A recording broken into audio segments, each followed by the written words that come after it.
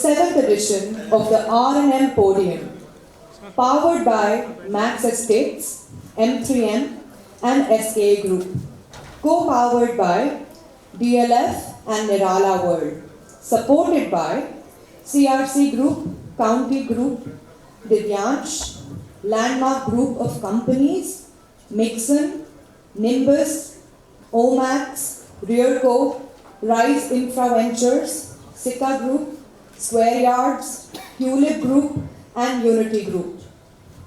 I would also like to thank our PR partners, ICCPL and PR professionals, digital partner Digicom, newspaper partner Blitz India Media Group, digital OOH partner Signpost, digital news partner Global Growth Forum, and gifting partner Brand Impressions and event partner Circus Inc. R&M Podium is an initiative by Realty and More magazine, which will be completing its 13th year in September this year. Like the state of the real estate sector in the past, Realty and More's journey has not been all that rosy, but working in the true journalistic spirit, Team R&M will continue to strive in its efforts, and it is confident of going on further with your kind support and patronage. R&M Podium, as the name suggests, is a platform where leaders of the real estate industry, real estate consultants, and allied industry honchos meet periodically and put their heads together to discuss issues confronting them and try to find solutions. Like the magazine, R&M Podium also acts as a bridge between the industry and policymakers by inviting top government officials to this platform from time to time. Team R&M is confident that the 7th edition of R&M Podium will create greater value, and discussions taking place here will be worth the time spent by this distinguished gathering from across the industry. This evening, we are going to have 3 panel discussions, which will be followed by dinner and drinks. I request everyone to kindly put their phones on silent. Before starting today's proceedings, let's invoke blessings for an auspicious start. I will now call the names to come for lighting the lamp. Mr. Sanjay R. Bhusreddy, Chairman, UP RERA. Mr. Anand Kumar, Chairman, Delhi RERA. Mr. Parneet Singh Sachdev, Chairman, RERA Panchkula. Mr. Rakesh Goyal, Chairman, RERA Punjab. Mr. Palash Roy, Editor, Realty and More. Mr. Yatish Bahal, Director, M3M. Mr. Ellen Jha, Director, SKA Group. Mr. Parth Garg, Director, Nirala World. Ms. Yukti Nagpal, Director, Gulshan Group. Mr. Deepak Kapoor, Director, Gulshan Group. Mr. Siddharth Jain, Director, Tulip Group and President, Naredco Next Gen NCR. Mr. Amit Modi, Director, County Group. Ms. Ananta Raghuvanshi, President, Sales and Marketing, Kusumi. And Kunal Behrani, COO, Unity Group.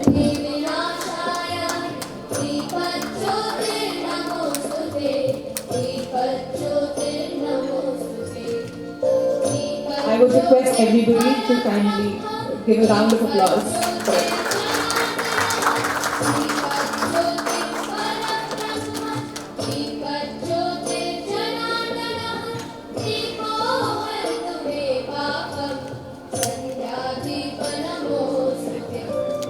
Jyoti Brahma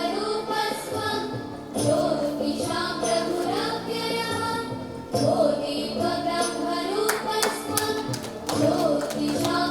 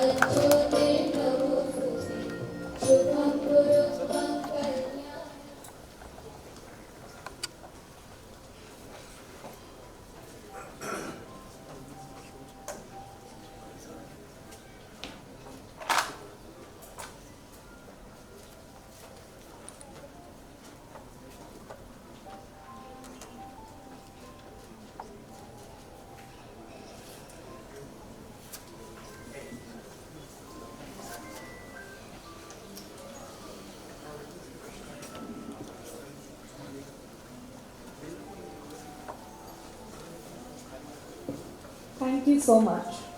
I would now request Mr. Anil Jha, Director, SKA Group, to welcome Mr. Sanjay R. Reddy, Chairman, RERA, with a bouquet.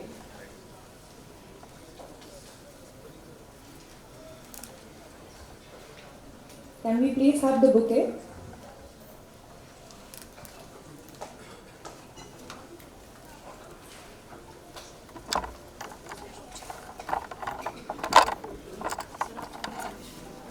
Round of applause, please.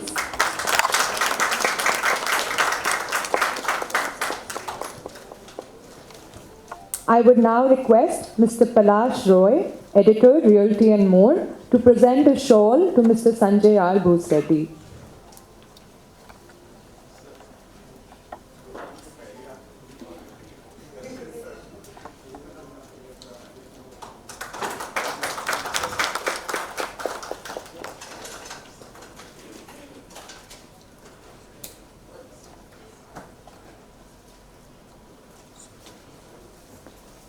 I would now request Mr. Sanjeev Ailavadi, Head Legal, Max Estates, to welcome Mr. Anand Kumar, Chairman, Delhi RERA, with a bouquet. Can we have a round of applause, please?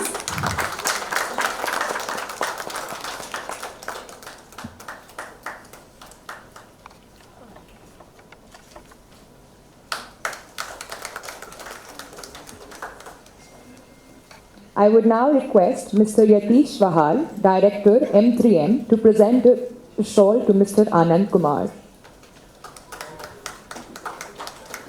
Round of applause, please. Let's keep the applause going.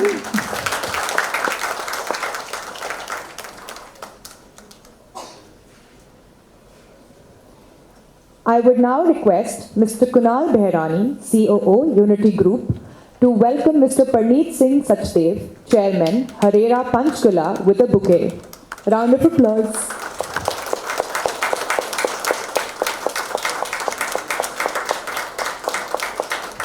I would now request Mr. Bhupender Singh, COO, Rise Infra Ventures, to present a shawl to Mr. Parneet Singh Sachdev. Round of applause, please.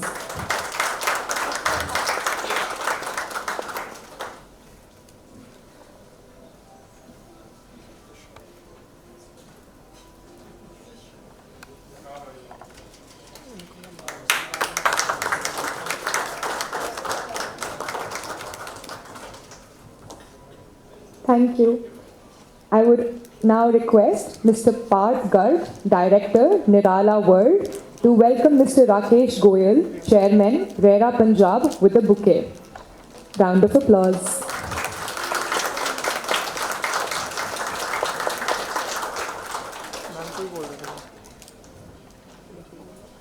I would now request Mr. Siddharth Jain, Director, Tulip Group and President, Naredco NextGen NCR, to present a shawl to Mr. Rakesh Goyal.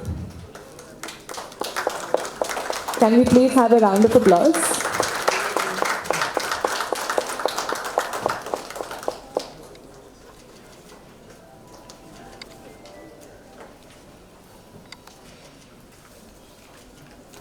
Thank you so much.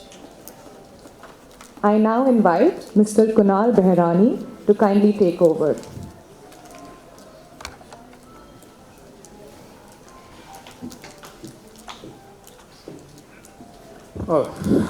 Thank you, Sanjana. Thank you very much. Well, you know, it's very seldom seen that you have stalwarts amongst you, और बहुत कम ऐसा होता है कि एक अच्छे से जैसे आप कोई बिल्डिंग की बात करते हैं उसके चारों के चारों पिलर आपके साथ हों और a round of applause for just this, that you've got all the four RERA chairmen sitting out there. Can we have a round of applause for them, please? Or can we also have a round of applause for Palash? Palash, it's extraordinary that you've been able to get all four of them together. It's outstanding, okay? We've attended events by, where each one of them might have come in, but charo saath mein, it's an exceptional thing. Can we keep a round of applause going on, please? देखिए, हम सबके projects कहीं ना कहीं चलते हैं, हमारे दिल्ली में चलते हैं, आपके गुड़गांव में चलते हैं, किसी के नोएडा में चलते हैं, सबके हर जगह चलते हैं और पंजाब में भी चल रहे हैं और चारों के चारों यहाँ पे प्रेजेंट हैं। किसी को कोई भी क्वेरी है, किसी को कोई भी डाउट है, I would say, of course, you can take it up with them, and they are very, very, welcoming when it comes to all four of them. And I've, personally met, two of them, and दोनों के साथ मेरी बड़ी interaction हुई है और इतना मैं कह सकता हूँ कि इनके लिए कुछ कहने के लिए मुझे इसको पढ़ने की जरूरत नहीं पड़ती है. So this is actually extraordinary that ऐसा कुछ हो रहा है. So I would now like to call Palash to come and address the audience out there. So that can we have a round of applause for Palash, please? एक ये event करने के लिए और एक ये चारों सॉल्वर्स को इकट्ठा बुलाने के लिए थोड़ी जोरदार होनी चाहिए तालियां यार.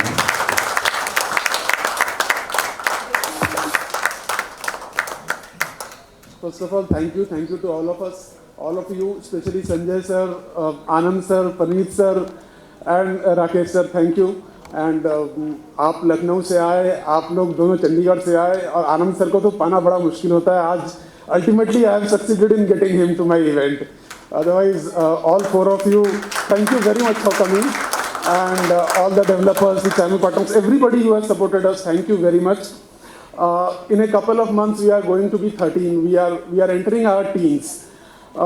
We started this journey with a vision and armed with integrity, loyalty, and courage. We have covered many a milestone since then, and the August gathering is a testimony to that. That all of you are here, which means we are on the right track. Otherwise, it would not have been possible to get all of you under one platform, under one umbrella. What gave birth to Realty and more was the humble feeling and a firm belief that real estate industry needed a platform that not only informed, analyzed, and connected, but also celebrated those who are behind it. Over the years, we have grown with the industry. We have seen markets transform, policies evolve, technology reshape the way real estate works. However, one thing that has remained constant in our endeavor is credible journalism with meaningful conversations. We have been trying to do that. As we celebrate this milestone, I would also like to share the next chapter of Realty and More's journey. While our magazine will always remain close to our hearts, going forward, our major focus will be digital. We want to connect with the industry faster and better through videos, podcasts, social media, real-time news, and digital storytelling. We believe this is where the future lies, and we are excited to embrace it in a fastest possible way. I once again thank our readers, partners, all the RERA Chairpersons, our sponsors, and everyone who has supported us over the year. The best, I believe, is still to come. Thank you once again to all of you.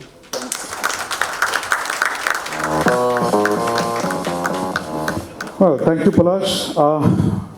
So once again, my name is Kunal Behrani. I am the Chief Operating Officer for Unity Group. I don't work with Realty and more. It's been almost about 13 years that I've been working with Unity Group. We are a Delhi-based developer, and so Palash came up to me and he said, "Why don't we do something different this time? And why don't you host the show? Why don't you, start about the entire discussion about this?" So I said, "ठीक है, ऐसा भी कुछ करके देखते हैं. ये भी अच्छी चीज़ है. थोड़ी बहुत नॉलेज है, थोड़ा बहुत जानते हैं, आप लोगों से सीखा है, तो उसी के लिए बोलना चाहते हैं." So, to begin with this, we have an address by Mr. Bhuj Reddy, Mr. Sanjay R. Bhuj Reddy. So before I, welcome him, I would just say that he's joined as a UP RERA chairman in 2023. He's retired as an IS officer and from the 1989 UP cadre. So may I request sir to please come on stage and share a few words with us.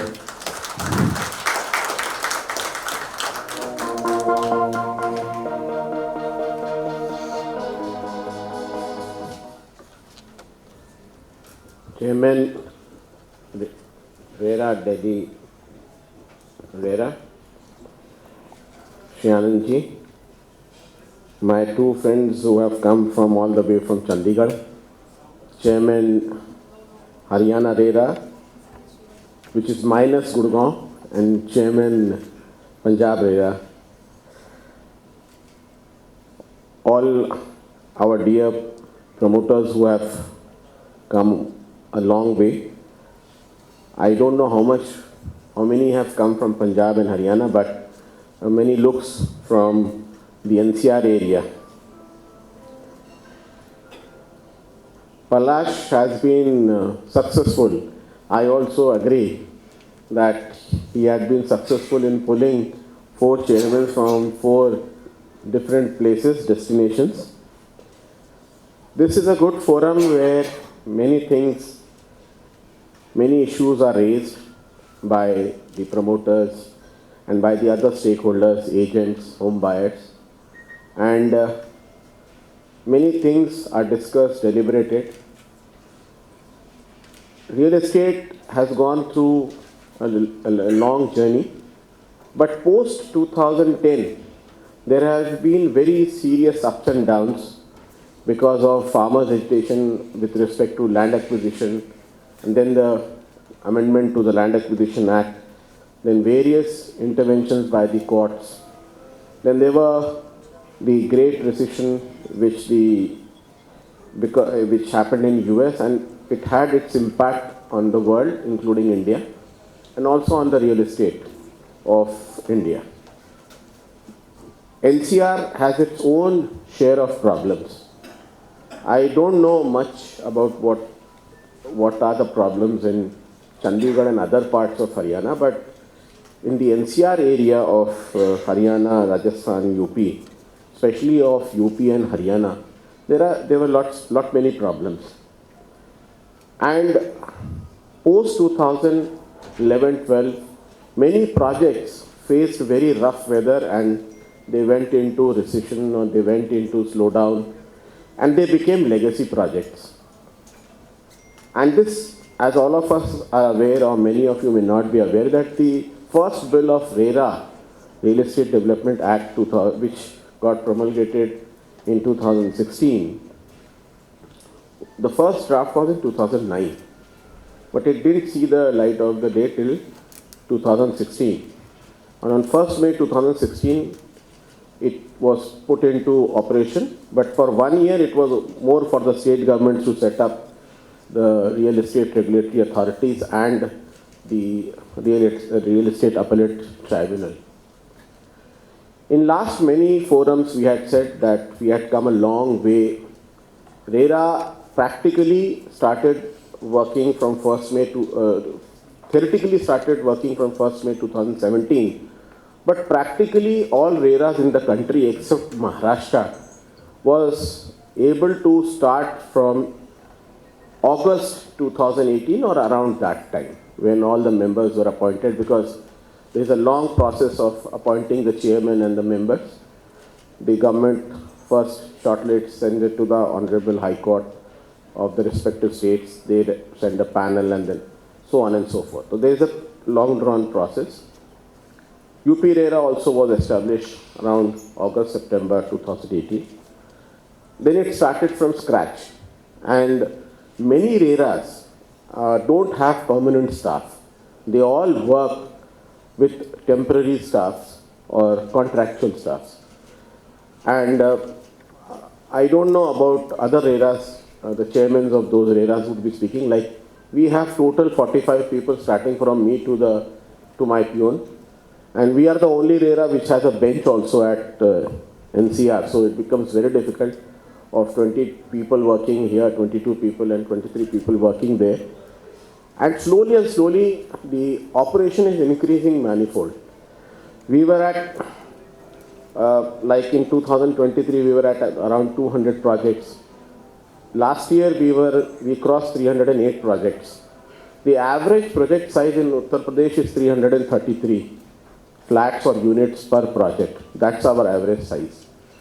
Like Maharashtra has big number of number of projects, but their average unit size is not more than 50.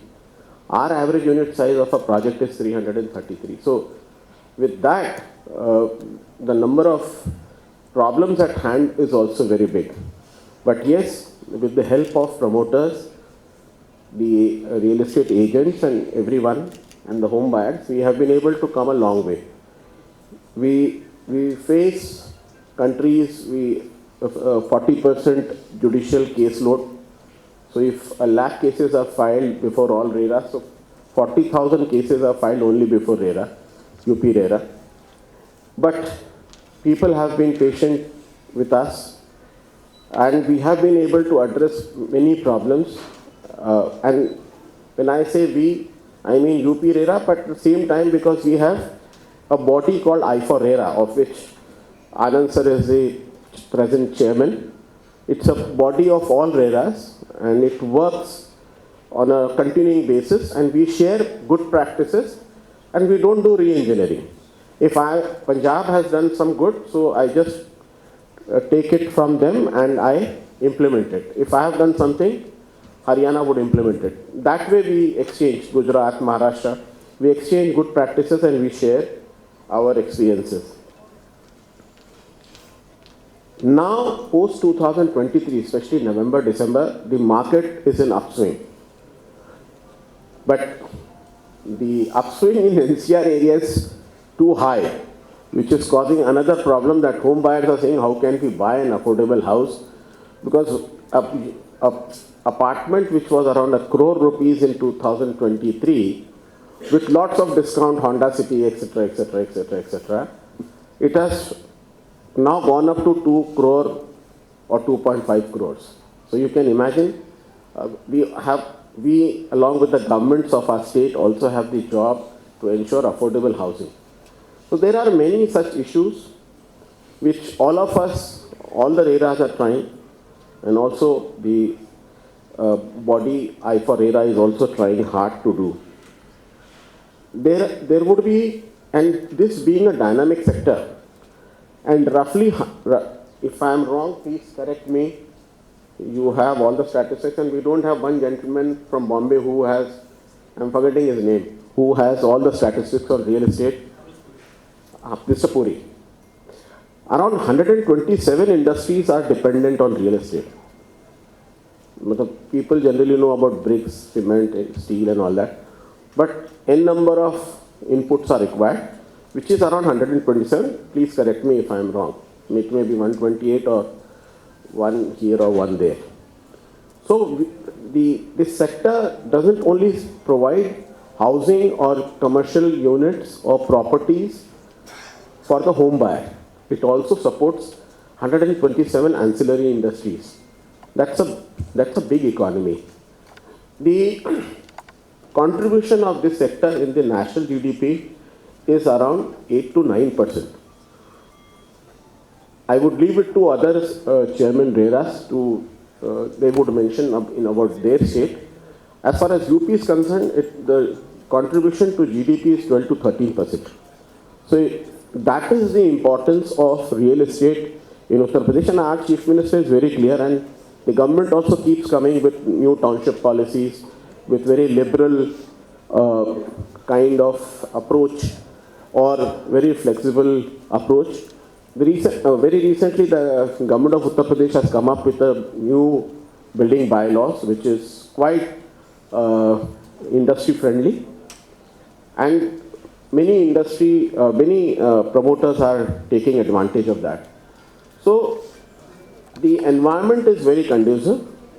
Only thing is we have to ensure, all of us who are in this hall, whether it's the promoter, the real estate agent, the home buyer, the financial organizations, companies who are financing these projects, they may be banking, nationalized banks, they may be scheduled banks, they may be NBFCs, or they may be alternate investment fund corporations or bodies or entities. Everyone has a role under the sun, under the sky, to ensure that this sector grows. All of us are aware, nothing new, that no one on this earth can stop the magnetic power of urban centers. Urbanization will happen at a very rapid pace, despite a lot being done by the government in rural sectors in terms of better quality of life. But for employment opportunity and other such things, people will get attracted, so they would need accommodation, residence, or commercial units, or flats, or villas. They will. Generally, in earlier days, people who on the verge of retirement, they would do. But nowadays, I see very young boys and girls who migrate from Bangalore or from Delhi to Bangalore and they know they have to do a job in this place for the next 30 years. Instead of paying rent, they are trying to buy an apartment, and on the basis on loan or on EMI, or if they have their own funds, or partly EMI and partly. So all of us have to put our heads together. There are lots of complicated problems still there in the sector. We are there to regulate. We are not there to control. We are not there to act as a dictator. Our job is to balance between the promoter and the home buyer. The act is tilted 1 degree in favor of home buyer, so our position is also 1 degree in favor of home buyer, because they are unorganized. The real estate sector is, the promoters are organized through Naretco or other bodies. So that is very clear. We try to ensure that justice is done to both the promoter as well as to the home buyer and the agent. We would request, and I have been talking to the construction promoter bodies, that please give us in writing your pain points. They have been giving us in writing their pain points, and very recently they have given us one more representation with respect to some problems which they are facing, on which we are working. I would request that through such forums and through other forums also, because the promoters body, there are two main promoters body in India, they also have their in-house meetings and they also keep deliberating. But they also have to come forward in terms of ensuring that this sector becomes transparent in all ways, in all manner, and we are able not only to generate housing stock or the building stock, but at the same time we are also able to do justice to our clients. Ultimately, our home buyers, if stock is there, and therefore as regulator, we also ensure that investment flows continuously. Because all of us are aware of the demand supply, the thing new. We have been learning in economics from our undergraduation days. So if you have to ensure that supply is there so that the demand is met, because earlier government authorities used to take care of this demand supply and they failed miserably because they had their own problems, sets of problems. And now with private promoters coming in a big way since 2000, and now it is 25, 26 years where private promoters are there in big way, we have to ensure that we create a balance and we ensure that investment flows, good number of housing stock is developed. Like I can tell you that today in UP, more than 2 lakh units of flats, apartments, commercial or villa or penthouses are there, available for the public, for the home buyers to buy. And as our Act has given us 3 major rules, one is to ensure investment, flow of investment, regulate it in a manner that the flow of investment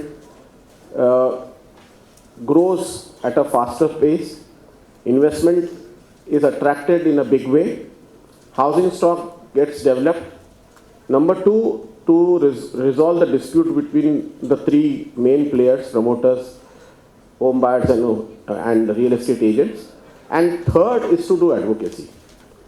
I would request all the promoter organizations to help RERAs in the third area of our duty which has been cast upon us on RERAs through the Act.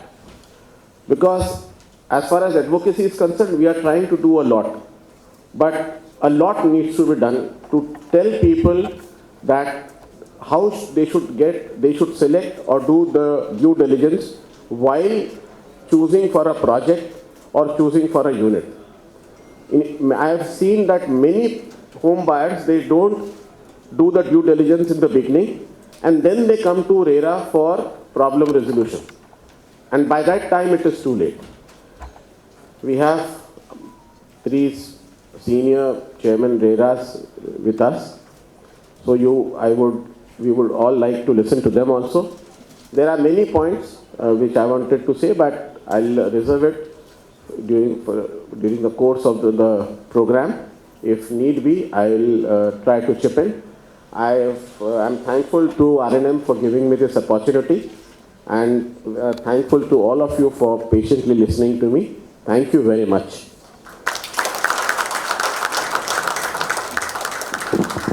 Thank you, sir. Thank you for this wonderful address, sir. Now, may I request Mr. Anand Kumar, IAS, retired IAS, Chairman RERA Delhi, to come on stage and address us, please, sir. मैं कुछ आनंद जी के बारे में बोलना चाहता हूँ. तो मैं सर के साथ नारेट को में बड़ी क्लोजली काम करते हैं हम, और नारेट में भी काम करते हैं. काफ़ी सारे ट्रेनिंग्स सर इनिशिएट करते हैं. इतने सारे प्रोग्राम रन करते हैं कि सच में मज़ा आता है सर के साथ. Please sir, all your sir.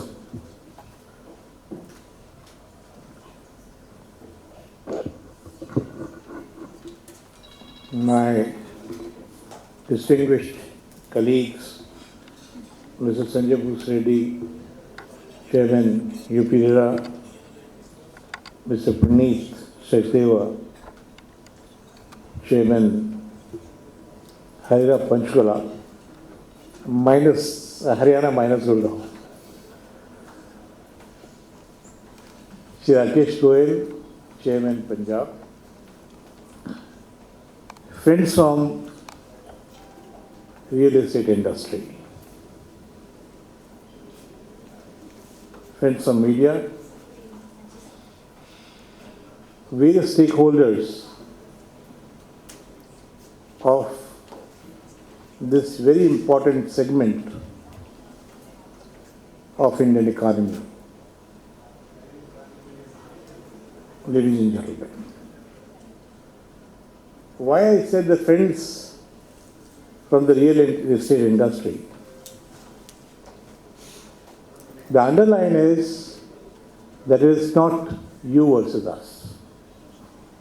We all are on the same side. So whether we are regulators or you are a promoter or an allotee or the real estate agent, we all are on one side, with a common aim to enhance efficiency of the real estate sector and also to accelerate its pace of development. In our service, when we talk about the civil services, we often say कि जिसको कोई काम नहीं होता है, या तो वो किताब लिखता है और या फिर सिंपोजियम अटेंड करता है.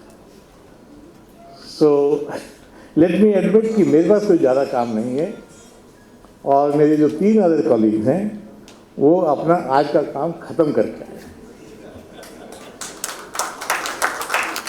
तो ऐसे मत समझना कि ये हमारे पास बहुत सारा काम है. और कुणाल, तुम्हारी तो हम खबर लेंगे.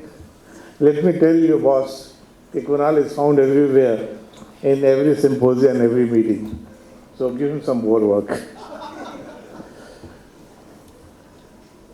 Honorable Prime Minister has given us vision of Viksit Bharat by 2047, and also housing for all. Now we work towards that vision singularly and collectively.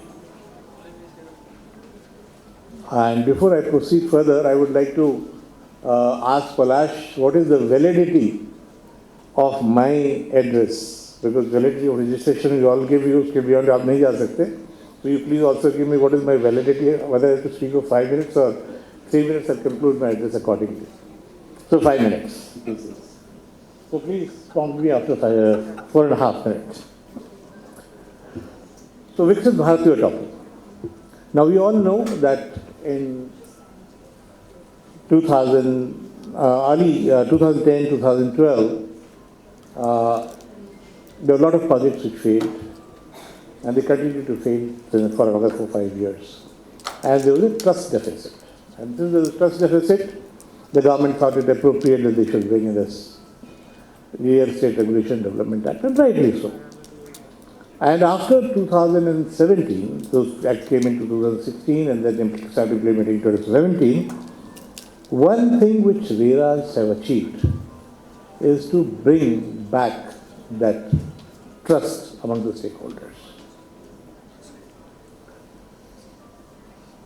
Though my colleague, Mr. Sanjay Bhusreddy, has said that Act is tilted 1 degree towards the allottees, but I won't agree with him.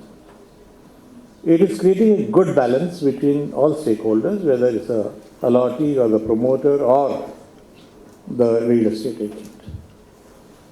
And our duty is to maintain that balance in a judicious way. So we are not here for either the allottees or the promoters or the real estate agents. We are here to implement the Act. Now, today, if the Act is not being implemented in the right way, who is responsible? I would not like to apportion the blame between various stakeholders. Every stakeholder is to blame.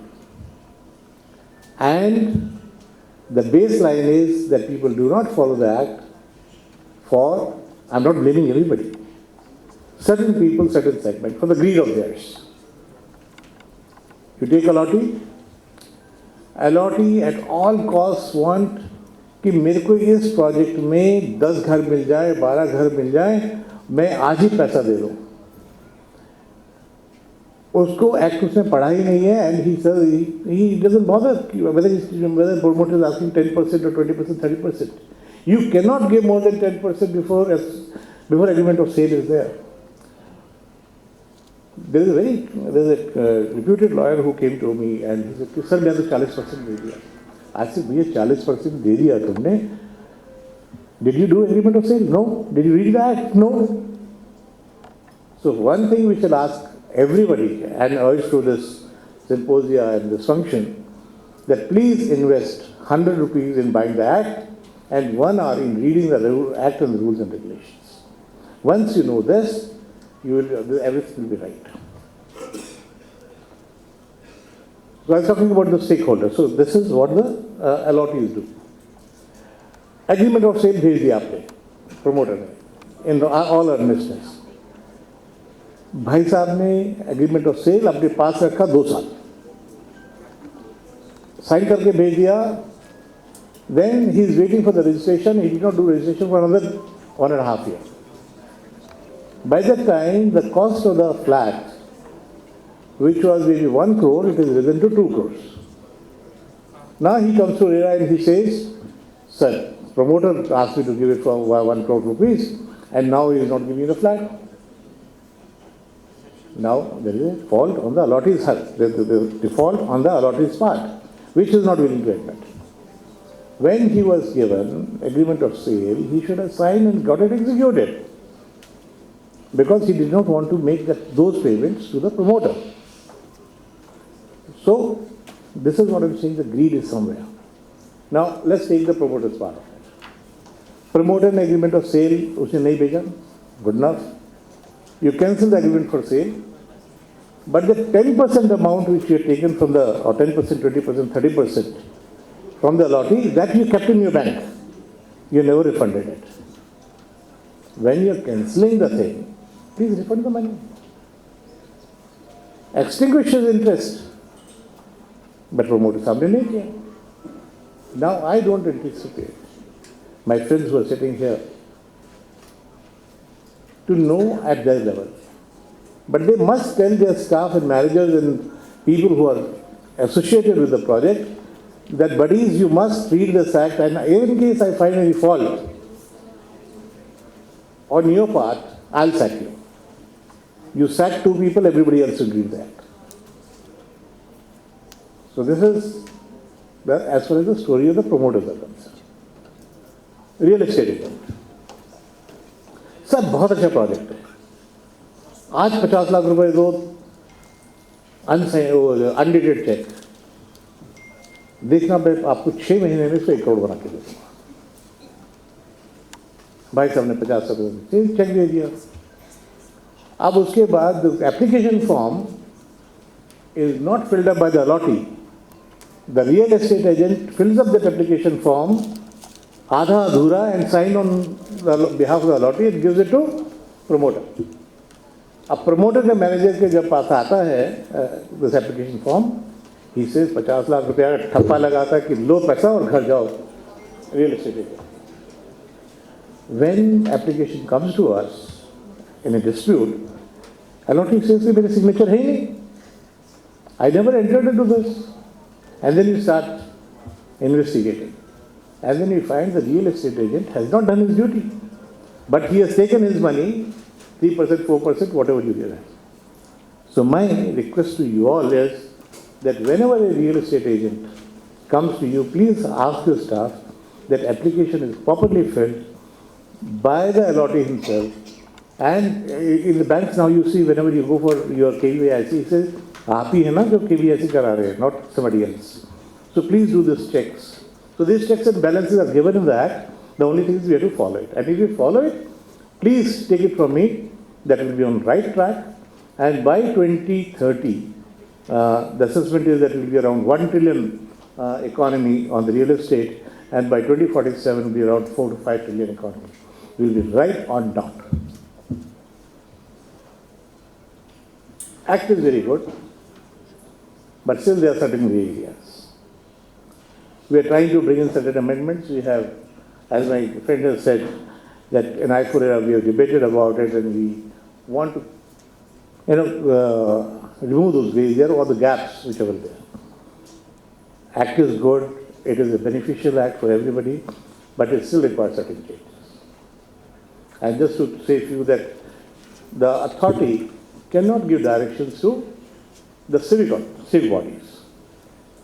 Now the civic bodies take their own sweet time to sanction building plan or revise building plan, or the jal board takes their sweet time to give the jal connection, or say कि मैं तो जब दूंगा पानी जब आप building बना लोगे।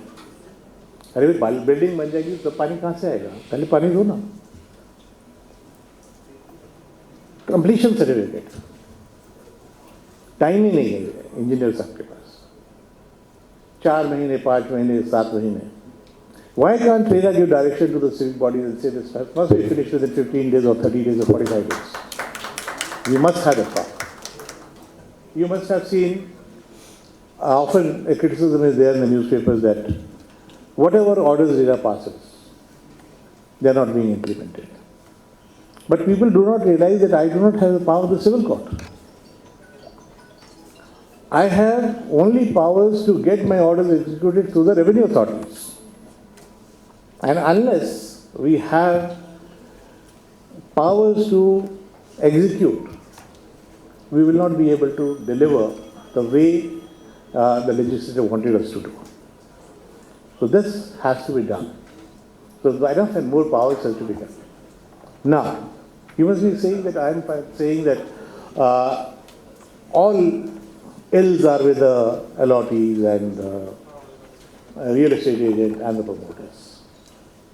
But let's do the introspection ourselves. We are not a civil court. My colleagues will pardon me from saying so, but let me admit and say that we are not the civil court. We are an authority. Because whenever a civil court is made, it has to be notified to the state government or the concerned government. We have been given certain powers of the civil court, and we exercise those powers of the civil court. We are an authority who is expected or who are expected to resolve dispute in a summary way. Summary way means quickly. Maybe authority member, because I also took time to learn the ropes. We took 1.5 years, 2 years, 3 years. In certain cases, it was 3.5 years. एक adjournment, second adjournment, third adjournment. I'm sorry if my friend from legal field are here. Lawyer कभी नहीं आता है. वो इधर से भी जीता उधर से जीता, मेरी तो फीस आ रही है ना. So I'm sorry for making that loose, that is a loose comment, but it is just that why I wanted to say it is I'm trying to blame on myself and not to the employers. We should not give many adjournments. We should say that yes, first adjournment given, fine. Second adjournment, if you do not come and file your reply or rejoinder, you will lose your right to either file reply or argue, whatever it is. We must act as a summary institutions to decide the cases in a right way. Technology. I would like my friends to follow the latest technology. Latest technologies are there. If the latest technologies are adopted, then number one, quick completion of the buildings. Second, the cost would come down. So you must have that. Human resources, not available, enough labor, enough masons, enough people. Sir वो बारिश हो गई, सब लोग तो बिहार चले गए, UP चले गए, बिल्डिंग कौन करेगा? So I think we must also look into give the labor and also with how manage the labor in the right way. And there the institutions like NEREDCO and other institutions come to play.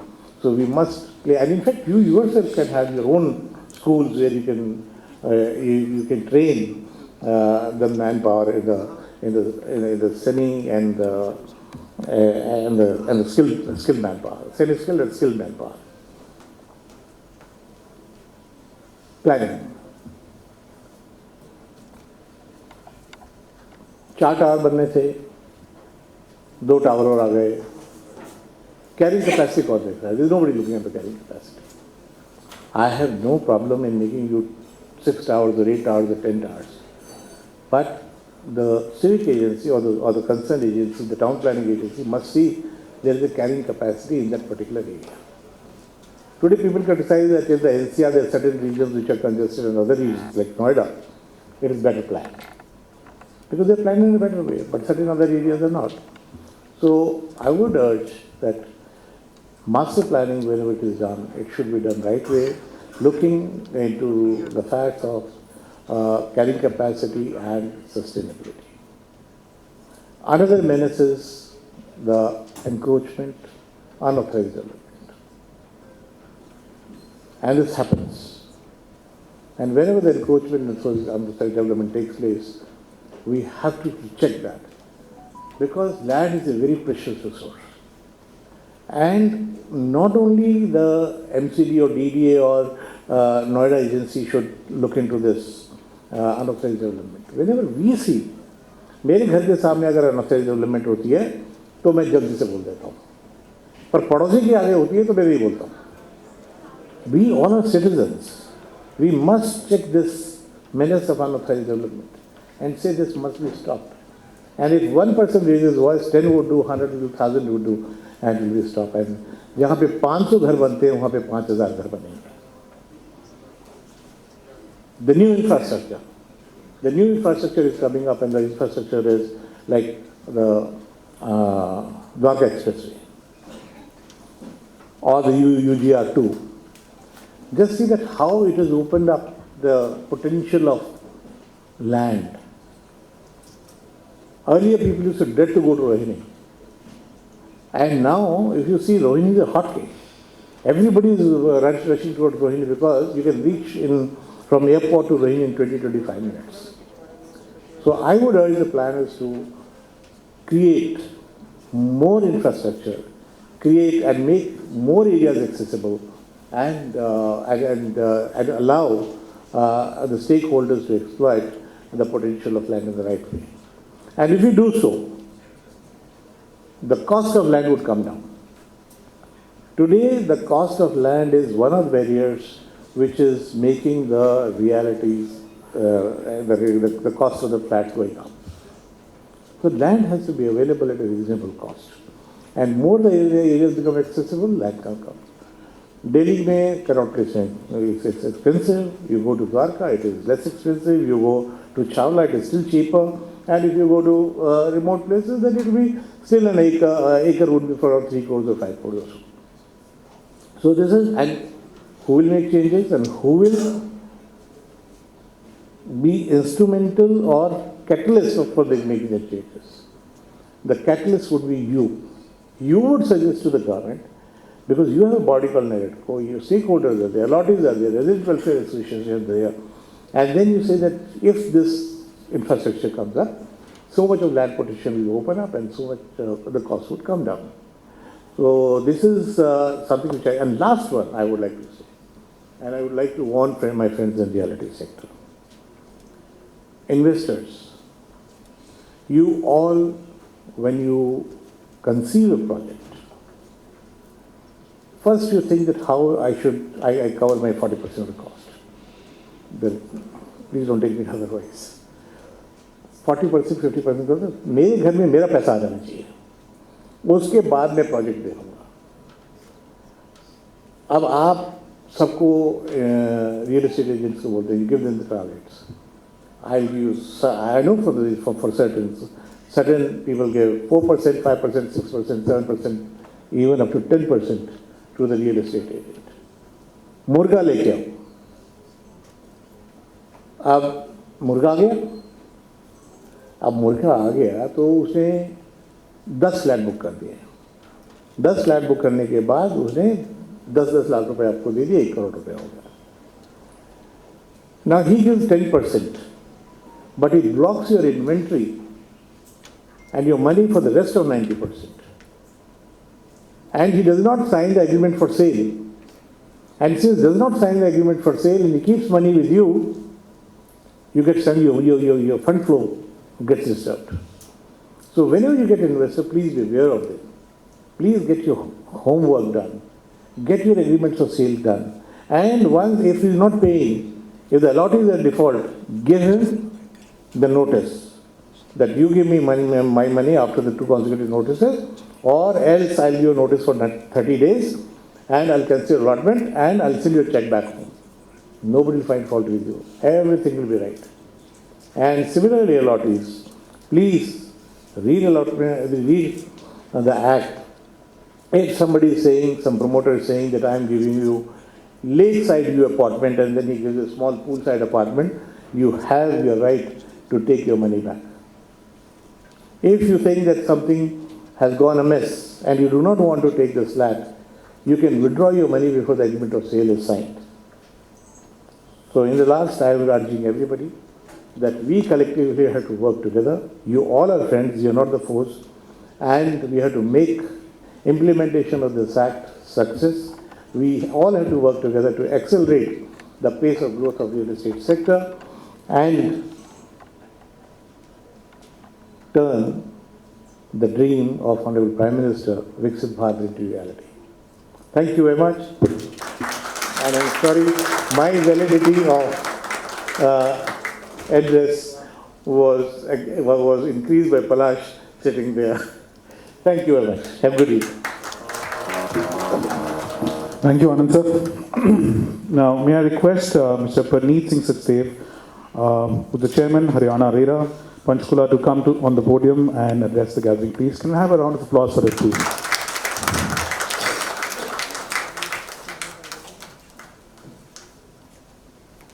Thank you very much. Honorable Chairman, a very, very distinguished set of people here, Mr. Palash. Can we start the PPT, if you don't mind?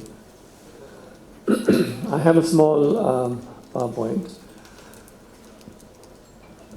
where, as per the theme that they have given, I have spoken about what happened, what have we done until now, where are we lacking, and what is the vision for the next 10 years for RERA. I will try my level best. That what my senior colleagues have spoken, I should not repeat. But that may not happen 100%. Okay. So I have to say next one every time. Right, next one, please. Now the point was, let's go to a time when there was no RERA. So what is it that people were buying? They were buying a brochure. They were buying a dream. Right? So that was very nice because the brochure was very beautiful and the dream never fructified in most of the cases, a large number of cases. Even today, my colleagues will bear me out. There are retired generals, there are very senior people, there are people who have turned beyond 90 and still waiting for their dream to come true. So that was not a very nice place to be. That's it. So then entered RERA. Now RERA was not a magic pill, but RERA was an experimental act where we thought, look, let's start regulating this market. It was not meant to be a perfect regulator, as none can be. If you see the Central Bank of India, the prime regulator, even today it is evolving. So we were nascent. However, what we do, we gave the people a platform of trust. A trust in the statute that, okay, look, here is a statute that will protect you. And we also gave, I will talk about this a little later. So, I'm not saying that perfection happened, but look at these stats that we have taken. So many areas have come up, so many appellate tribunals, 1.5 lakh registered projects, 1.5 lakh complaints have been resolved until now. The figure could be more. It is taken from public domain by me. Now, my point is that yes, suddenly people found that, look, there is some place that we can go. And a large number of people did get their refunds. A large number of people did get their units. In fact, in the morning, one of the Lieutenant Generals I was speaking to, that's a Gurgaon case. So I had spoken to my colleague in Gurgaon. I said, look, please look at the file yourself. And they found that yes, the promoter was at fault. So he did get his unit after many years, but he did get it. If there were no RERA, he wouldn't have got it. Now, of course, he's still waiting for the interest, etc., etc. Things are happening. Now, my point is that there is an element of, once again, I'm saying, a statutory trust. In the last decade that we have been there, at least that statutory trust has been given to a large extent to people. Now, the most important thing that is to be done in the next decade, many things that I will talk about then. So, this journey is done, very well done. Let's go further. And like I said, the first decade created the right to complain. The next decade must create the certainty of consequence. My point is that I pass an order today, it must be executed within a time frame. Anand sir also spoke about it. The point is, if I have an order which says that give me my money back, that, my friends, is a moral victory. We are not here to give moral victories to people. He still hasn't got his money and interest. So this decade will be about bringing about certainty of that consequence. The person must know, RERA का order हुआ है, 90 दिन में मुझे मेरे पैसे मिल जाएंगे. And that, my friends, needs a fundamental relook at how the statute is, how the systems are, how we are working. And that is inevitable. It happens to every statute. I belong to the Indian Revenue Service. The Income Tax Act started after the War of Independence. 1857 के बाद सबसे पहले income tax लगा था to recover the money that the British government had spent in curbing the so-called revolt, which we call the First War of Independence. Since that day to today, 3 new acts have come in the income tax and hundreds and thousands of amendments have come. So the statute evolves, as will RERA evolve. But what I'm trying to tell you is that what will be, where should it evolve to?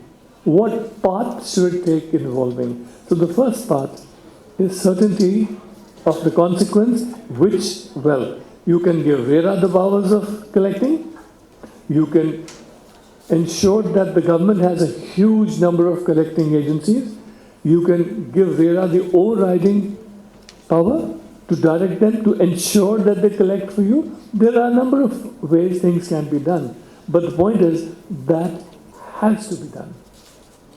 Be it, the statute definitely will need to be changed and the structure will need to evolve. So that is one thing. Also, see, I have just said banks, district administration, etc., etc., etc. So ultimately, as a regulator, my credibility as a regulator is not measured by the number of orders that I give.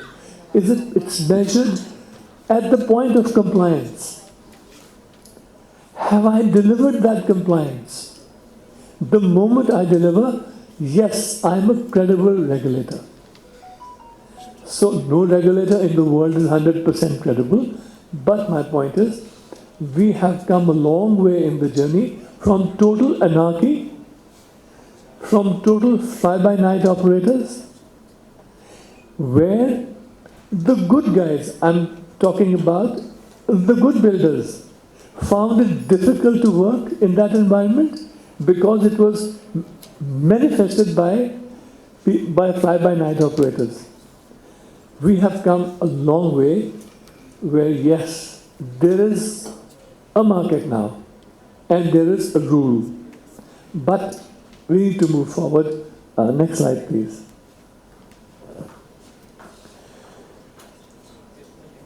Now, one of the greatest legacy that we have inherited from the past is the projects which have not been completed.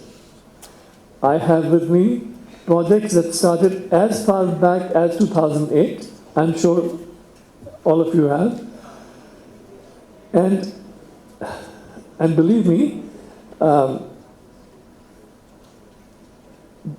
conscience is a killer. The people who do not have a conscience are very happy people. And the ones who do, they are perpetually stressed out. People like me, who are in perpetual state of stress.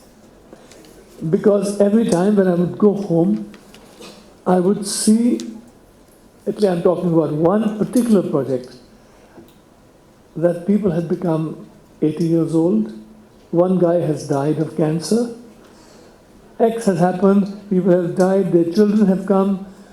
A whole lot of people and a whole lot of very senior army people. And nothing happened for decades. And they were aging, they were dying. And I didn't know, how should I get that project completed? I do not have the power to go out and say, chalo karo. I can request the association was not able to do it. I can request the government said, go to hell, stop requesting. Okay, we have too many requests already pending. Somehow, I think God came in and that project is now going to be completed. But the point is, this legacy has troubled, I don't know, I don't have stats, but maybe tens of thousands of people all over the country. And this legacy we have to address in the coming decade by empowering RERA. And yes, government has done a lot. There are Swami funds available, there are X and Y, a whole lot of stuff is available. But a lot more needs to be done here vis-a-vis RERA so that we can ensure that this compliance is done. So, like I've written, that completion is not leniency. It is consumer protection in its most practical form. So the next one, please.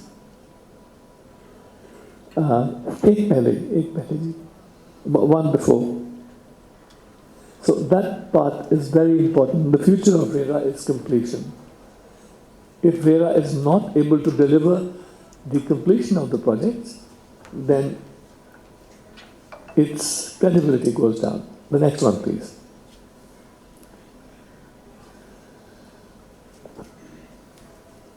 So fine. Now here what I have done is I have actually divided the developers into 3 categories. One is a very honest developer who really wants to do it, but he is in genuine difficulty. Life में genuine difficulty भी आ जाती है.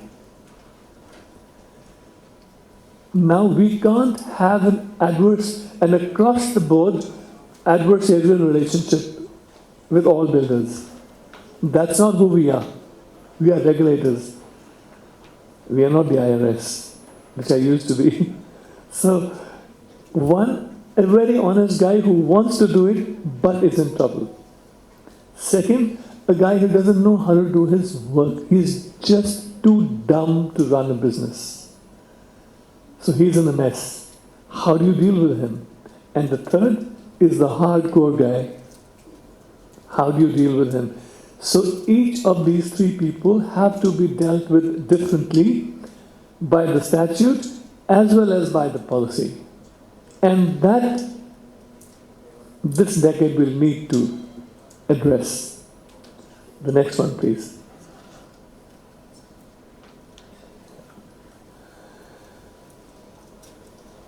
Now I'm coming into the realm of new technology. Tech, maybe AI, maybe quant, whatever is happening in the future, must enable greater and deeper transparency. If it does not bring transparency to you, then it's of no use, it's just a show. And your 70% account, all other compliances, how the building is being built, maybe we need to geotag the projects, maybe we need to monitor day to day, all that should be available using new tech on our website. So that the allotee knows what's happening and he knows the right time to exit or not to exit. So that is the point that I'm making. I will go a bit further. We need to also coordinate with the banks. See, the best form of litigation, a best form of regulation is one that prevents litigation. Here I will give you some of the work that we have done. See, I control Haryana minus Gurgaon, right? So all of Haryana without Gurgaon. When I joined 2.5 years ago, there were about 3,500 odd complaints pending and ever increasing because 100 more would come every month. We would be able to dispose maybe 20, 25 in a month or 30, 50 at best, but 100 more would come. So the entire fundamental of the RERA was gone. This was supposed to be a fast-track court. We were supposed to do stuff in 2 to 3 months. And now, 3 years, 4 years, we were back to where the consumer courts had come. So that is where I made a strategy. I made more number of courts. And then an ABC analysis that, okay, what are the projects which are really troublesome? And what are the projects where a large number of complaints are coming? I need to not only finish what is there, but also ensure that the incoming is less. So that we have done. So in 2.5 years, now I am down to 800 from 3,500. And today, my input is only 30 a month. From 100, only 30 a month. And I have 4 benches, 200 per bench. If my guys work the way I want them to work, which is a tough task, by next March, we should be done. We should have just the odd complaint, and perhaps we should be sitting outside the office waiting. Could complaint kar do, please. So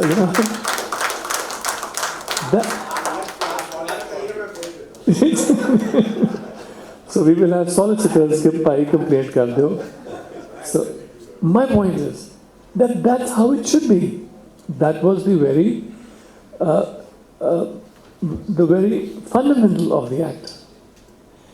And similarly, coming to projects, see, it was a new Act. When the first dispensation, the first set of people went, they did a fantastic job.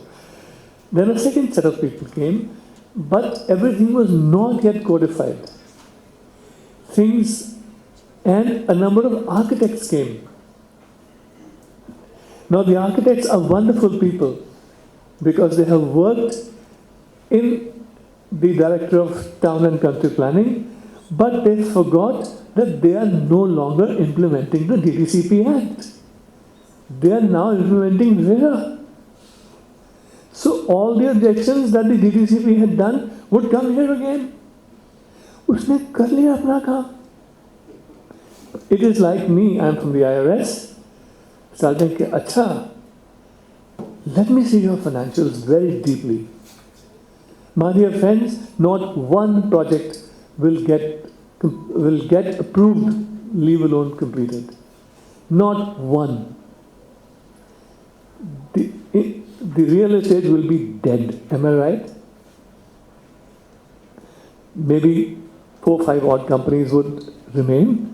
The rest will die. They're very unnatural deaths. I will definitely lose my job, but so will the Chief Minister for having destroyed real estate. So the first day I sat on the chair, I knew that the old chair is past life.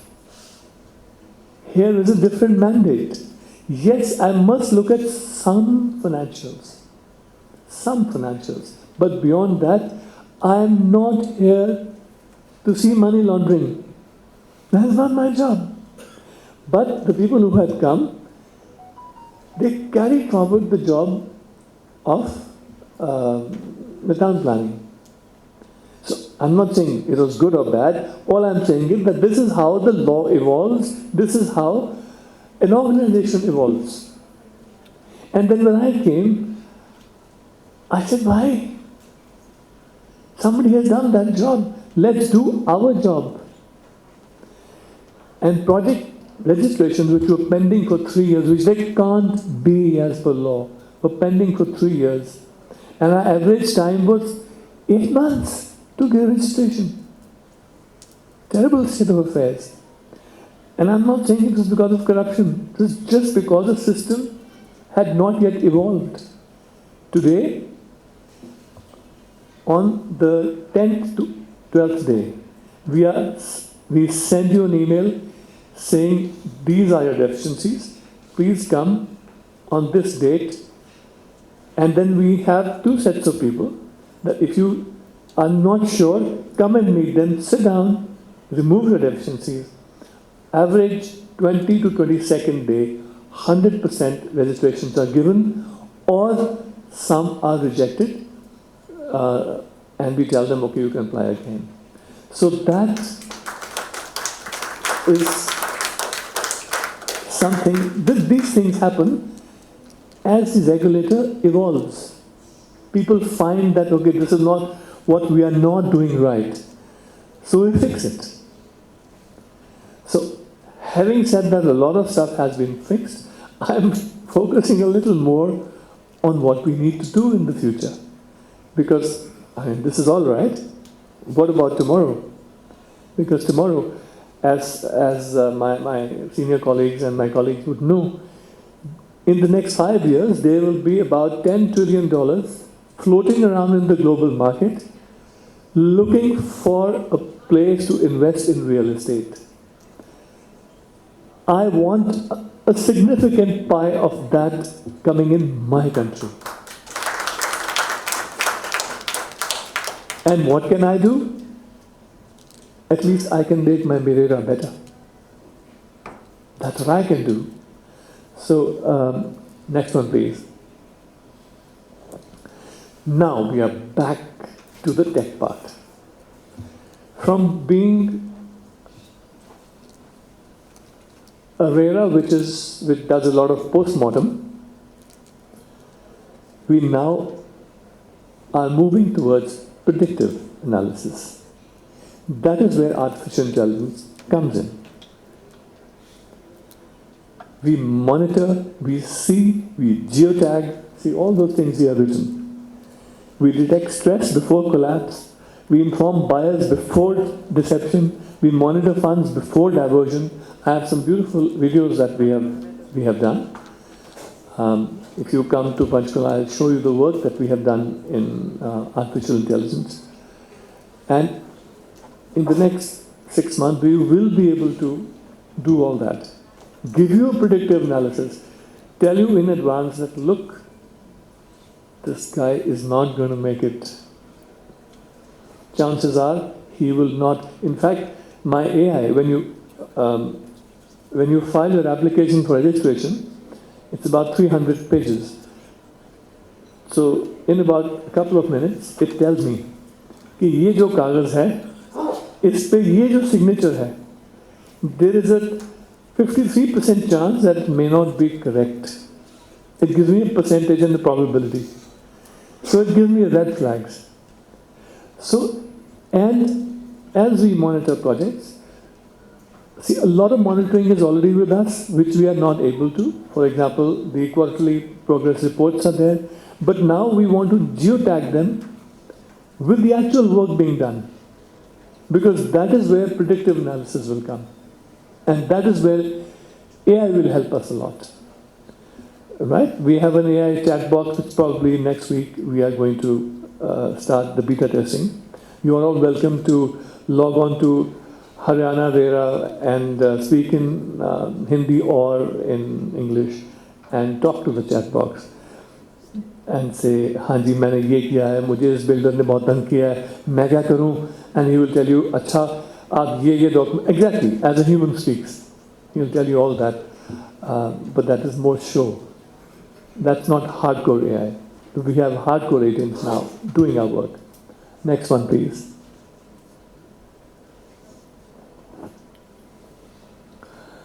Okay, this you can read. The point is that AI is not going to take a decision. The tech should be human-led AI, not AI by itself. That is my point in this slide. Next one, please.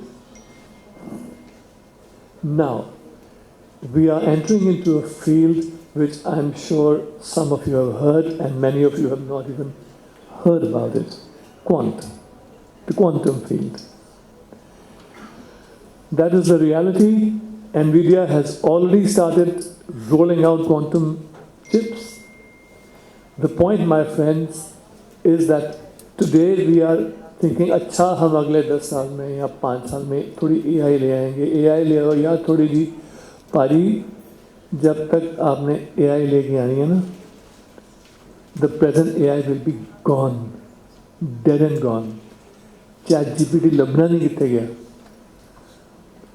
Quant is a reality. It is entering in a big way. The Indian government has also given 6,000 crores for quantum implementation in the current budget. This is going to, imagine you have an AI which has 1,000 times the speed and capacity that it has today. See what all it can do for you. If today's AI can give you a red flag, tomorrow's quant will solve that red flag for you. Huge issues. It will give you new tech, new technologies. And RERA has to be ready not only for that, but to be able to connect to all stakeholders with that tech. So that is the reality. It's going to happen, and we must be prepared for that. Next one, please. And for that, what we need to do, it's not just RERA. Every company, every stakeholder has to do these things. Have a technology cell, clean your data. Because how can we link, how can we use Quant if all our data is in a mess? मैं आपको एक example देता हूँ. मेरे पास एक complaint किसी ने की, and that fellow can't right, तो वो कुछ उसने फॉर्म वॉर्म सा भर दिया और बाकी का उसने बोल दिया. इसे जी मैंने समझ नहीं आ रही मैं की लिखा, तो अब मेरे नाल बहुत धक्का होया जी. Now that data cannot be processed in a structured manner. So we have to clean the data, and that is a process. Different people have got different fields, they are using data differently. But you want to use Quant and AI, we need to first clean that data. And sir, the A for RERA will have a very big role in that, because it's not just about a common platform, it's about a common tech. And we will not let you leave A for RERA until you do that. Sir is wanting to leave A for RERA, we will not let him. And then of course, all these national standards, low-risk AI, etc., you can read that. The next slide, please, if there is one. Is that the last slide? No. So this is the last slide, that the RERA has come a long way. RERA has, this is what?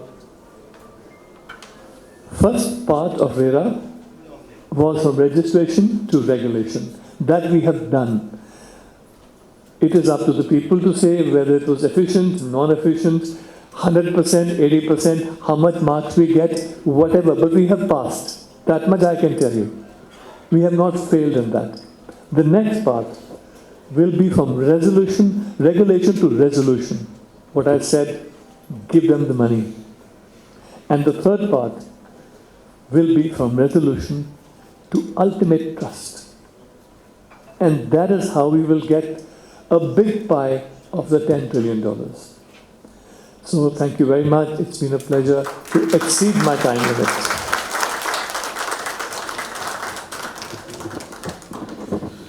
Thank you, Paneet sir. For a moment, I actually thought this was not a presentation being given by a RERA chairman. I thought there was a tech giant sitting amongst us who was, talking about AI and the stuff. And all kudos to you, sir. And I would wish that RERA has way more teeth than what it has right now, sir.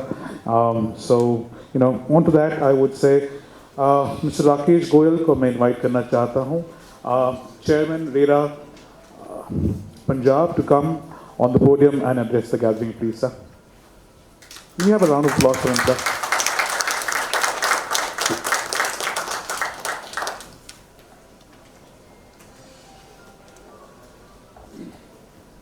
my respected colleagues, Chairman RERA Delhi, UP, Haryana, Mr. Palash, promoters and agents. It's a pleasure to be here. I feel like that whatever is the act and has been given for implementation, whatever are their gaps, can be filled if we implement it with sincerity, selflessness, because we are meant for that. Wherever there is a gap, we should fill it up with our intelligence. It's a very unique law. It's a very unique proposition where money is given in advance and you wait for 5 years, 6 years to get something worth of your money. In no other industry it's like that. So you need trust. It's very unique that whatever are the dues of a LOT that goes as a land revenue, and the DC and Tahsildars are only trained to get their land revenue, not for others. That's the job of a civil court where two parties are in dispute, and after a long drawn process they do it. We are here to go for the dispute resolution in a summary manner. I can tell that if I get half an hour from both the parties, I can decide my order, which way it should go. I don't need more than half an hour. Law is very simple, refund or possession plus interest. That's all. So, but the procedure establishes is like that it takes a lot of time, first hearing, second hearing. So I write that in my second adjournment that if the reply is not filed, whatever is on the file will be taken as true and correct and admitted by the other party. So, implementation of this kind of law is a very unique process.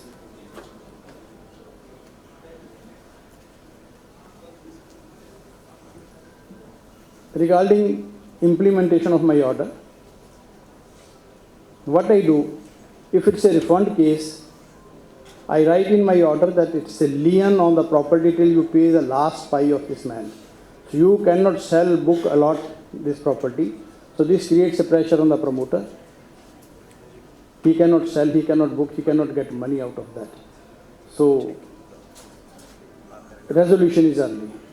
Similarly, in a case of delayed possession, if interest is to be paid, I say that whatever interest has come, in Punjab the form we have is 7.1 clause where both the parties are liable to pay interest at the same rate. So I say whatever is your due at the time of possession is coming out of the same contract. So rather than a land revenue, it's a part of the same agreement, and whatever is the interest due will be adjusted at the time of possession. You have to adjust it with the possession.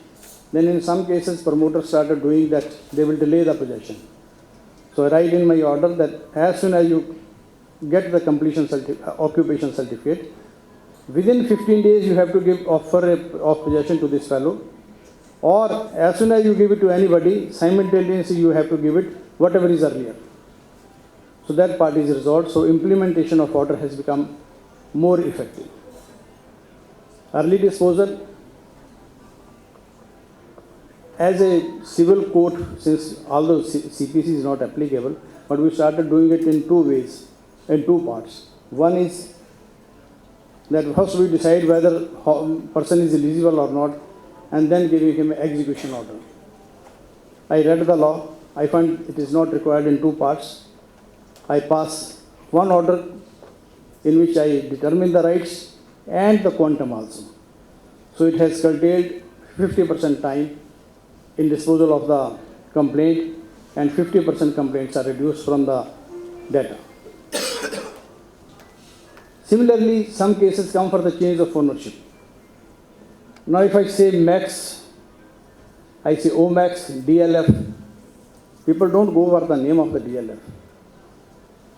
or the Omex. People go for the name of Mr. Goel, whosoever is the owner. So I write in my order that whenever there is a change even in the directors, the earlier directors will still be liable to the allottee who has taken or who has invested in that company because he has faith in that. So whosoever has invested in that day, they will be responsible if any act is done this. So change of ownership is also giving like this. Similarly for the revision,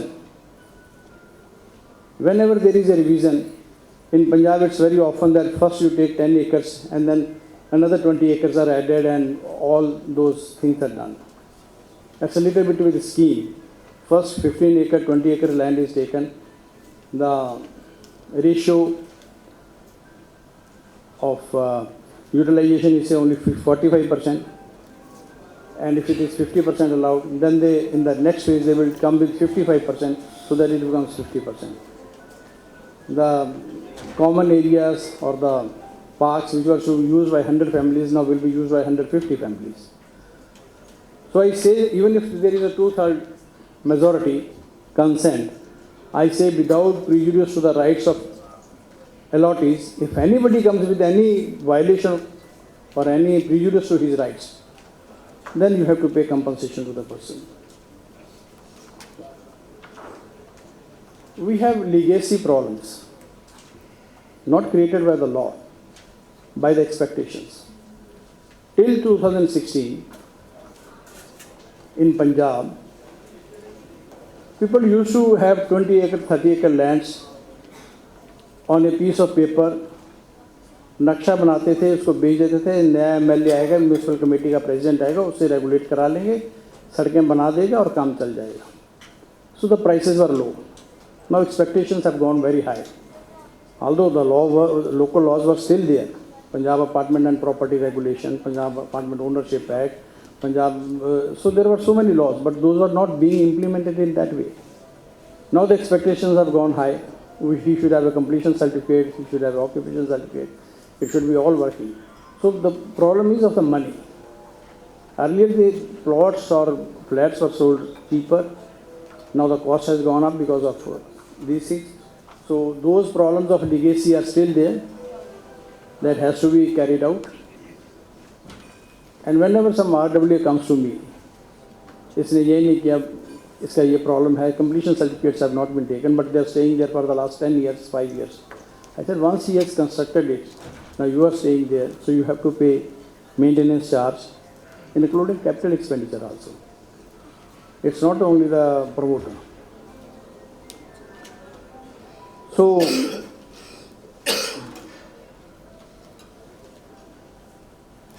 as far as registration is concerned, in Punjab we are very liberal. I don't think we require any extra documents which is not with the promoter at the time of taking change of land use and at the time of taking the license to develop colony. Except some approvals or non-rejection certificates which government has relaxed at that time because they have not considered allottees at that time. They had thought that he will take in due course of time in 6 months, 1 year, because it's only going to be construction. Nobody thought of allottees. Now RERA has come for the allottees. So we do say that yes, measures are taken. Like we don't allow construction or sale till environment clearance is there. Although I have not, except for 2 cases where environment clearance is still pending, nobody is this thing. So we do registration very efficiently, transparently. Anybody can walk, any promoter can come to me, meet, and we tell them the problems. So registration is done very easily. In Punjab, we don't have much problems as far as the allottees are concerned, except 2-3 groups which have been mismanaged. And I hope that if it goes to NCLT and something, allottees will get their dues because there is unsold inventory, unsold things. If I see it from that angle, we have promoters have sold more than 250,000 units, say sales, plots, flats and other things. We don't have even 2,000, at present we have around 1,300 complaints, and in total we don't have even 2,500 complaints. So it's 0.1%, 0.01%.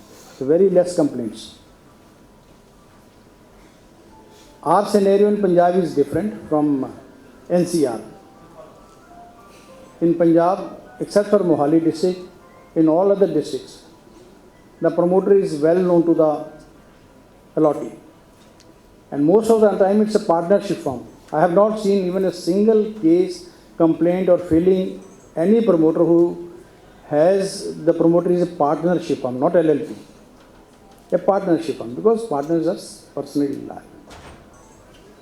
There is not even 5%, I think even less than that, complaints from all other districts collectively except Mohali district. Why? Because in Mohali people are investors, coming, people are not known to each other. So similar problem maybe in Delhi, NCR, Bombay, Hyderabad and Pune, big stations. But Punjab we don't have much of these kinds of problems. Hardly anybody is, there were mismanaged projects earlier, but now nobody is. And face of it, I am there for the last 3 years, I have not found even a single promoter who may have any bad intention of not completing his project. He comes with very pious and competence that I will do it the best way and everybody will come कि मैं सबसे बढ़िया बना के दूंगा. I will value for money. So people are sincere. Promoters have contributed a lot. Exceptions are there, but in Punjab we are doing very well. Registration is easy. Complaints not much serious, but yes, for promoters I will say, complete your project in time. The interest is very, very damaging. In a building, in a high-rise building, your investments are there, which are not yielding results. Maintenance cost is extra, and 11% interest if you have to pay for a year or two. Your whole things are gone, washed away. So commit to the date, complete it in time, and consider yourself to be a trustee of the money of the promoter, of the allottee. You are owner till you have not sold a unit. The day you sell a single unit, your role from owner has to be a trustee. You are the trustee of the money of the person who has invested in you, and if you want to grow, give him the results. If you behave like that, if you follow that path of a trustee, you will be successful. Because normally I have seen, it's almost at the time when you start with a 100% profit, and by the time you complete, it's around 30%, 20% profit you come net, because there is a increase in the material, cost material. Avoid investors. Investors are very bad for the projects. They will give you the initial money and then they will try to sell. They will not let your prices increase. The promoter आता है वो शुरू में सोचता है मैंने 10,000, 8,000, whatever is the depending on the area per square feet से बेचना है. And if there are investors, the moment you make it 9,000, he will sell his inventory. He will not allow your salary. So investors should be avoided, or there should be a period. And secondly, as Praneeth sir was saying and Anand sahab ne bhi kaha hai, I have not seen any complaint, much complaints coming where there is a registered agreement. Registered agreement dissuade the investor or dissuade the allottee from going haywire. Terms and conditions are very clear. यहाँ पे दोनों को एक दूसरे से फ़ायदा लेने के लिए सेल्फिशनेस होती है, प्रॉब्लम्स अभी आती हैं. अगर फॉर्म उसी समय प्रॉपरली फिल्ड है, रजिस्टर्ड है, there are very few chances that there will be a problems in the implementation of it. So get your all agreements registered. आपका रीसेल कम होगा, आपका इन्वेस्टर आपके साथ खड़ा रहेगा, and as sir has suggested, if you want to cancel, give his money back. give his money back, give him a 1 or 2 chances that we will do it. So if promoter is sincere, allotee will not make much of problem. But if there are gaps and try to take benefit, then it's there. Otherwise, I have found this to be one of a very unique kind of a business or work which people are doing. आप दूसरे का पैसा लेते हैं, उससे बनाते हैं, and then things go on. They contribute a lot. Community living, discipline, best use of the land, best use of the resources, comfort, and everything is good. Thank you.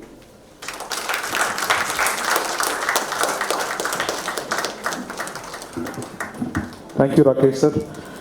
You know, for RERA chairmen is actually giving you a RERA masterclass is what I would say. And has this been recorded? इसको record किया हुआ है ना पलाश? Yeah, record किया हुआ है. I would say if you put this on to YouTube, every real estate developer in north of India would want to see this and understand कि क्या क्या सही कर सकते हैं, क्या क्या नहीं कर सकते. Although I do not agree with the last fact sir कि investor को मना करें. Investor का कोई भी developer मना नहीं करेगा सर यहाँ पे. ठीक है सर, जितने developer बैठे कोई भी मना नहीं करेगा, including myself सर, कभी मना नहीं करूँगा कभी sir. So coming back to it, sir, we have 3 panel discussions today, and you know, the panel discussion, the first one is on lifestyle and livability, altering the skylines. So basically, this talks about our homes today defined more by lifestyle experiences than just the location of it. हम जब बात करते थे आज से 10 साल पहले, we used to only talk about location, location, location, and location. This is what was taught to us. This is what we taught our teams. But today, I think the dynamics have changed. Everything has changed today. So I would now like to call upon the panel discussion. जितने panelists हैं हमारे, उसके साथ मैं मिलवाना चाहूँगा सबको. So सबसे पहले I would like to call upon Ashim B. Chaudhary, Senior Vice President, Research and Advisory, ANAROC, to come and as he is the moderator with us. Can we invite him, please? Can we have a round of applause, please?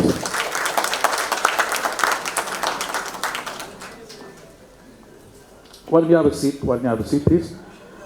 Next one, we have Mr. Siddharth Jain, Director, Tulip Group, and President, NAREDCO Next Gen NCR. Can we invite him? यार तालियां तो बजाते रहो, please, यार. Then we have Ms. Yukti Nakwal, Director, Gulshan Group, to come and join us. Ms. Gunjan Bhan, Director, Center of Excellence, Consulting and Valuation, CBRE. Mr. Amit Modi, Director, County Group.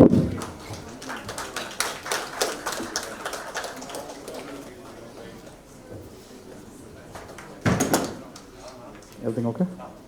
Okay. Mr. Yatish Vahal, Director, NPM.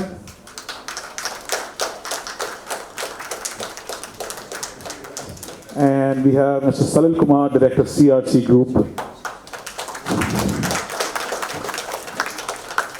Okay, why don't we have a seat? Why don't all of you have a seat? We'll just have a small presentation by one of the sponsors, because of which all these events are possible. So would like to, on this juncture, I would like to invite the representatives from RERA to come and give a presentation. Can we have a presentation, please, out here?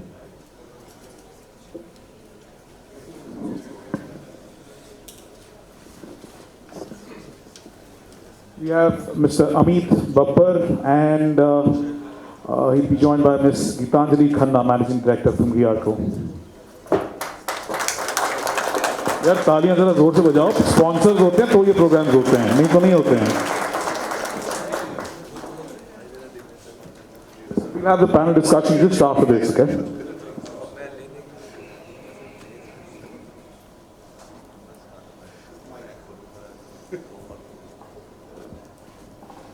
Secretary, first of all, my greetings to everybody, and I'll thank Mr. Palash for creating such an event where we have got to meet so many wonderful people, seniors from the industry who have given us wisdom and are full of promises for sincerity and work in this industry.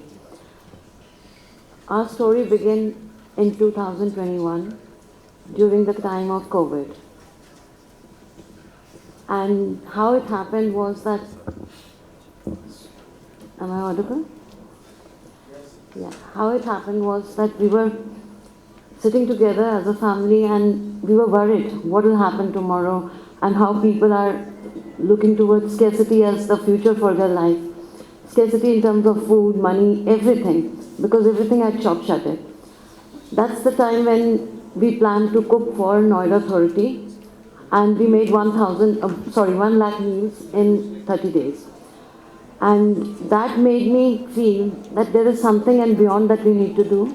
People were looking for space because during COVID everybody wanted to work from home, and essential space became a necessity of life. And when we were touring around Noida, we saw a lot of spaces which were incomplete, and we knew that there is lots that can happen in this industry. And that's when Mr. Sumit Khanna and myself and Mr. Amit Babar, we got together and we thought, let's develop the country, let's develop our state, UP, where I come from.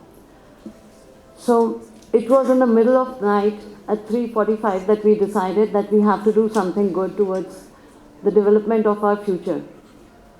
And we pulled out a particular piece and we started working towards those projects which were lying deficient and projects which were in NCLT. So we took up one project. One such project was KV Developers, which we are working on right now. And by the grace of Almighty and our good intentions to it and the support of my home buyers, without which we could never have been in this project at all, that we will be moving towards getting our OC.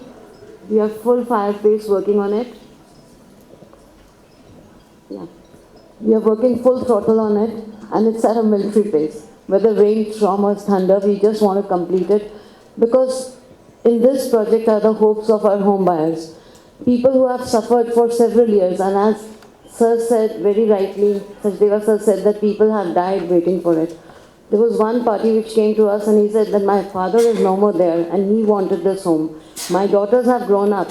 They were born when we had booked this apartment and now my daughter is 18. So should I give it to her as her wedding gift?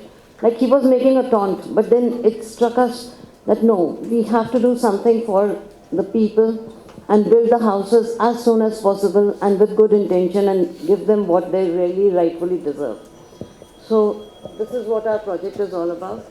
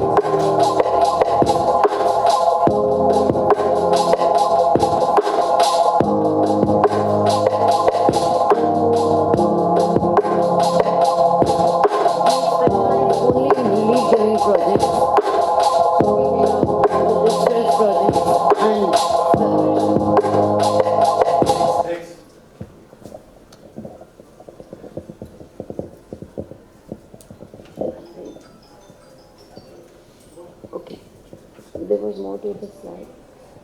So, as the name says, it's real estate resolution company. We come from behind. When all solutions are at a block and people do not know what to do because the projects are stalled, that's when RERCO comes and RERCO helps the home buyers. And in this process, we are very interested to give our true intentions and help home buyers bail out of their problems, and whatever balance is left will be our creativity addition to the business, and that's how we are going to build up. So it takes a lot of work. First we acquire the project, we reset, we rebuild, and then we deliver. Next slide. We have a team of almost 47 people now, and out of which there are 14 hardcore professionals. Amitji is one of them. He's the architect of the company, and of course the founder, member of the team. We have a lot of people from past existence in this field itself, so we have got more than 200 hours of experience. Currently, the project which we are doing is in Greater Noida West. So we acquire the project, we take up liabilities, reset, then project needs to be financed. And we were very honored that Swami gave us the support, and our project is based upon the Swami funding. And initially we were told it will be difficult for you to work with Swami. There are a lot of hiccups and they're very strict. But I think it came out to be a blessing because this was our first project and we learned how to work in coordination and in systems. So thanks to Swami for supporting our fund. So we have already finished structure of 5 towers. 2 are pending, which will be done over a period of 2 years. And thanks to the support of the government fund, by 2026, we shall be finishing a target, and we are looking forward to doing more supportive work of such nature to the society, because if we build good homes, we build shelter for people, we build satisfied people and citizens, so we do a Viksit Bharat. So sir, if this works further, then I'm sure in every state we can have a footprint and we can do the work to unite India by doing good housing. As it was known in 1920, when I was not even born, and I think most of us have read it in history, that British India was about 25% of the land. But today why I'm discussing this is that land we need horizontally or vertically. Horizontal land is required for preservation of green life, whereas vertical development can be happening because we are a growing population. So to do vertical development, we need to make housing. And affordable housing will always be the need of the day. So we are working towards it. And currently we are in 4 spots. Delhi NCR, Jalpaiguri, we have a tea estate with a little bit of portion for development in housing come IT. Then we have a project which is still working in Chennai, and we have started doing villas over there. So this is about us as of now. And here again, our commitment to society is that whenever we are given such a project to do, we will not fail you back. We will come with best of the things that we can do and make the affordability into a livability. Because affordability 10 years ago was a different call. Today people want facilities of different types, because children are going towards the need of the day. So our housing comes with a lot of facility benefits. We don't mind reducing the number of houses that we build so that the pressure on the land is less. But we do give them a lot of facilities so that they live a life of comfort and happiness. So with this, I say a big thanks to all of you for your patience and hearing. Thank you.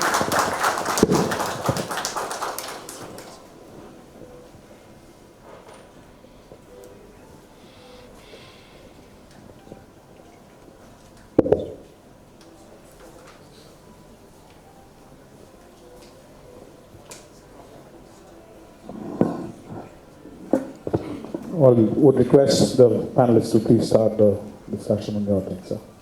Thank you, Kunal, and good evening, ladies and gentlemen, honorable RERA Chairman members and members of the fraternity.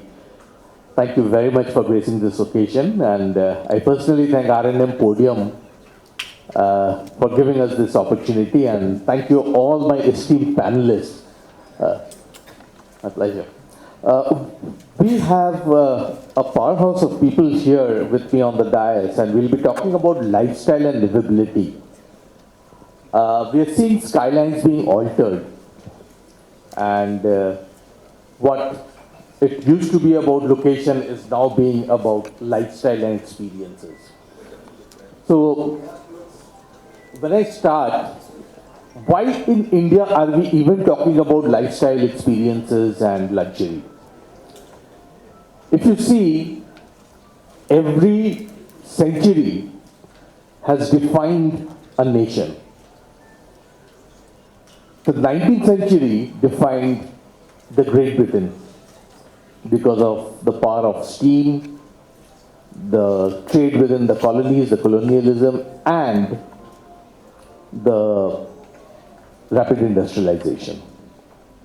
The 20th century built Americas because of large-scale manufacturing, capital markets, and consumerism. This 21st century, I hope all of you will agree, belongs to India.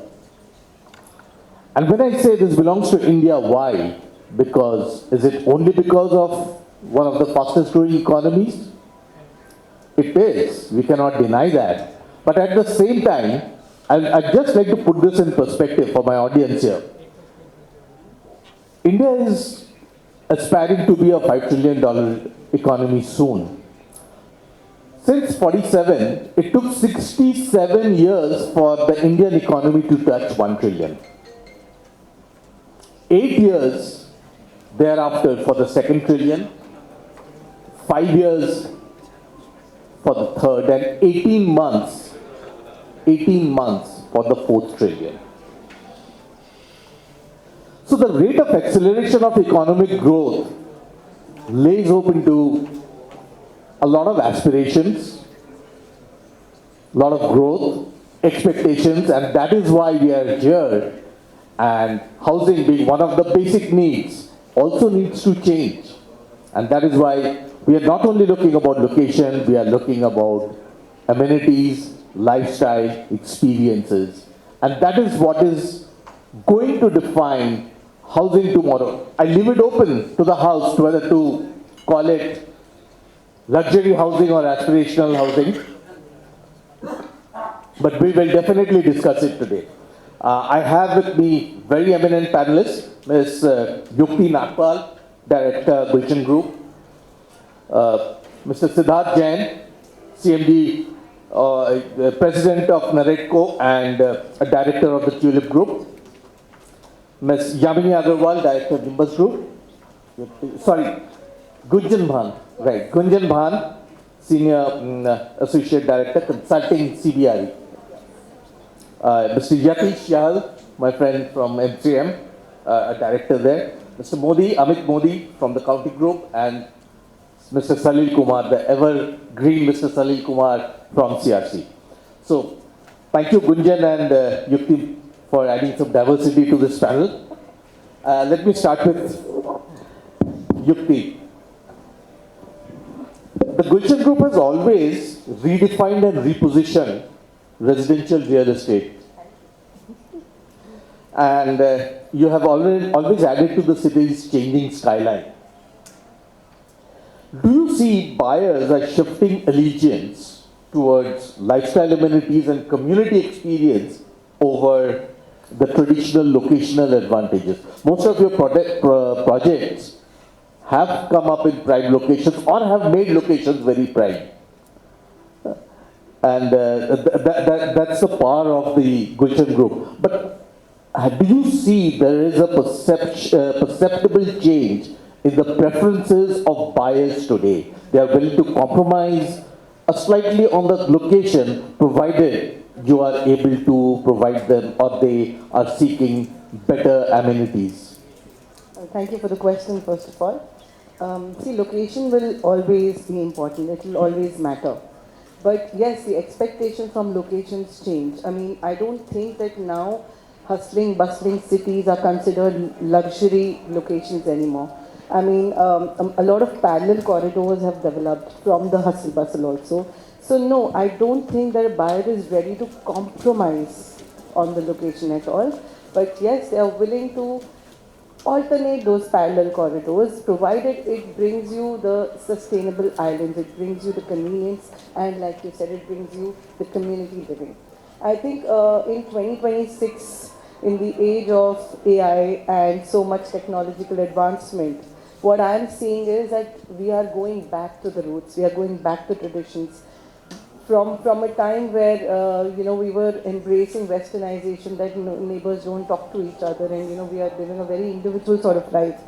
We are now seeing that shift towards who is my neighbor, what kind of people are going to stay with me, who are my kids are going to play with, and how is my complex giving me the ease, the social life, the stature, and even intellectual conversations. I think the people are now at the helm of it.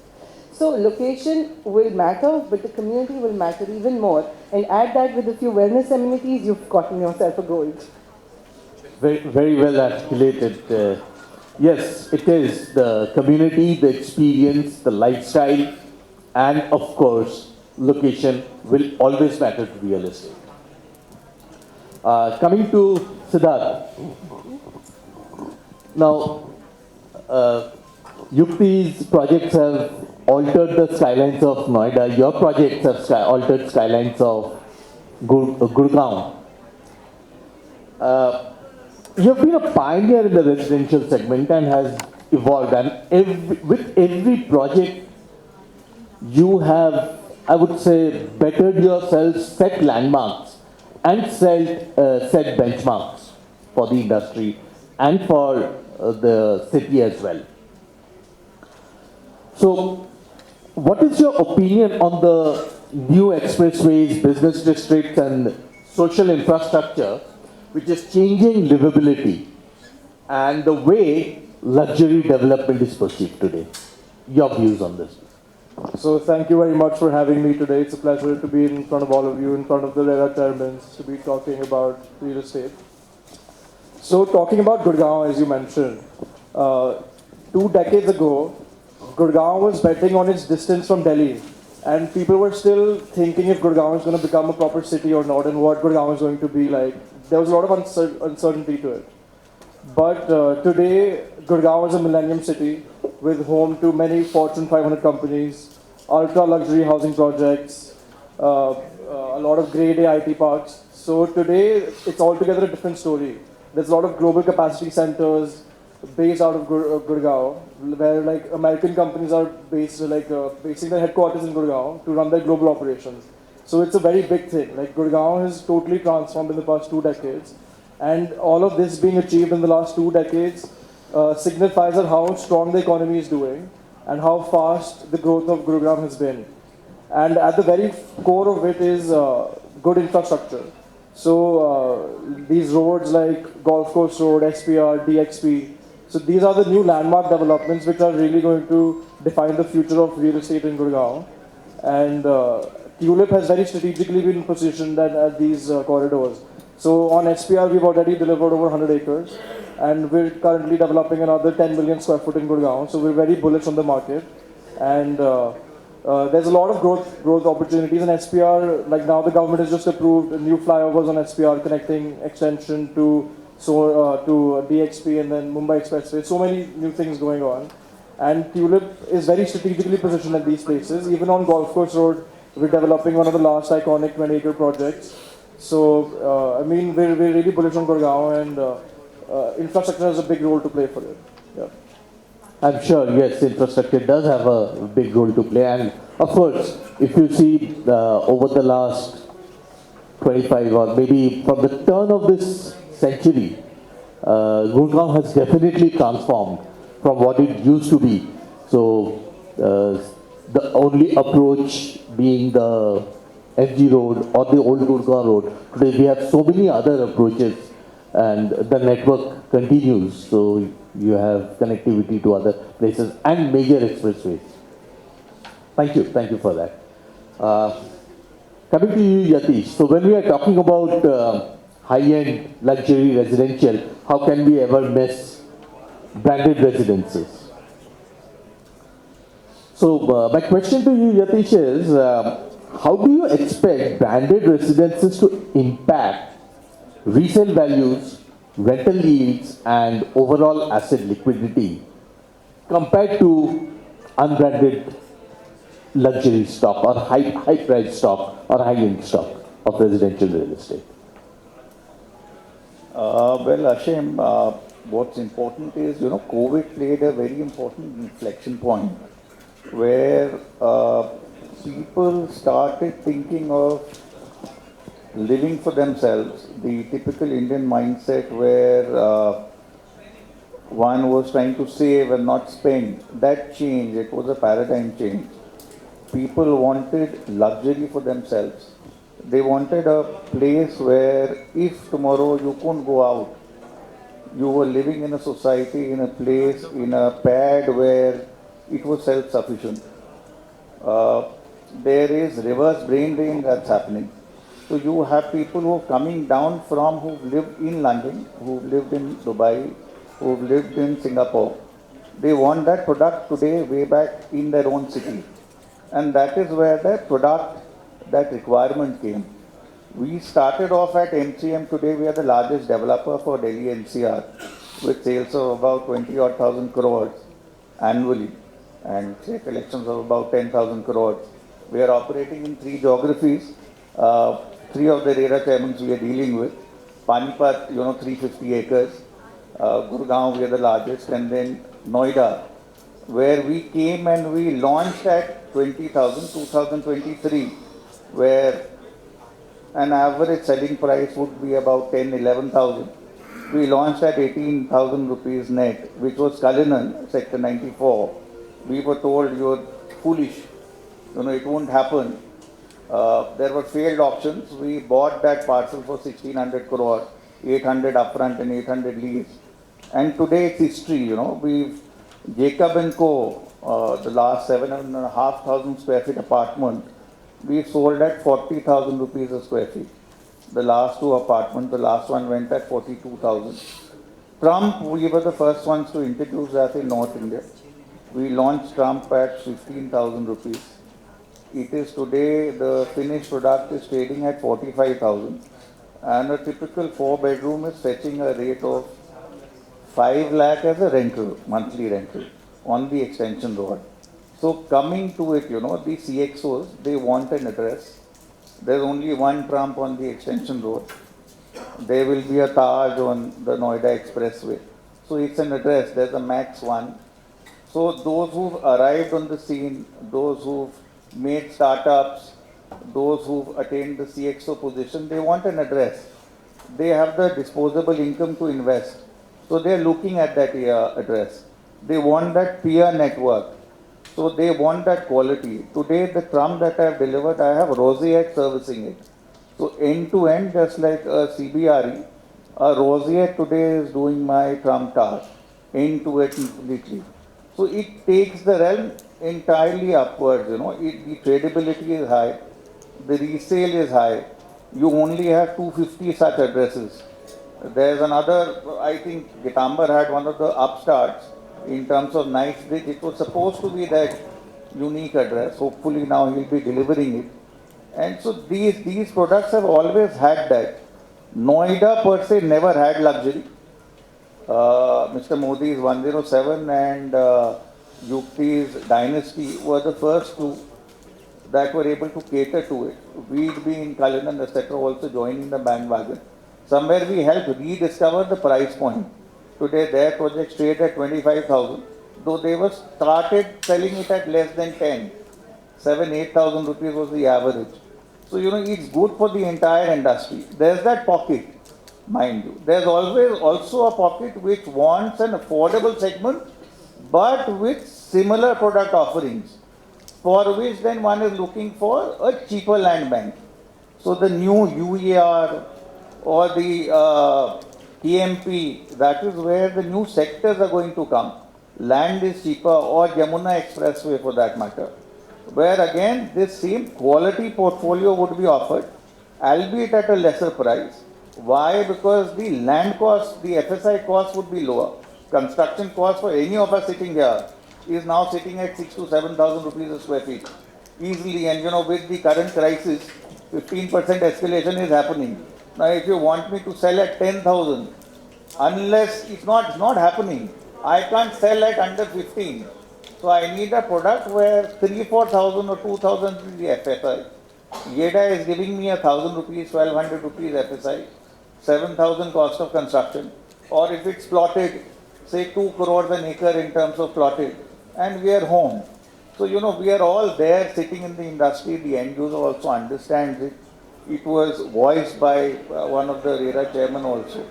The market exists for all these segments. Branded residences, we are the largest today with Elisa, Trump and Jacob. You will be seeing 2 more coming up of our portfolio. We've also done a hospitality tie-up. Atmosphere we've done at Manesar. So Manesar we are calling New Gurgaon. Today in Gurgaon, you don't get a product offering at under 2.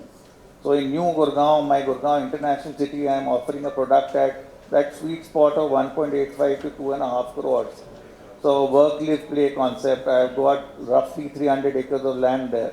We're also coming up with office buildings because it will be a self-sufficient place in itself. So great times ahead. Okay.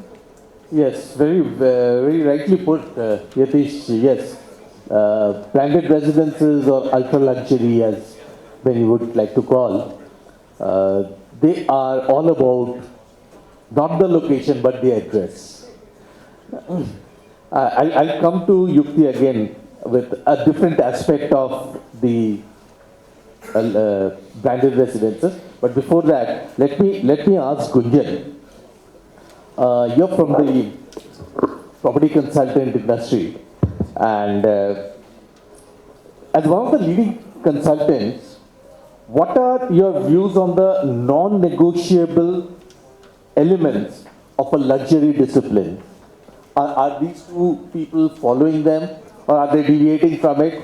So, is it? We got their checks. They better not say anything. We all are dependent on you.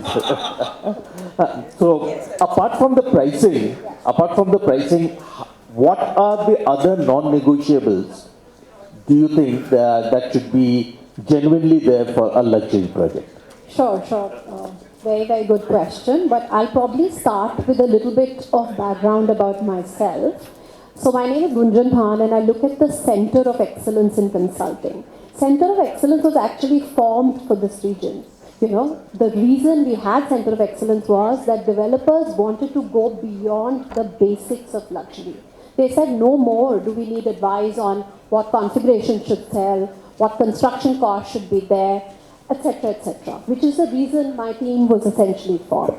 So having said that, now going back to your question, like Yukti very rightly said, we are creating communities. People want sustainability, people want adaptability, people want livability. Those are things people are coming to a development for.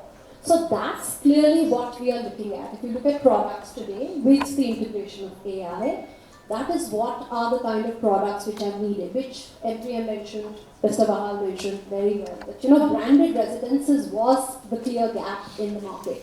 People had tasted premium, people had tasted luxury. They were saying, what next? Give us a concierge service which we can go to and give all our mundane tasks to probably. So those are the gaps that products like these fulfill, and that's what you need with which is what Gulshan is doing and 3M is doing, so on and so forth. Yeah. Thank you so much. Yes, that definitely has a lot of value and impetus to it. I'll come to Mr. Amit Modi. Sir, your company, you had introduced the NCR market with certain pockets of the NCR market with a high-end or a luxury product at a time when we were not, when there were no thoughts or even concepts of branded residences or anything. But yes, definitely high value, high-end products. Do you see the buyer profile increasingly seeking privacy and exclusivity today? Are they creating private sanctuaries within homes to foster meaningful community engagement within a residential development? Do you see something change in these terms from what you had started to what you are doing now? Very good to all of you. इस बारे में मैं ये कहना चाहूँगा कि branded residences जो हैं उसमें एक बहुत बड़ा गैप था 2020-21 में हम लोगों ने चालू किया उस टाइम पे बहुत बड़ा गैप नज़र आ रहा था क्योंकि सब लोग जितने भी अपार्टमेंट्स बन रहे थे वो कोई लग्जरी के पॉइंट ऑफ व्यू से नहीं बन रहे थे और मार्केट में बहुत बड़ा गैप था लग्जरी अपार्टमेंट्स के लिए। लोग दिल्ली से जो भी माइग्रेट करते थे वो बहुत कोठियों में बंगलोज वगैरह में थे, तो उस तरह की स्पेसिफिकेशन और उस तरह की जो एक्टिविटीज़ थी वो यहाँ पे अवेलेबल नहीं थी बिल्कुल भी। और जो कोठियों से यहाँ पे ट्रैवल कर रहे थे उनको apart from what you call club facilities like pool and all those things were not up to that mark, तो उन लोगों को एक बहुत बड़ा गैप होने के कारण हम लोगों ने ये एहसास किया कि भी अगर हम लोग बड़े अपार्टमेंट लेते हैं, इटालियन फ्लोरिंग लगाते हैं, अच्छी फैसिलिटीज़ क्रिएट करते हैं, कम्युनिटी लिविंग स्टैंडर्ड बढ़ाते हैं, वहाँ पे सीनियर सिटीजन्स के लिए भी करते हैं, डॉग पार्क वगैरह बनाते हैं जहाँ पे सब लोगों की फैसिलिटीज़ वगैरह सब क्रिएट हो, तो एक बहुत बड़ा गैप जो हम लोगों ने रीड किया, तो वो हम लोगों का सक्सेसफुल हुआ काउंटी 107 से और पीओ काउंटी से। अब जहाँ तक कम्युनिटी की बात है कि कम्युनिटी लिविंग, तो कम्युनिटी लिविंग के लिए तो देखिए आपको एक स्टैंडर्ड क्रिएट करना पड़ता है कि आपका नेबरहुड जो है वो भी उसी क्लास का आए, तो वो आपके साथ में नेबरहुड वैसा अगर होगा तो आपका ना और बेटर वहाँ पे लिविंग कंडीशंस होंगी। तो इस तरह की कम्युनिटी लिविंग के लिए जो भी उसके अंदर में रेगुलर बेसिस पे हम लोगों को पोजीशन के बाद में मंथली लेवल पे प्रोग्राम्स करने होते हैं, क्लब के अंदर में नए फंक्शंस करने होते हैं, कोई टॉक शोज करने होते हैं, मेडिकल फैसिलिटीज के लिए नो हाउ देना होता है, that we are creating and everybody is liking it and everybody is supporting and we are getting appreciation in that. Thank you so much, sir. Sajid sir, one of the veterans of the industry. You are, yeah, absolutely, yeah. So, sir, we are talking about luxury residential. Luxury residential is much beyond just pricing. With the rising land prices everywhere, how do you see this impacting? Because there is a high land cost and there are major amenities, facilities, lifestyle designs have to be given, which all adds up to it. How do you see the rising land cost impacting the luxury residential segment? Thank you, sir, for a wonderful opportunity over here, and regards to the all prestigious RERA chairman over here and all my colleagues. I will start my conversation before answering your question. That luxury, अभी हमारे fellow partners यहाँ पे बात कर रहे थे pricing की, I am no surprise. आपने बताया कि हमारी कंट्री 67 ईयर पे 1, then some years 2, then 18 years 1 more, and next 4 years we are +4, 5 + 4, 9, and maybe in 20 years we are reaching something like 25-26 trillion. So अगर हम ओवर ए पीरियड देखते हैं और कंपेयर करते हैं वर्ल्ड लेवल से, तो आज न्यूयॉर्क मैनहट्टन में शायद प्राइस वो $4,500 का है सर पर स्क्वायर फीट। और हम जिस तरह की इकनॉमी की बात कर रहे हैं 25 ट्रिलियन की, जो आज यूएस की करंट इकनॉमी होगी, तो ये प्राइजेस मुझे $300, $400, $500 तो कुछ भी नहीं लग रहा है आगे के हिसाब से। Like in setting up we are also setting up the, which we claim is the most luxurious property, the Paradona coming up in JP Greens, Noida, and I'm targeting a closer price in 4 years around $1,200 per square feet for that property, which is converting to maybe a 1,20,000, 30,000 per square feet. And तो उसके लिए 2-4 चीज़ें हैं, जो pricing पे आ रहा हूँ आपकी से। सबसे पहले तो ये है कि लग्जरी जो है is no longer a location. अभी देखें कि अर्बनाइजेशन की ही डेफिनेशन चेंज हो गई। पहले अर्बनाइजेशन सिटी का होता था, अभी अर्बनाइजेशन में है अक्रॉस कॉरिडोर आप कितना डेवलपमेंट ले गए। Those are the preferred places. अगर आप बात करें तो सबसे पहले SPR बना गुड़गांव में, फिर हमारा एक्सप्रेस वे नोएडा में, जहाँ पे हम सब ने पोजिशन ली है, और that is becoming the most preferred location for the delights, because everybody wants to be settled across the expressway. So that's the new word for location. If it is located on the good corridor, it is a good location. तो हमारी location की paradigm shift हो गई। Schooling doesn't mean a nearby school. How prestigious and how international level that is, maybe 30-40 kilometers, just expressway, it is a 10-minute drive considered. Earlier it used to be the distance from the railway, now it is distance from the, timing distance from the airport, on which Noida is scoring very high numbers. So entire definition of location is being changed. और कई सारी थोड़ी funny subject है। हमारे time में cycle चलाना एक normal poor man की निशानी मानी जाती थी। आज एक 40-45 एकड़ में ट्रैक में अगर आप साइकिल चलाते हो, that is a most luxury. Correct, correctly everything. Cycling, having cycling is a luxury, having cross ventilation is a big luxury, cleanness and having low density, यानी कि छोटा गांव है तो आज ज्यादा अच्छा लग्जरी है। So similarly, if you have a 10-20 villas or maybe 300-200 apartments, it's a luxury. So there is a paradigm shift. So that is how we have planned luxury in our project and looking various others as well. So there is a big paradigm shift. And land prices compared to our GDP growth, compared to the Indian economic size, compared to the expenditure power of these CEOs, CXOs, compared to their annual packages, the current price, I do not find any challenge. The only challenge is the scalability of the amenities, your wellness, embeddedness in the campus. Like within 15 minutes in the campus, how much wellness can you offer to your extreme client? That is the index people are referring to. So entire system is, even today what is the land price? Maximum per square feet, if you see, a good location is still available around the corridor. Maybe like, again I'm talking about dollar because it's a modern word, $100 to $150 per square feet in terms of FSI. And we are seeing a market of $1,200, $1,500 in future. Bombay, central Bombay is trading these numbers. Over 1,50,000, 2,00,000, 2 lakh per square. Development projects are commanding even higher. So I don't find challenges about landed prices, I'm sorry.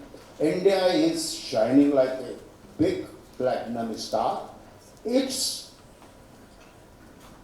quality of your delivery, amenities, your club facilities, your entire ecosystem, your wellness ecosystems. So whole driving factors are changing along with the community living aspects.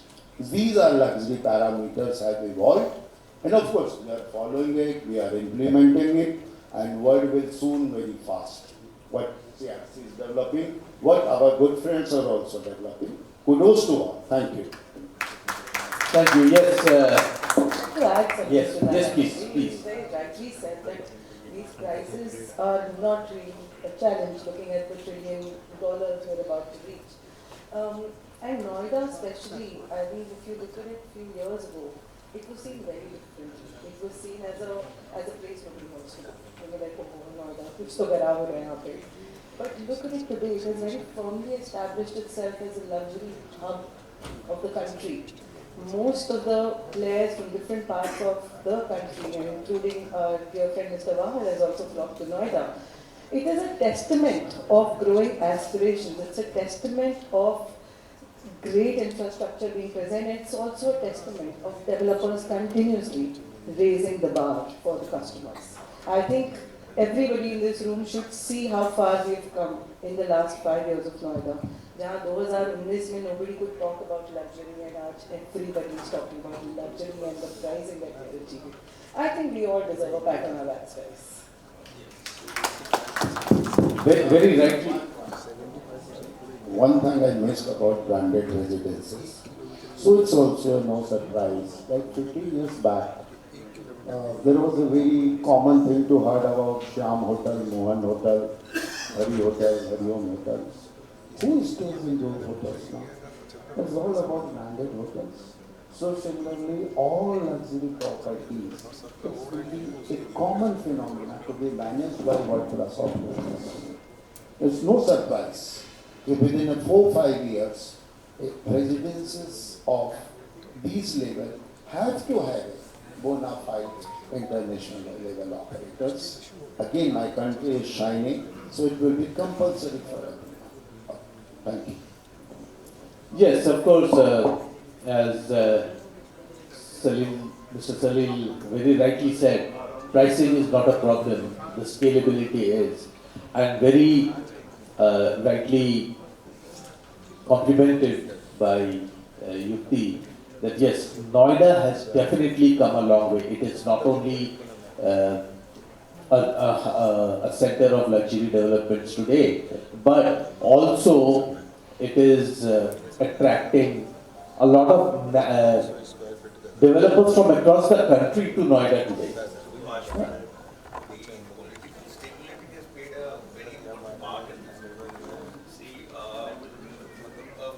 Ago, Noida was not supposed to be safe, or UP was not safe. Gurgaon got the advantage twofold. A, the airport, and all the MNCs putting up the offices there, and as a result, people from Delhi traveling to Gurgaon, and people in Gurgaon living in Gurgaon. Noida didn't have employment. Of late, with the BJP government, the 10 years of stability, virtually today a lady can, even at midnight, go out. 104, 107, there are these party joints that have come up. Offices are there. Microsoft is opening a campus. Embassy already has a SEZ that's working there.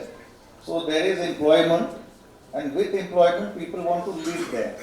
And the airport. So airport is the next big change, and the Yamuna Expressway corridor. So the vision of the government, infra any day Noida is better, always has been as compared to Gurgaon. But the employment was the missing piece, which has got sorted, and the airport will be a very major game changer. And that is where all of us are cashing in on. Absolutely, yes. Infrastructure-wise, Noida was always superior than any other part of NCR. It was always there. The rapid network of... Let's not go to Gurgaon and Noida. Both are hit. One is Salman, one is Shahrukh. Both are hit. Let's clap for both the cities. Both the cities are good. The Gurgaon Rains asked me 3 hours from Extension Road to Golf Course Road. Sir, when you have a lot of This money, year the trouble is yet to come. We are revising last year. sir, if you have a lot of money, this problem will exist. Either you pray for big money or this. So let's not discuss this. My humble request. Both are hit cities. Both are hit cities. Thank you, sir. Before I wrap up, it has been a really engaging discussion and very enlightening. I will just have one rapid fire, a common question to all of you, and I want your answers, and really quick. I'll start with you, Yatish. What is one element of lifestyle or amenity for a ultra luxury property which is relevant today will not be relevant 10 years later? Quickly. Concierge service. Concierge service. Siddharth. It might be a bit controversial, but I think branded residences might Itself will not be. Fair enough, we'll wait and see. Yukti. Wellness amenities. Wellness amenities. Why they will not be there? Because people will be learning to take care of themselves on their own. Very good, very good. I think AI 2.0, like this was mentioned in the beginning, that by the time you get into AI will be gone. The concierge will be replaced by AI. Yes. Yes, so you both complement each other. Amit, concierge. Salil? Excellence in operations. Excellence in operations will not remain in the next 10 years? It will go? It has to be. I mean, it will not be considered because everybody will be running very well. So excellence in operations today is the most sought thing. Let the campus be operated. That will be the new normal is what you are referring to, yes.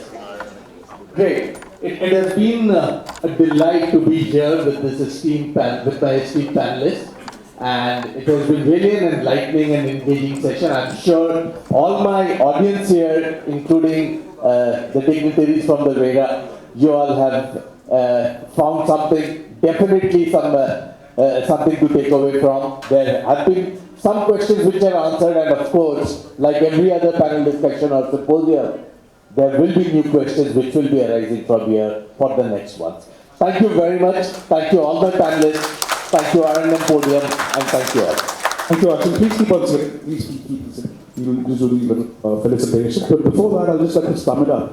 Whatever I heard of all of you, it's surprising that मैं एक छोटा सा incident आपके साथ share करता हूँ कि अगर हम एक छोटा सा दिल्ली का कम्युनिटी लेते हैं जो जैसे ग्रेटर कैलाश को लेते हैं, ओके, अब ये ग्रेटर कैलाश शायद डीएलएफ ने बनाया था, ठीक है, उसके आसपास आपका शेख सराय पड़ता है, उसके आसपास चिराग दिल्ली पड़ता है, उतना प्रीमियम नहीं है. So location did not matter. What mattered was what was made by DLF in that zone. Okay, so they made bigger plots, and the plots actually, the rates quadrupled, or for that matter, multiplied many folds. So ऐसा नहीं है कि luxury किसी के ना बनाई थी, किसी ने तो पहले बनाई थी. Okay, this is what you guys are making. This is what we are making right now. And हम शायद करोल बाग में बना रहे हैं, आप नोएडा में बना रहे हैं, आप Gurgaon में बना रहे हैं. So it was something which is to look forward to. Whether it is a Versace home which is coming up in Karol Bagh, which we are developing, or whether it's a Elisa or a Jacob & Co, or for that matter Taj, branded residences would be there. And for that matter, let's keep on raising this bar, is what Yukti mentioned. And I think it's a fantastic thing. As developers, we get a chance to raise the bar. Nobody else can actually do that. We get to raise that bar and get to a podium जहाँ पे हम बोले कि yes, अब इसको next level और beat करना है. Okay, so this will be a new meme, I would say, yes, but which is great. And somebody said something on the location. So Delhi One as a location. I have a friend who's sitting out there, whose offices in Delhi One right now. I was with the 3C company at that point of time. I was heading the sales for them at that point of time, and when I was in Delhi One, हमने Delhi One इसलिए नाम रखा था क्योंकि वो 1 kilometre था दिल्ली से, ना कि ये रखा था कि Delhi One रख देते हैं. Okay, a lot of projects came up later which had one going on after that, but that's a different story altogether. But Delhi One हमने जो नाम रखा था इसलिए रखा था कि 1 किलोमीटर है. This is what we wanted to show, 1 kilometre है दिल्ली से. But of course things have changed. A lot of things have come otherwise. I would say some sectors have come in way better than what these closer to Delhi sectors are doing right now. For that matter, Gurgaon, the Golf Course Road, I would say fantastic. For that matter, the Golf Course Extension Road, fantastic again. So nothing against these things. Whether it will be a trophy property which I will own and tell my colleagues or friends at the dinner party कि मेरे पास एक Eli साहब है, या मेरे पास एक Trump है, या मेरे पास एक ताज है. Okay, yeah, मेरे पास एक Versace here for that matter, which I can say possibly. So yes, so this is where we are. So it's a wonderful discussion, wonderful thing which happened. No conclusions, but that's the way it should be, always be. So can you have a round of applause for all of them, please?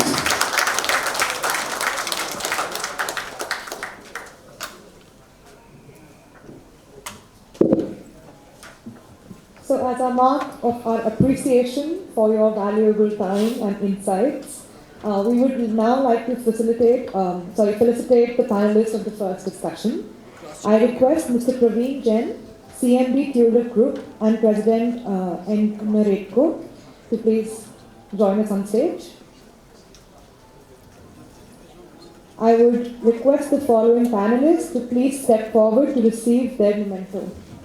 Mr. Ashan B. Chaudhary, Senior Vice President, Research and Advisory, RERA Group. Mr. Siddharth Jain, Director, Tulip Group and President NRERA, Next Gen NCR. Ms. Yukti Nagpal, Director, Gulshan Group. Okay, I'll go again. Mr. Ashan B. Chaudhary,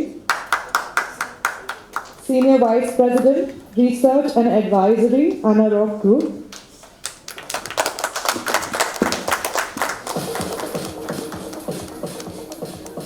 Mr. Siddharth Jain, Director, Tulip Group and President, NRERA, Next Gen NCR. Ms. Gunjan Bhan, Director, Center of Excellence, Consulting and Valuation, CBRE India.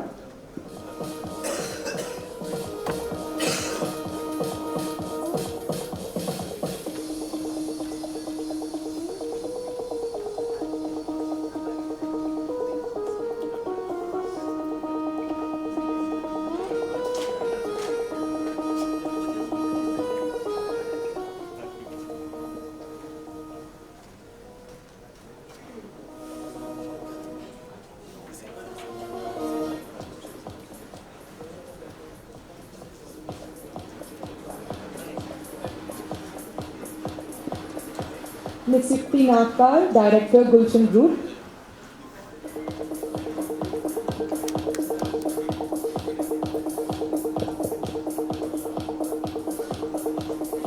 Mr. Ashandeep Chaudhary, Senior Vice President, Research and Advisory, RERA Group.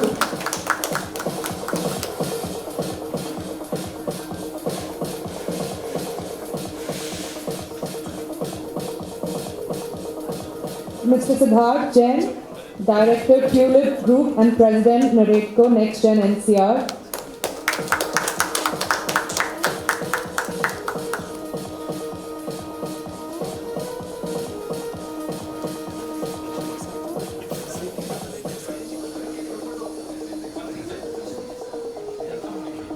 Can we have a round of applause for our panelists, please?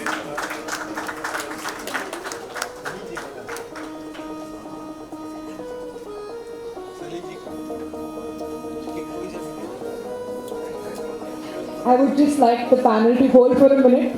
Just 1 minute. I think we've missed somebody. Just 1 second. I'm so sorry about the confusion.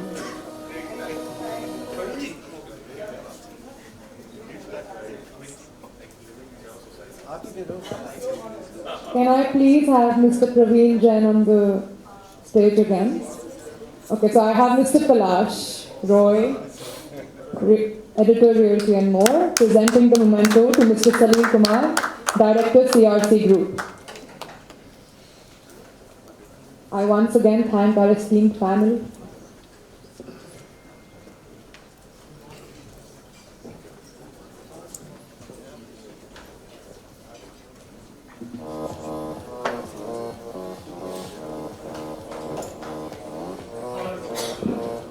Well, that's more than 200 years of experience which is sitting on the panel right now, which is great, you know. And like Yukti rightly mentioned, that as developers, we should keep on raising the bar. And with this, we would now have the second panel discussion. We don't have a lot of time, we're already running late. So yes, we have the second panel discussion, which is on commercial real estate, future-ready footprints. Now, for this, can I request our panelists to please come on the stage, starting with the moderator.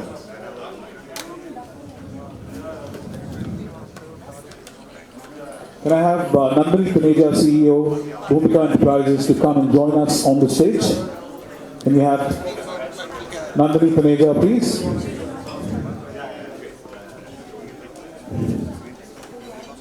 Can I ask all the panelists and otherwise people to sit down and settle down, please? That will be good, because the third panel discussion is the best one that we kept for the last.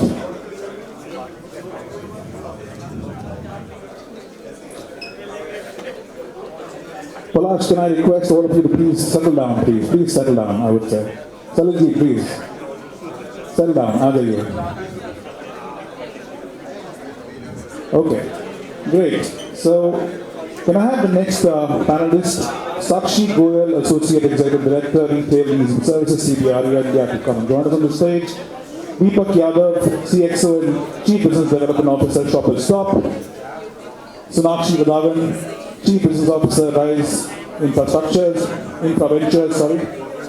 Ms. Soumya Kumar, Head North, Sales Growth into Space. Rochi Chiller, Director, Landmark Group, and Deepak Budeja, Founder and CEO, Property Technologies, to come and join us on the stage.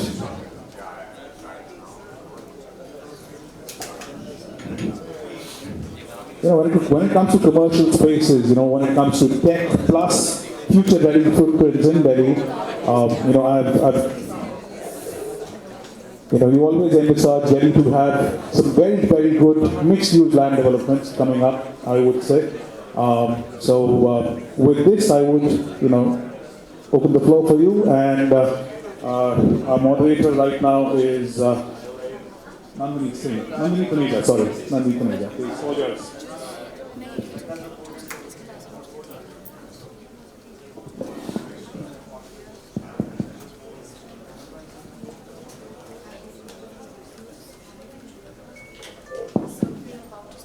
Hi, good evening everyone. I think we've all had a long, very interesting day full of sessions, and we try to also make it a little interesting. Today, I think we've got a panel across different asset classes. We've got people who specialize in retail, and we've got another set of people who will be focusing on the corporate strategy and real estate side. So, it will give us an overall perspective of where the industry is leading and how it's shaping up. Now, of course, I come from the retail industry, so let me start with that. My bias towards this industry. Sachi, you've been a part of CBRE and the industry for over 2 decades. We were just discussing that. What is the transformation that you have seen over the years? How has retail evolved in terms of the infrastructure, the size of the centers, and what's your perspective in the next 5 years? So, thank you, Nandini, for the introduction. And I just think that, over the last 2 decades, what we've really seen is a real transformation in terms of the way, shopping centers are being imagined, or how they're being imagined to be. They're just no longer places where it's transactional. I think it's become very experiential. It's become a lot more engaging. From a place from where you would just go to shop, to where you would go to play, where you would go to eat, where you would go to dine, watch a movie, maybe even get like your wellness treatments done. So I think it's become a place for, fulfilling all your needs. And I just think there's a lot of difference in the way developers are imagining and developing these centers now. So from smaller centers to mega centers, 1 million square feet centers, to, actually doing really out of beat concepts.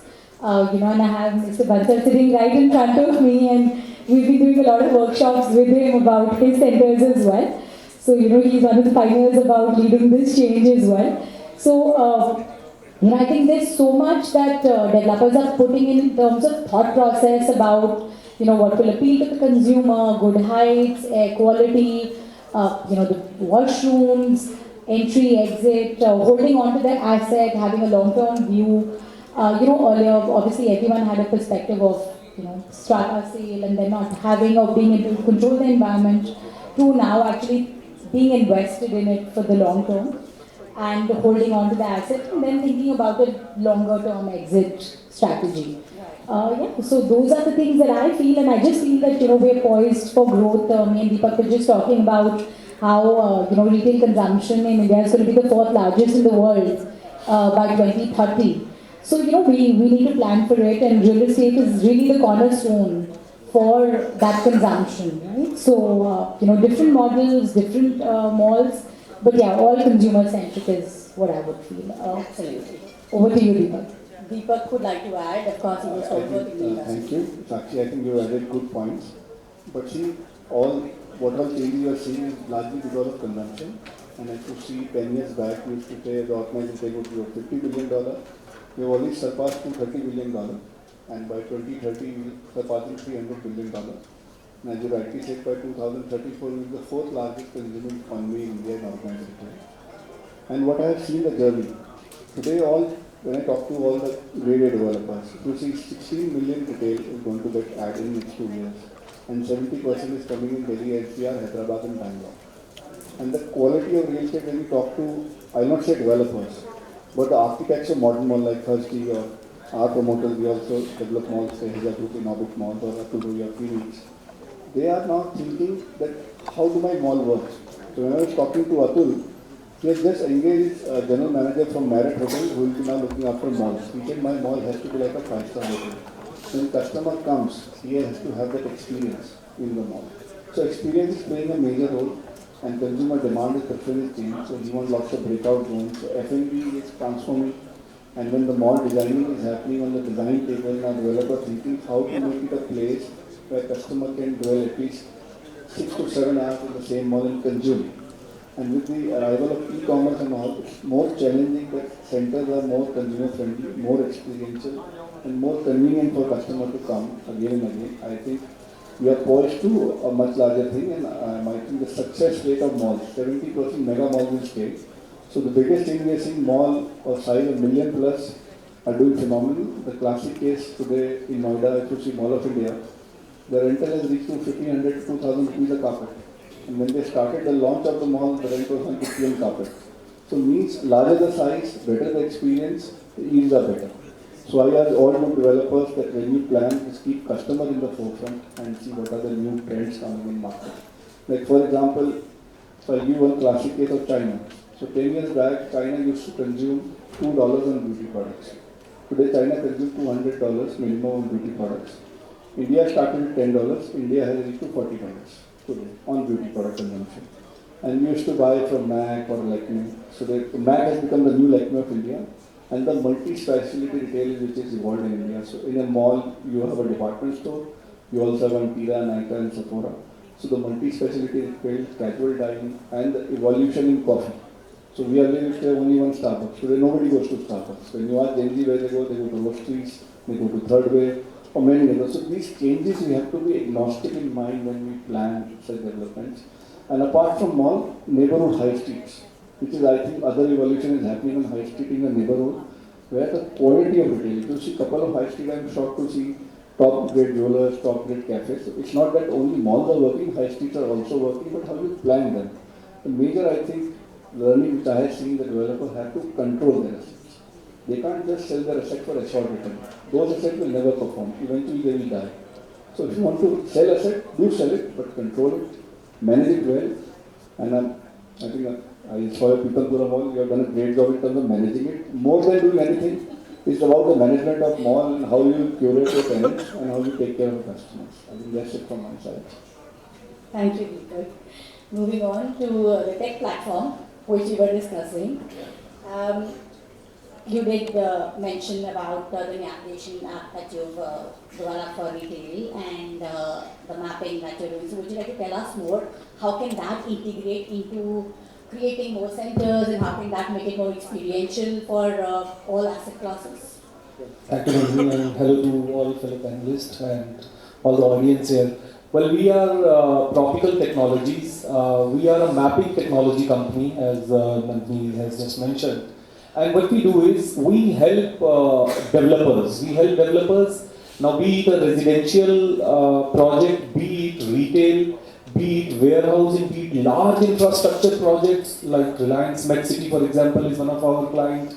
Even Homeland, sir, aapki company hogi, is also one of our clients, and so on and so forth. So what we basically do is we add value. अब आप लोग तो develop करते हैं, for example, you build those spaces, or you help those developers bringing clients. We play a role by making life easy for both of you. How we do? We create experiences on the exact map, on the exact location. We create 3Ds, and we also add a lot of AI-based info that this is the location of this particular property. What is, how much is the habitation around, how much is the population, what all are the leading projects. We create 3D of all those projects as well to make it more interesting and interactive and informative. Then how much is the population, what is their earning capacity, how much do they earn, how much accordingly, companies like you, JLL, Colliers and all, you make reports, of feasibility. And so what we do is we create a layer in between with which it is very, very easy for two parties to understand that for a developer it is easy for you to pitch to these companies, and for these companies it is very easy to pitch to further their tenants and the brands. So this is how we create the whole story on the map. This is what our specialty is, and then we add a lot of AI-based angles to it. We are doing a lot of AI-powered research. Which eventually helps, the buyers also when we create experience. So this helps for sales in a major, help is to the developers selling the projects in a much more easier manner, because these are interactive platforms is how we create. So this is what we do. Thank you, very interesting. Samya, coming to you. Flex spaces, right? Considering, we had various situations, we've gone through pandemic and work from home culture coming in and, a hybrid work culture existing in at least the corporate sector.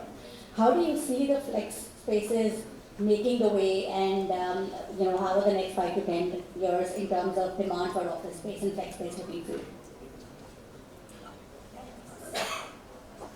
Good evening, everyone. This is a very interesting, question. Because today, I'm a very recent sort of part of the flex ecosystem. I was a non-believer earlier, and now I'm a firm believer in how this entire industry has taken forefront, has become very mainstream. And I'll sort of lead with the example. I keep talking about this example everywhere, wherever I find people to talk to. Is 2010, we just sort of roll back to 2010. Golf Course Road in Gurgaon, the total amount of flex portfolio was just about 30,000 square feet. Today, the same street has over 1.5 million square feet of flex ecosystem created in just about that 5-kilometer odd stretch. And when we talk about people who and all of this integration has become mainstream post-COVID because the business cycles have transformed. Business cycles have become slightly more uncertain. We have become equal partners with the developers who are building assets in terms of sharing risk. We are deploying capital on top of it. So today, when we see ourselves as a quasi asset value creator, if I may. And enterprises also, to a large extent, who earlier were very focused on creating their own ecosystems, managing their own ecosystems, today have started putting portions of their portfolios with flex players like ourselves. Interestingly, with the listing of fewer flex players, this entire journey has become all the more exciting. And today, if I talk about our portfolio at Infospace, and Genpact, a portion of their portfolio sits with us, PwC, Global Shared Services, India Business. All of this, these conversations today that we are having is about how can we make the experience of creating workspaces and managing those workspaces more seamless. And that's where I believe flex will continue to have a larger share. Today, everyone's talking about this year, the new office absorption, everyone's talking about 100 million square feet figure. Flex is slated to be a 35% sort of impact of that. And this was an industry which was not there 5 years back. So that's very exciting. I'm excited. That's very happy to say. So Nakshi, do you want to add to the same point? I think what's happened is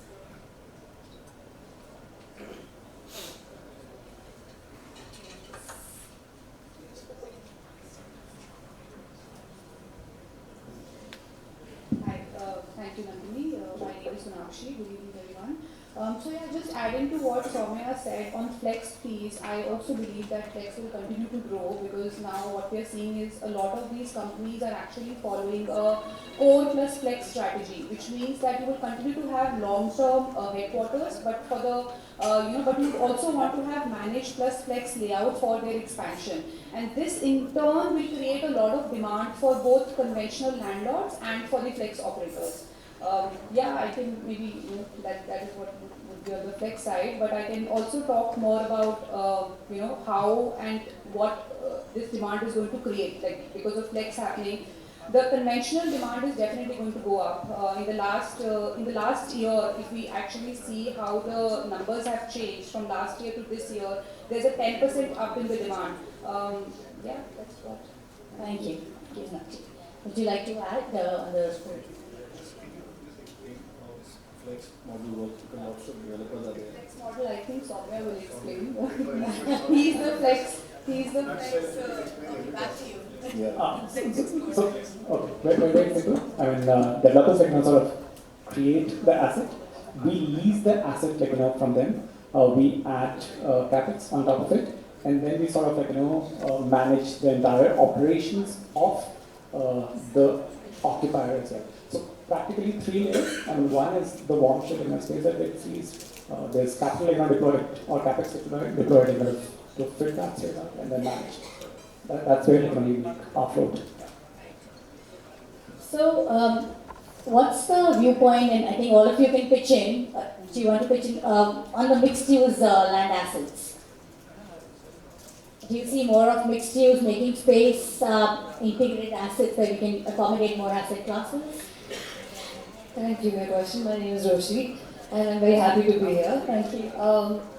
I think mixed use is the future, and that's the best, I think, use of land, as echoed by many of the RERA chiefs here, that, it's a responsibility, joint responsibility of the different stakeholder groups, which are promoters, the government, to determine the best use of land. And I think mixed use ticks off a lot of things, which is that, whole accessibility, amenity use, and everything being in vicinity, and really complementing the infrastructure, because I think those work hand in hand. Going about, commercial, since that's also the essence of this discussion, I think what we really think at Landmark Group is that we're trying to simplify the way we work. And instead of making it really complex, which I think sometimes you can go into a very micro level of detailing with more and more things that we want to do, which of course each developer tries to level up and increase and both ways expectations of everyone's increases, right? But I think what we are trying to do internally is that remember the foundation. So commercial foundation is, let's say, talking of office, which we're coming up with Landmark 1 at 22 million square feet of office space, which is very ambitious for us to think about, but we see the demand. We see how the global capability centers are accounting for 40% of growth in NCR market. NCR market, Gurgaon itself accounts for 60% of office absorption. So, people thinking that people are not going to be coming to office anymore.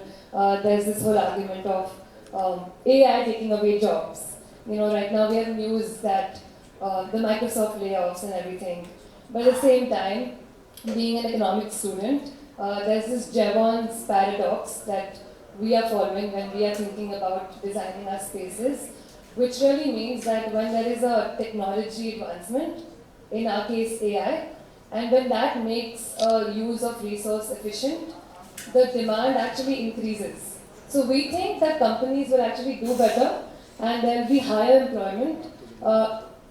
AI can't change how us as developers lay brick and mortar. AI can't make the building, but it will really change how who the building is made for, and how people spend their time in offices. So the whole concept, I think, is applicable to retail as well, and to mixed use as well. It's really going to change that, and we keep that in mind, that we really build with foundation, because the market core remains the same. I think the edges might be changing, and the flex space coming in between the picture and changing the demand and supply dynamics. I would like to add that, there was, I think co-working started about 15 years ago, and there was an argument that, co-working will take over and office space won't be there anymore.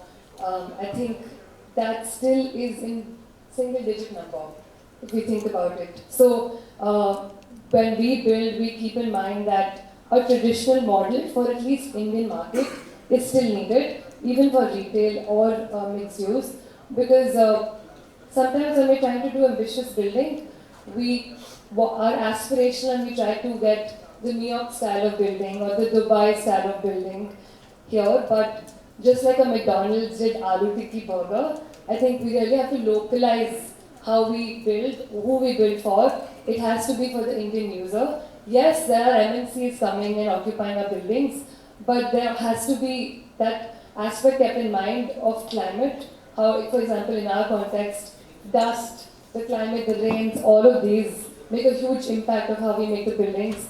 We can't have an international only look and how the aesthetics are. We are really trying to, in a way, simplify that and make it for the Indian user. Thank you. That was very well explained to all of us and very informative. But building on AI, I think it will be interesting to understand what are the various forms of AI that we're all using in our various businesses. Starting with Deepak, do you want to add what Shopper Stop is doing and how they incorporate AI into it. So one thing I just want to add what she said. So AI is taking away jobs. So I was reading one article that 10 million new jobs will be created by AI. So one area get diminishes, other area get developed. So I don't think human can be eradicated with machines. Human will remain still the most powerful brain in the universe. But yeah, having said that, AI is really transforming. So for example, so our group is also into hotels. So we run a couple of top hotels in India. So now we are taking help of AI in putting the designing, layouting. So if you want Claude and Grok, so you have agentic where you can get into the hotel first cut layout, we got it done in 3 days through AI. So we could have a battery of architects taking 1 month to design. So first cut ideas are coming in, and those really help us to get first cut idea on the costing development. In the same way in our retail stores, placement of brands. So we tell the AI agent how we want to look at a store, how it should get placed. So we are getting lots of input, and I think designing speed has really improved. And with less number of people, we are able to produce more designs, and the execution capability has come up. And the second thing is lots of research on the vendors, products. So AI gives you ideas on the global product pricing. Everything comes on a dashboard. So you can really fit in when you are designing a store. Okay, if the cost is 3,500 rupees a square feet, how can you bring down the cost of the same product? So lots of ideas. And also on the data side, I think the data science is really helping if you go into detail. So you can really cover on the data productivity, especially on our vendor management when we deal with some 2,000 vendors. So on the vendor management, we made an AI tool which keep a track on stock, 12-week stock cover. If we are going about 12-week stock cover, the AI tells us that you are hitting that bracket. So lots of good things AI is teaching us. And it's the most important thing which is helping in AI is the efficiency. I think efficiency is the key. Efficiency is improving like nobody's business. Absolutely. So actually, sorry. Sorry, I think I would like to add to what Deepak just mentioned. Yes, AI is actually creating a lot of jobs. So even in the commercial real estate market, if we see, while you can see AI as a threat, but if you actually look at AI as your strength, with AI is also creating a lot of jobs. Just like he mentioned, even in the real estate, in the commercial real estate segment for data centers, a lot of jobs are getting created on the data center side. So AI models typically takes enormous amount of computing power, which creates unprecedented demand for data centers, which creates demands for industrial and logistical warehouses. There may be, yes, there is a possibility that because of AI coming in the picture, a lot of these routine work will get automated, but at the same time, one has to change, right? You have to see that because of AI, what really is also happening, data scientist jobs are getting created, product development teams are getting, jobs are getting created. If you change with the evolving market, then there is no dearth of work really happening. And I think I would also just like to one more point, going back to how it's going to help in the market, especially for investors, for occupiers, for offices. They'll continue to, office business will continue to grow, office business will evolve, it will not really disappear. With AI coming in, human touch still cannot go, right? It can definitely automate routine tasks like market research, maybe CRM updates, maybe lead attraction, financial drafting, but at the same time you cannot take away the power of personal negotiation. You cannot take away relationship building or client relationship building when the person is when you're doing an in-person chat. So if you're a smart CRE and if you combine market knowledge along with AI insights, I think that is what is going to be valued more as a professional. And yeah, even on the investment side of things, I think how investors are actually now seeing things, and investors are increasingly using AI for rental forecasting, for asset performances, for identifying the right micro markets for them. So yeah, it's definitely doing. You have to take AI on your side and not really see it as a enemy. Yeah. Thank you. Sakshi, do you also want to add to see how this is incorporating in your kind of business and consulting? So, I would like to agree. I would say that, a lot of things have become much simpler. That day I was in a meeting with a mall developer, and we were talking about registration costs in a particular city in UP, and the developer said, I would not like to pay it because it's extremely high. So, a lot of us during the negotiation were kind of discussing, should we come back? It took me 2 seconds to put down the lease value, to put down the number of years, and the value was right there. So, you don't need to park points for later. You do have an assistant on your side always if you want to use it efficiently, like she mentioned. I definitely think for so many things now, it's like a buddy, right? So, you can just use it to your benefit. I think in terms of tracking trends, in terms of putting down, lease abstraction. So I really think it's good in that way from our business perspective as well. I think everyone is saying it's only going to automate work which is routine, which is something, now you have apps where you could just talk to the app and tell you to send a reminder, right? So I think it really reduces load of people who need to multitask to the T like me sometimes, and I do think that I use a lot of these productivity tools. So, I just think it's here for the good. It just depends on how we view it and how we use it. So Definitely has to be efficient in productivity for organization and for people as well. Yeah, exactly. Time is up, but last few words, starting with Soumya. I would like to jump on the bandwagon of AI. It's an interesting topic. Everyone has talked about it. So I personally believe that real estate, especially in this time, is in the process of technology enablement. We are creating a lot of data, and especially at the time of asset creation, there is a lot of data that is getting created. All of this data will be mined by agentic AI. And the next, I think it's just around the corner. I think another 3, 4, 5 years, we'll see a lot of insights coming from all of this data with AI agents will be feeding in and making this entire and transforming this entire process. That's what my 2 cents are.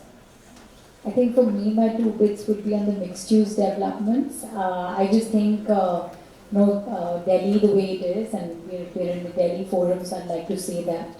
It's the need of the hour. We've been planning them. We need to keep refocusing on them.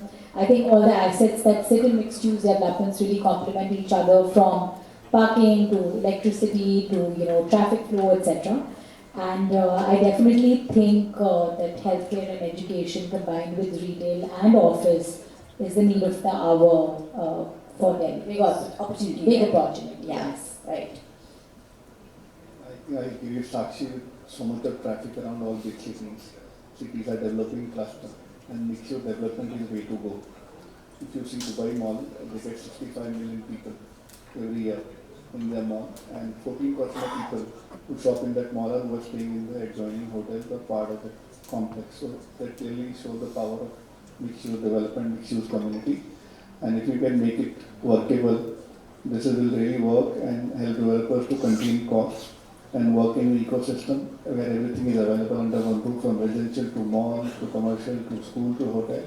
I think some people have done it in South, and I think, like for example, if anybody gets a chance to Brigade Orion Mall, that's one ecosystem they created, the most successful development.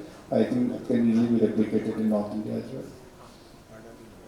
I think I will begin with a line which is change is the only constant. We keep hearing about that, and I think this is exactly what we need to adapt now with AI coming in. We also need to evolve, accordingly. And if we evolve in every sector, and real estate is also going to evolve because of the entire AI segment coming in. So yeah.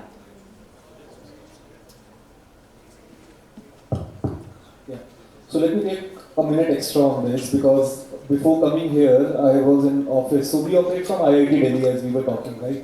So today at IIT, there was a delegation from World Economic Forum. So we were sitting with them. So World Economic Forum has a program called Yes Cities. Okay, Yes Cities. So Yes San Francisco, they launched their first city. Then in India, they started with Yes Bangalore, and now they are starting Yes Delhi. What they do in this is they make city smart. Okay, they add a lot of tech to the urban development. They add a lot of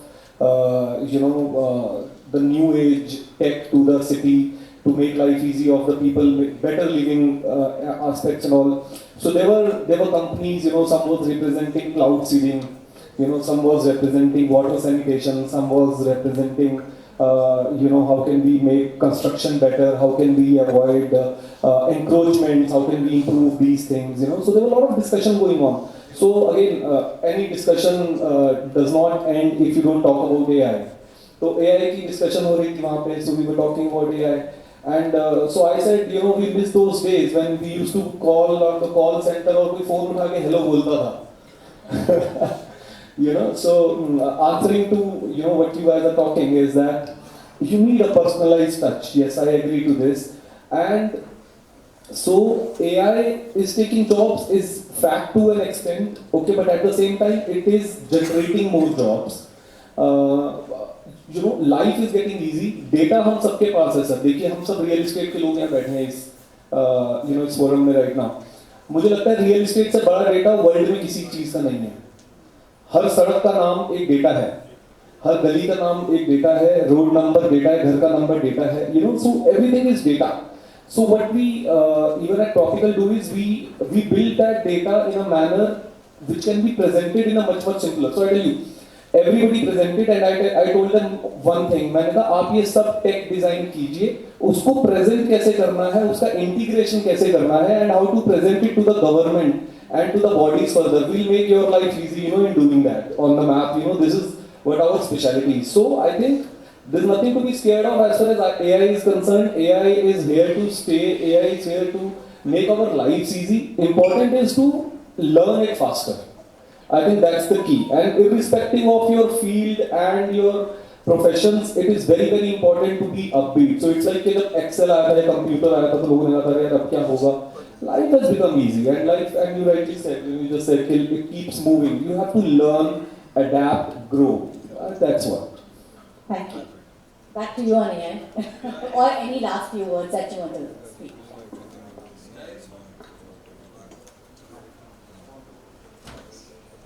No. Okay.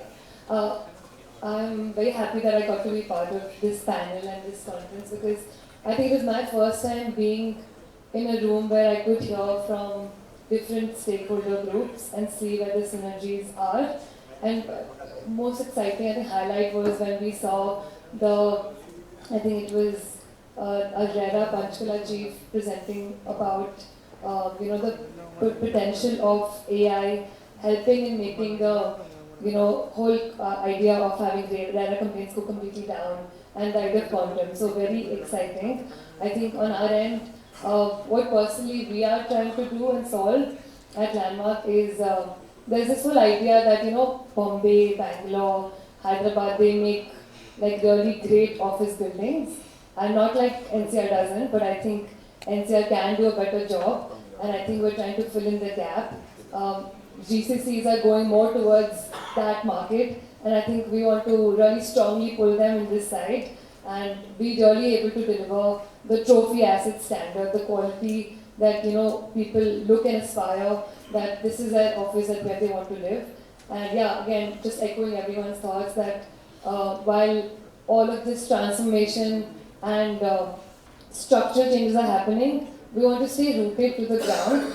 That if it's an office building, what's the real purpose? And if we stay grounded, I think we'll be able to kind of compete with our fellow markets.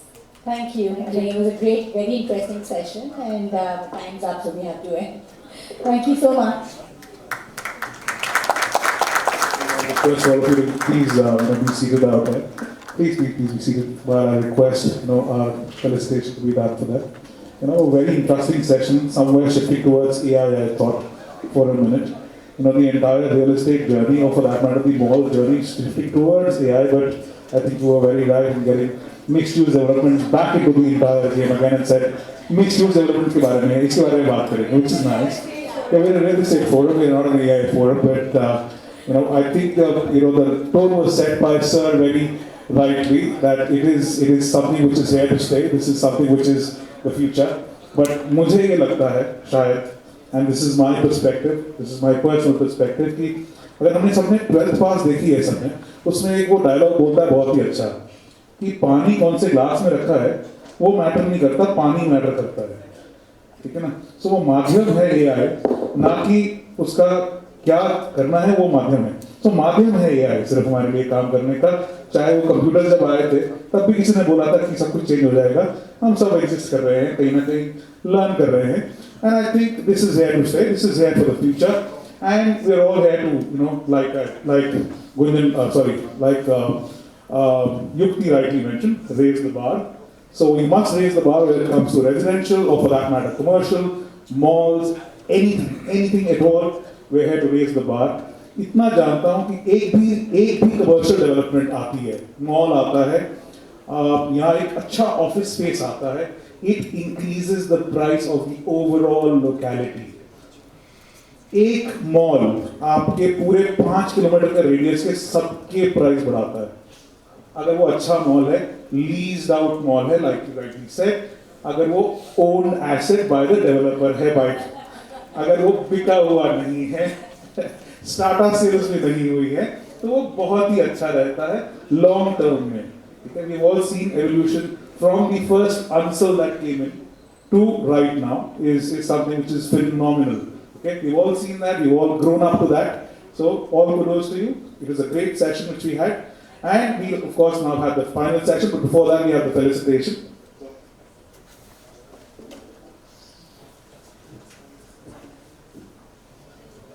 Thank you. I invite Ms. Nandini Taneja, CEO Bhumika Enterprises, and also our moderator for the panel, to please felicitate our panelists. Ms. Sakshi Goel, Associate Executive Director, Retail Leasing Services, CBRE India.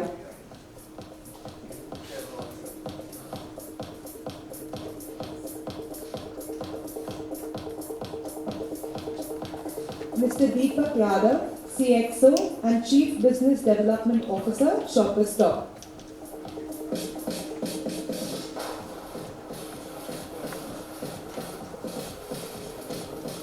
Ms. Sonakshi Vadvan, Chief Business Officer, Rise Infra Ventures.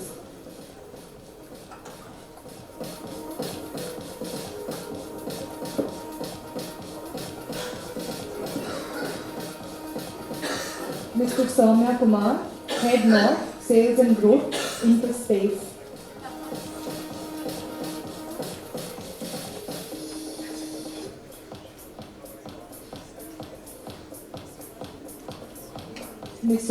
Ms. Roshi Tiller, Director, Landmark Group.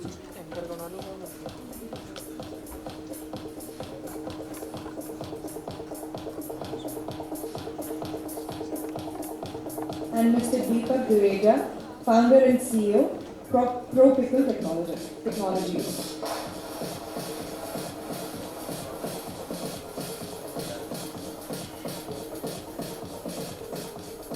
Can we please have a round of applause for all our panelists?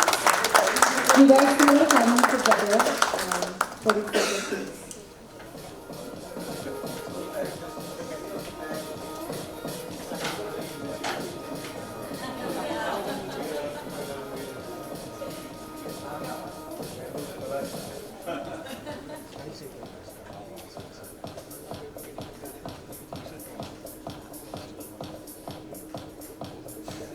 I thank you once again for all your valuable insights, Madam and Sir.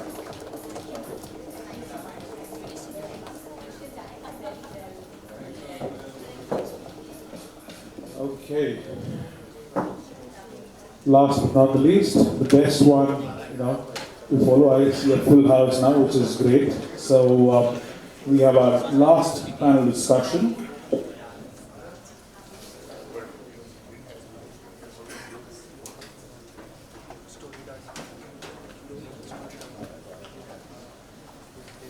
Okay, the topic of the last discussion is the RERA decade, wins, failures, and the road ahead.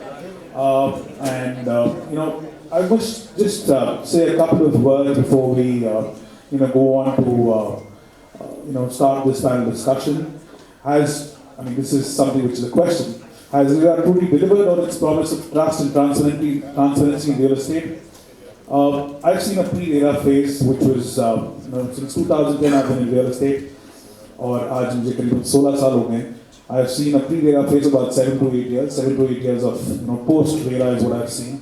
I think people have started trusting developers way more. People have actually, started investing their monies back into the Indian market. आज हम शायद 5 साल 7 साल और लग जाए हमें Dubai बनते बनते. But I would definitely say that we are on the right path. Or RERA needs possibly more teeth, as Sir mentioned, and possibly way more sharper is what I can see. And if RERA is giving those sharper teeth, then definitely we'll be there. We'll be the next Dubai or the next thing to happen. And इसके साथ एक ही चीज बोलना चाहूँगा. RERA changed the rules of the game. Way back in 2017 when it came, it changed the rules of the game. Consistency, implementation and enforcing these rules will decide the final results. And we've seen a lot of transparency in our operations lately from the government, I would say. और मैं इतना कहना चाहता हूँ कि जितने भी RERA chairmen हैं, जिनके साथ भी interaction हुआ, चाहे वो आज रात को हुआ, चाहे otherwise हुआ, we have seen not just transparency but an openness from their side. एक welcoming change है जो मुझे दिखता है कि आप हमें suggestions दीजिए और हम इसको definitely implement करेंगे. This was not there at least 12 years back. इतना तो मैं जरूर कहना चाहूँगा कि आप जितने भी सरकार में लोग हैं आज की डेट में, हम किसी से भी जाके मिलते हैं, एक ही चीज़ मेरे को मिलती है, आप बताओ कि क्या कर सकते हैं आपके लिए. ये 12-15 साल पहले मैंने ये वाला एटीट्यूड किसी भी सरकारी ऑफिसर में नहीं देखा था. And for this, I would say, and once again, Palash for getting all the 4 RERA chairmen together. Can we have a round of applause, please? This is the last session. So, before we call all the finalists or the panelists to come out there. So, to begin with, we have Anand Kumarji. Can I have you on the stage, sir? Anand Kumarji, IAS, Chairman RERA Delhi, 1984 batch bureaucrat. He's championed transparency in the real estate sector, making headlines for strictly enforcing builder compliance, such as mandating that all project advertisements use carpet area rather than super built-up area to protect consumer interest. So, a huge round of applause and तालियां बजाते रहिए please, because ये जितने भी लोग यहाँ बैठे हैं ना आज की डेट में, sir please have a seat, sir. Can we have Mr. Sanjay Bhush Reddy to come and join us on the stage? Joined as UP RERA Chairman in 2023. He is a retired IS officer from the 1989 UP cadre. मैंने sir का एक और version सुना है और sir बड़े ही welcoming change अपने बताते हैं कि किसी को कोई भी तकलीफ आप मेरे पास आ सकते हो, which is fantastic. मैं ऐसा कभी किसी चेयरमैन से, वो भी किसी गवर्नमेंट बॉडी के चेयरमैन से मैंने तो आज तक नहीं सुना इससे पहले. Mr. Praneet Singh Sachdev, we have a huge round of applause for RERA Chairman. Sir बार-बार mention करते हैं minus Gurgaon, so I will also mention minus Gurgaon, Panchkula. So he's an IRS officer, best-selling author, international tax consultant, accomplished speaker and management consultant. We've all seen that. We've seen the kind of knowledge that he has. I'm sure that sir otherwise would have been running a tech company in Silicon Valley, but you're in India, which is, I think, a wonderful thing for us, sir. Next, we have Shri Rakesh Goyalji, Chairman RERA Punjab. He's a 1989 batch retired IRS officer. He's known for streamlining case resolution by issuing comprehensive single orders to determine both liability and refunds, which you just saw. Sir ने बताया था अपनी तरफ से कि जो number of complaints थी वो इतनी कम हो गई हैं कि वो गायब हो जाएगी थोड़े दिन में, which is fantastic, sir. Then we have Mr. Harshvi Bansal, Mr. Harshvardhan Bansal, co-founder Unity Group. He's also the chairman CII Delhi and also the president for Narrative Delhi. Then we have Mr. Ellen Jha, director SKA. He's the co-founder and director finance for SKA Group. He's had real estate finance career spans about 2 decades plus. Then we have Mr. Sanjeev Elavali, legal head for Max Estates. He leads legal and compliance functions, ensuring adherence to RERA and other regulatory requirements. So somebody is required on the other side as well, which is great. Then we have, last but not the least, Mr. Suresh Garg. He is the chairman and managing director of Nirala World, a prominent real estate development firm in Delhi NCR. He's also the vice president of Kedai, Western UP. And of course, we have Palash being the moderator. Palash, everybody knows. Palash के लिए बड़ी जोरदार तालियां हो जानी चाहिए. पर इतने सारे पैनलिस्ट को बुला के लाना अपने आप में टास्क होता है और सबका टाइम फिक्स करके सबको पकड़ के इतने सारे स्पॉन्सर्स पकड़ के लाना. Palash, a huge round of applause.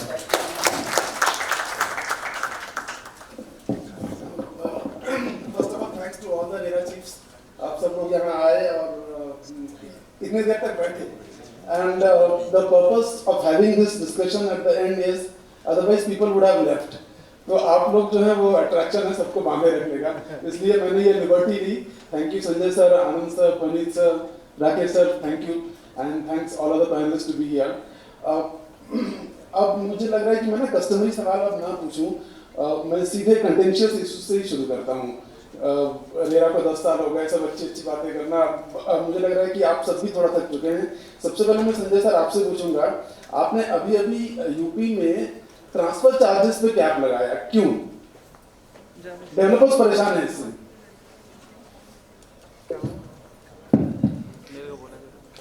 Thank you very much. We have n number of complaints saying that when I have bought this unit for 50 lakhs or whatever X amount, and either I have paid the full amount, the promoter has not been able to construct, or it's in the stage of handing over or pre-handing over. Now, what triggered this?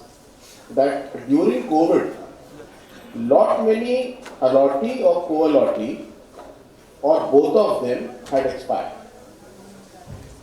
Now, either the spouse is there, wife is there, or husband is there, or children are there, one child or more than one.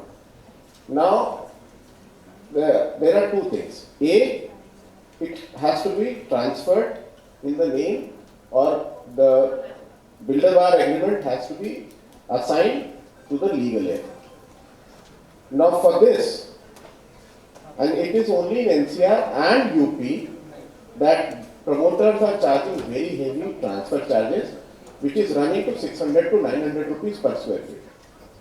Which means at 2000 square feet, if I take it at 800, a mid figure, which is generally there, so it comes to 16 lakh rupees. Now, he had bought a flat for 30, 40, 50 lakh rupees in those days. Due to COVID, now the BB is not being assigned to the legal heir. And therefore, and there are two reasons. One is, there can be two trigger factors to assign. One, it has to be assigned, but one, he wants to retain that accommodation, or he is unable to clear his liability to the promoter, and whatever amount his parents have invested, so he wants to take that money and clear the promoter's dues. So the promoters are asking for this amount, which we thought is very undue, and therefore we had put a cap of ₹1,000 because this is only a paperwork which you have to do. There is no real transaction in that. And nowhere in south of Uttar Pradesh, or even I had checked up with other North Indian states, it is not there. So we had kept a cap of ₹1,000, and if he is unable to retain it, and he wants to sell it to a third person, so within the family, if it has to be assigned to within the family, then ₹1,000. If it is outside the family, 25,000 rupees, that's the cap we have kept. And that is a processing charge. Outside the family, we have kept 25 times of what it has been for the family. I know, with respect to within the family, the promoters are compliant. With respect to outside the family, they are not compliant, so a lot of cases. But the problem is we had reduced the number of cases per day from 35 to 9.5. So, because of this regulation, it is again going up. Because many people are filing complaints, and then we will have to work out with the promoters that either they will have to comply or we will have to penalize them under Chapter 8. There is no other third way. मेरी काफी developer से बात हुई, इस cap charges को लेकर के बड़ा असंतोष है. What's the issue? जैसा सर ने कहा कि ₹1,000 का कैप है, इसमें खाली पेपर वर्क है. तो अगर कैप लगाया तो इसमें कोई इशू है डेवलपर्स? इसमें सर दो इशू तो सरकार की तरफ से हैं. जैसे ट्रांसफर की बात की सर ने, बीएम साहब बोलते हैं कि इस ट्रांसफर में स्टैंप ड्यूटी चोरी हुई है, और एक ट्रांसफर चार्ज लेती है अथॉरिटी. वो कहती है कि डेवलपर ने अगर ये ट्रांसफर किया है तो उसके अंदर मेरे चार्जेस थे जो वे ऑफ हो गए, जो नहीं पे किए गए। तो 2 ऑब्जेक्शन तो वहाँ से बहुत बड़े हैं। एज ए डेवलपर हम मान भी लेंगे, सर की बात कही आपने, अगर बल्क रिलेशन में है तो हो सकता हम 1000 रुपये भी ना चार्ज करें। अगर उसकी कोई ऐसी प्रॉब्लम है कि एक्सपायर हो गया है या पेमेंट की कैपेसिटी नहीं है तो ऑन बैकग्राउंड 1000 रुपये भी कोई ऐसा इश्यू नहीं ना चार्ज किया जाए। लेकिन जहाँ पे सब कुछ ठीक है, अथॉरिटी 500 रुपये से लेके 1000 रुपये तक चार्ज कर रही है। हमारा जब रेरा आया था तो रेरा की पूरी डिफिनेशन थी, वो रेडा थी, RERDA, regulation and development board थे। आज अथॉरिटी 800 रुपये से 1000 रुपये चार्जेस लेती है। हम सर से रिक्वेस्ट करेंगे कि उसको भी थोड़ा सा एक बार एडवाइस किया जाए ताकि बायरों से वहाँ पे भी चार्जेस ना लिए जाएँ, और बिल्डर को भी क्लियर कर दे कि आपके ऊपर कोई लायबिलिटी फ्यूचर में नहीं आएगी अगर आप ट्रांसफर करके देंगे तो। ना ऑन अकाउंट स्टैम्पिलिटी कोई नोटिस इश्यू होगा और ना ही आप जो अथॉरिटी नोटिस इश्यू कर सकती है वो नहीं होगा। तो बिल्डर थोड़ा सा फ्री हो जाता है, तो कम पैसे ट्रांसफर करने में उसको कोई इश्यू नहीं होगा। अदरवाइज लीगल कॉन्सिक्वेंसेज जो है वो डेवलपर को चाहिए। इसमें एक चीज वेरीफाई करो, this is not a sale deed और a sublease deed, so no transfer, no stamp duty gets involved. You are thoroughly, totally protected. If any of you face a problem, you come to me, I will get it sorted out. It is not a sale deed, it is only simple assignment on the builder-buyer agreement or agreement for sale.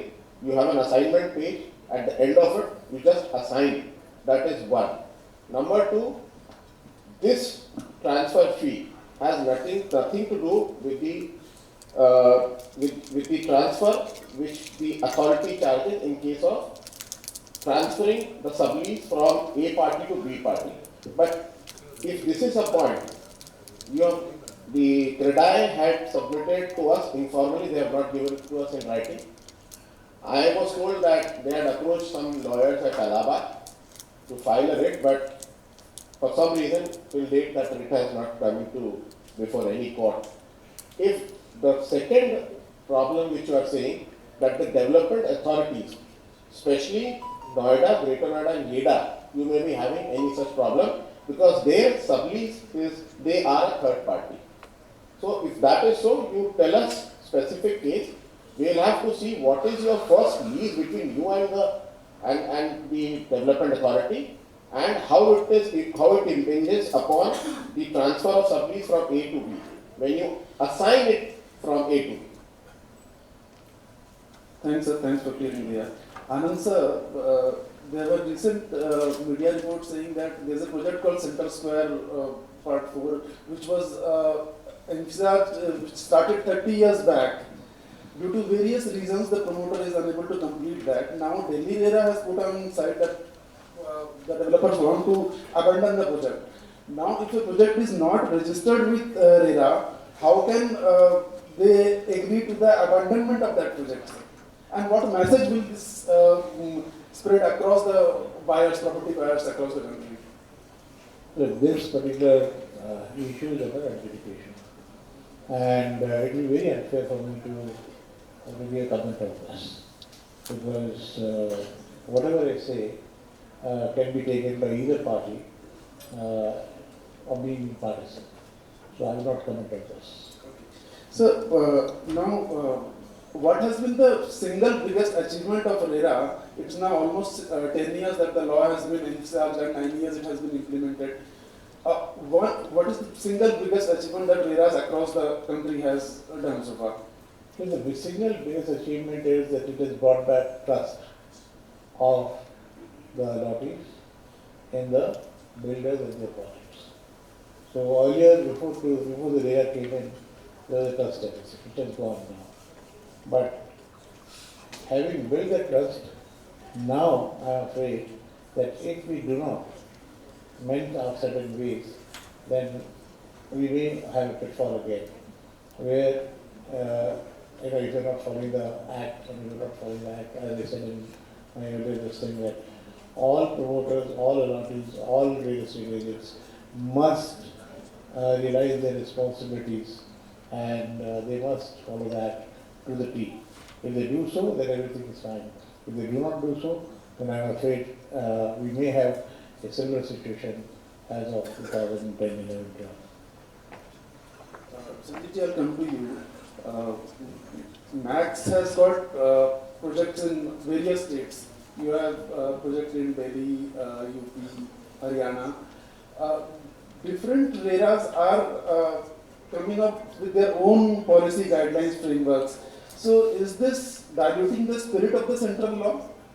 Not at all. As a matter of fact, Palash, first of all, given the fact that we are working in multiple geographies, I would like to tell you that we've been a recipient of grace from all the respective areas. You'll be surprised to know, and I was mentioning it to Sir today, we were able to procure a registration at Haryana RERA in a record 17 days time. What could be better than? I was surprised myself, and to be very honest with you, my entire office was surprised. We were not even prepared to get it in 17 days. You know, we had to shift our entire marketing timelines and sales timelines to suit you. Now to tell you further, we had one of the most legally complicated project to be given an extension which was presented before Mr. Bruce Reddy's team. And you will be surprised to know this project which we had acquired from through CIRP process, which is IBC, which is the bankruptcy code. That entire project got extension of timelines in almost 2.5 months. Under ordinary circumstances, most of the RERAs don't even do fresh registration in 2.5 months. We were able to get a CIRP project sailing through in 2.5 months. And again to tell you, I must have met Sir at least 20 times in the course of those 2.5 months. And Sir was always gracious enough to accommodate, to hear our concerns, to accommodate our concerns at times, to give us, you know, if nothing else, a lot of solace by his presence and by making us feel secure that we are before a very august forum which is unpartisan, which is above, you know, any kind of expectations and which was undoubtedly pro-industry. As far as Delhi is concerned, I have met Anand Sir before. Today, Sir, we own around 100 acres of land, and on this land, we intend to do the development as and when master plan allows us. And I can tell you, Sir, with honor and pride, every time in our office we have a discussion on this, everybody feels at least RERA will not be a problem. Courtesy you, Sir, today there is confidence that this is at least one place where we are secure and we will be able to do it. Sir, we have not yet performed in Punjab, but we do have aspirations. Our registered office has been at Punjab, and we always have had roots, courtesy the fact that our promoter family itself belongs to Punjab, and Max initially had its initial beginnings at Punjab only. I can tell you with great pride, Palash, that across the RERAs, the spirit right now is being driven by respective chairmen, who are all men of great honor, great integrity, great sense of, you know, commitment to industry, to promotion of cohesiveness in terms of development, and hats off, Sir. I don't want to use this forum as something of the kind of, you know, actually polishing my own chances, but I have to tell you that we are greatly indebted. We are not promoters as such with a realistic background. We were generally speaking an industrial house. And over a period of time, we converted ourselves into real estate players by default. We constructed a building which we wanted to use for our own self-use. Over a period of time, our businesses changed, and eventually we ended up making that building into a rented building. Since we had made that building for our self-use, we put the best possible specifications. We made sure that the lobby had a coffee machine which always gave coffee aroma. We made sure that the building was so good that when our own managing director walks in, he feels happy and confident. We had huge number of biophilias. We had a lot of sculptures and everything put over there. The end result was, when you make something from your heart, when you make something which you wish is good enough for you, it's good enough for the world. And the industry supports you, government supports you. I have already given you the timelines within which, you know, these august gentlemen have helped us. Sir, again at the cost of repetition, thanks from the bottom and core of our hearts to all of you. Thank you, sir. Sir, in your presentation, you was talking about AI. So, are you taking enough safeguards while implementing AI? Because there are chances of buyers getting duped due to various technology advancements? No, there is actually no chance that any buyer would get duped, because one, like I had said in my presentation, it is human-led AI. So it is not an autonomous AI that does what it feels like, number one. Number two, there is no direct interface through our AI of the buyers and the consumers. So there is no way that our AI can do any damage. So our AI is only to speed up the process and facilitate our working and give more transparency to the consumer. But sir, coming to you, RERA आने के बाद क्या चीजें ज़्यादा solution driven हो गई या ज़्यादा litigation driven हो गई? So first of all, I will also add something to Kunal's point. That this is a fantastic form. I have been to many forms nowadays as the chairman CII and co-president. But in a short time, you can say you brought so many sponsors, good panels, and all the industry. You can see senior players from here, and now you can see 4 or 5 RERA chairmen at one stage. It's a big achievement actually. When you met me last time 2 weeks back, I was not believing that you can bring, because they are very busy officials and they have to do lots of things together. And so I was discussing with Sir, he has travelled from Chandigarh to this place only because of your love and satisfaction. So thank you very much, and this is really a big, you can say, achievement, and it helps the industry a lot. Because sometimes you are not able to listen to senior officials, and then you meet them one-to-one. It's enlightening your knowledge also. So what was your question now? So after RERA, has the industry become more solution-oriented or litigation-oriented? Of course, solution-oriented. Of course. Litigations are, you can say, reducing nowadays. I mean, there was no such platform or no such, you can say, official office where we can go and everybody was going to different forms. Consumer form, courts, various courts, and even you can say nobody was listening to the buyer problem or even the developer problem. First of all, I would like to clarify that RERA is not only for buyers' interest, it is for builder interest also. We are also feeling very confident or comfortable while we are documents signing that customer will also fulfill his commitment when he signed. 10 years back it was not so. It was only when people were going to consumer court or various courts, it was only the buyer's favor. So RERA have balanced the things. Now it is also in the favor of developers, in the favor of the buyer as well as and in the agents also. Agent was not considered anywhere. Real estate agents after RERA has got a good, can say, recognition by this RERA Act. So I can say that it's 100% solution oriented. Litigations have reduced a lot. I was very surprised and happy and pleasant to see not these transfer charges. These type of things we have to remove from the industry. The transfer charges, interest on delay payment, extraordinary interest on delay payment, CAM charges, extraordinary interest on CAM charges. There are many charges earlier. Lots of people were charging so many hidden charges. That's why actually the RERA came. If you all were doing our business honestly or basic ethically, there was no need. So now thank God it's there, and these type of, I have also heard from my other colleagues or we can say fellow developers that sometimes they charge transfer charges so high. You can say, giving the example of authority. I'll give one example. In DDA, they were charging extraordinary charges in terms of unearned increase.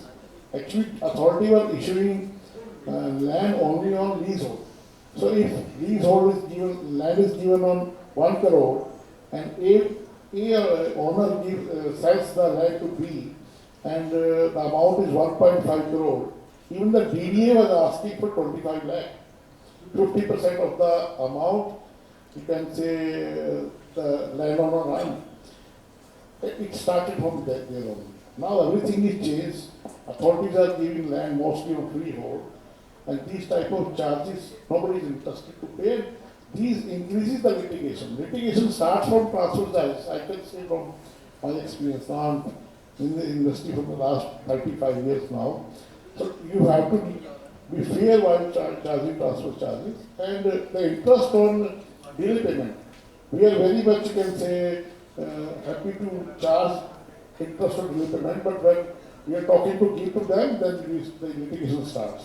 So RERA is helping a lot to reduce the litigation, I can say in one word, for sure. Thank you. Just to add to what we said, one additional benefit which promoters are getting after RERA is RERA, in case of delay in case of refund or in case of delay in handing over of possession and registry, charges MCLR plus 1 as interest rate, which is today 8.6 plus 1, 9.6. Today's MCLR, right? Whereas Consumer Forum Courts gives from 18 to 24%. So that's a boon for the developers. It's fair. It's from the both sides. We can also charge from your customer. Earlier, there was no parameter. So if customer delays, maybe I will advise you should not charge. But you can charge if customer delays his payment knowingly. Then you can charge similar interest, which is fair. Rakesh sir, coming to you, you said in your presentation that there are not much litigations in Punjab. So from a neutral point of view, you tell me, does RERA lacks teeth, especially in terms of enforcement, when we compare it to other regulators, say TRI or maybe BGCA? Do you need more teeth? RERA as an act needs more teeth? Yes, I told in my lecture initially that it's a very unique kind of an act where money belongs to a home buyer, has to be taken from a promoter by deputy commissioner or collector or tahsildar, who are trained only to get their land revenue, which is now not at all charged. So it is a third party transaction. Its job is done only by the civil courts normally. In income tax we do it, in GST we do it, because that's a government money. So the powers are in the Income Tax Act, GST Act itself.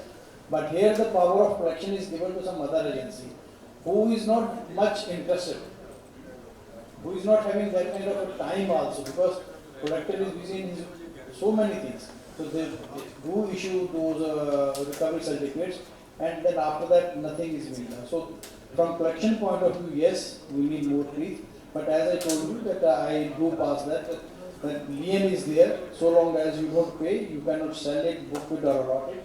So that is a little deterrence. And similarly, if it is a delayed possession, the interest has to be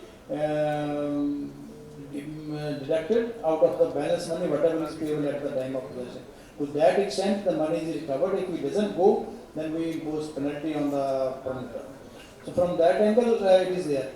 What I am saying is the litigation you will find in the smaller places is always less, because people know each other and people have trust. So it doesn't mean that we lack teeth. And I have seen with my in my day, 60% of the cases which are filed after 3-4 hearings results into settlement. I tell it very clearly to the promoter that you will be required, if it is passed in the court. I don't say that this is my judgment, that the maximum liability can come to this level, and similarly to the home buyer, that you can get maximum this. But there is a litigation, time for collection and other thing. Then they sit down, and most of the time they settle it down. So we write a settlement deed, and people are happy to settle it down. That is the reason. Mr. Jha, come to you. I told, like for home promoters, I do have some cases where the maintenance charges are not being paid by the home buyers. Sometimes they will issue you the check, 60 checks for the next 5 years, and they will not put money in that account. So in those cases, they have come to me. I have allotted the charges that they have to pay, the maintenance charges. In the meantime, recovery certificates have been issued, and most of the time, the home buyers are either in the service or somewhere, so immediately their accounts are attached and they get it, the recovery certificate. Mr. Chair, SK Group, which mainly operates in UP only, Noida, Ghaziabad area, you were not known for any litigations, or more or less you have been delivering projects on time and there were not much litigations or complaints. You tell me, after RERA coming into place, what is one major challenge that you are facing, one difficulty, and what is one major smoothness that has been achieved? We are operating in Noida, Greater Noida and Ghaziabad, and SK Group, we have already delivered around 6 million square feet and 6 million is under construction. And after RERA has come, our collection efficiency is 97%. See, hardly anything is due from the customer. And cancellation, less than 1% of the cancellation. And we are delivering all our projects before time. Maybe 6 to 8, 1 year before the RERA date, we have delivered to all our flat owners. Not a single RERA case is pending in our project. The last 6-7 projects, still we are executing. Recently, we have also taken to RERA registration. Not a single case is pending with us. Last meeting also, I told Chairman Saban that nothing is pending in our account. Challenges, we don't see any challenges as far as you are doing construction with good intention and timely delivery and everything. We are not facing any challenge. Thank you. This is one more potential issue. Recently, you have come out with modifications in the CA audit requirements. Now you are asking the developers to give the record of past debts which have been taken and also which have been repaid. So why is this new change in your policy? No, this is where the project is not complete. So where promoters have not uploaded their QPR. See, QPR is the most critical tool under the RERA Act, because the entire monitoring of a project by RERA or by the consumer himself or herself is the QPR. All other documents are static. Only QPR tells the actual health status of the project. Now, where promoters had not submitted their QPR, so there we had asked them to submit which all QPRs they have not filled as per the new regulation. And it is prospective. It is not retrospective in nature. Sir, can I ask something? Sir, a new certificate, this is for all QPR to be submitted, not only for the QPR default system. This REG3 we are talking about. That is what I had said, that wherever you had not uploaded the QPR and for prospective QPRs, right, where the QPRs have already been uploaded, those QPRs cannot be replaced. It's already there on the portal. QPRs cannot be replaced. Once a QPR is uploaded, it is uploaded. But sir, the problem is the new format. It says that what is the amount of, suppose I have to file it for this quarter, June quarter. This format says that what was your, how much amount loan you have taken before RERA, how much loan you have taken after RERA. All those figures they are asking for June quarter. If I fill all those things and some 3 years or 4 years has already passed of that project and about to be completed on the way of completion, that loan has been taken and loan has been repaid also. But as format says that repayment cannot be filled there. 100 crore I have taken loan, I have already repaid also. And he says that you fill up the how much you have got the loan and don't pay any repayment. Repayment should be zero without completion. So if you have specific problem, yes, sir, in any of your specific... Credai, I think, sir, has represented for this. Credai has just last 10 days back they had submitted a Yes, sir, recommendation. I think so. We are looking into it, and we may have a short meeting with few members of CREDA, because calling all the members, Because we have when they came in big number, 20, 25 members of CREDA. We'll call 4 or 5 active members, and then across the table we'll try to understand what is your actual pain point, Yes. and then resolve. I think this should happen in next 15 That's better. Thank you. Anand sir, you are heading RERA Association. I just want to react on two issues. The last one being first. One is about the loans. In Delhi, we asked the promoter at the time of registration how much unsecured and secured loans they have taken. Because that should be on record. Because once an allottee has got the allotment, the promoter cannot create a new encumbrance of him. So whenever a new encumbrance is also, he is also supposed to inform the party. At that time, we know the two of the allottees on whom new encumbrance cannot be created. So that law is very clear. Second is regarding this whether we are required to. The problem is not on the new projects. The problem is basically on the small projects where the promoter has done it and is not traceable. So there we cannot collect the money ourselves. We know the person is moving around here, but still we have to go to the land revenue mechanism. But in case some refund is there where the project is ongoing, there the promoter very quickly either deposits the money or he goes on appeal against them. So that way that we have to differentiate between where the problem is. The problem lies on the small projects and not on the projects which are ongoing. We have the control. Puneet sir, I'll come to you. It has been 10 years the law has been enacted. Things have changed over past 1 decade. Do you think it is high time now there is some amendment to the Central Act? And what are those amendments which are required? Well, definitely every year the RERA sends suggestions to the government for making certain amendments to the Act. It's an ongoing process. I think at this moment all are in consideration with the government. If you want to know specific 1, 2, 3, then perhaps I will tell you he should remember by heart because we are pestering him all the time. So that's good.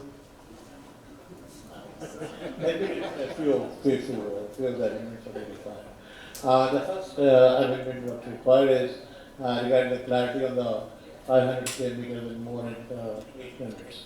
Because it's and or on that confusion. Second thing what we require is the extension, where we say that in case there is no fault on behalf of the promoter, then we can give the maximum extension by 1 year. So there should not be any limit on that. Because there could be certain circumstances where a promoter could not implement the project in time. Then there are issues like that.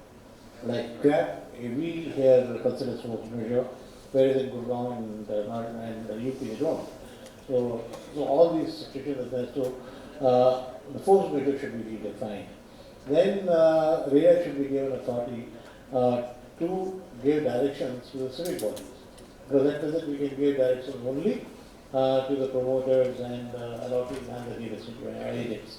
So we cannot give any direction to any other thing. Then under section 40, 41, 42, that how more people can be given to RERA to implement its own orders. So these are a few ones that important ones here you want to change. And then obviously there are issues like under what circumstances, because 7, 8 you take over after the registration is over, it automatically gets lapsed, and then after it gets lapsed, you go to section 8, and then under section 8 you allow it to come again under section 7, so this is how it will be done. So you would like to add something? What I would say that, as Sir had said, that some minor tinkering, because jurisprudence always develops. The 1860 Act till BNS came, there were quite a number of central amendments as well as state amendments because it's on the concurrent list. So here, The good thing is that the rule making power is with the state government. So a lot of things can be addressed to that, and regulation making power within the framework of law. Rules the state government can make within the framework of law, and authorities can make regulations. A lot of things RERA have done through the state governments by promulgating a rule like the agreement for sale rules and the UP RERA rules, and a lot of things has been done by regulation. My take is that even whatever law is there as on date is sufficient to address 90% of problems in the sector. So, if some things, the jurisprudence is getting developed through courts, and some of the judgment like New Tech has defined in a good way many such burning issues. So some jurisprudence will get developed through courts, but definitely it is in the hands of Government of India because they have to take a call on that. Lot of recommendations are going, I think, by promoters body through RERA, and also consumer associations are also suggesting to Government of India. Recently, there has been one major, minor amendment, but very critical amendment that Government of India has amended one section whereby they have taken the power of arrest of appellate tribunal of arresting a home buyer for default. The real estate regulatory authority could pass an order of arresting the home buyer. So that they have withdrawn. The act has been amended to that extent. So in any democracy, with respect to development of law, there are one is the executive side, another, the main is the legislature, but there are courts which keep on developing the jurisprudence. In this case, all RERAs are developing jurisprudence in their own way, and then either it is accepted by REACT or the High Court, or it is modified or quashed. So that way this jurisprudence is developing, and it will keep happening. It's not that one set of amendment by central government will fix all the issues, because very new type of challenges are coming in real estate sector.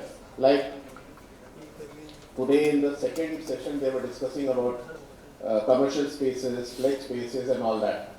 Now the law is in clash with what the industry is doing. Industry will do what the economics says.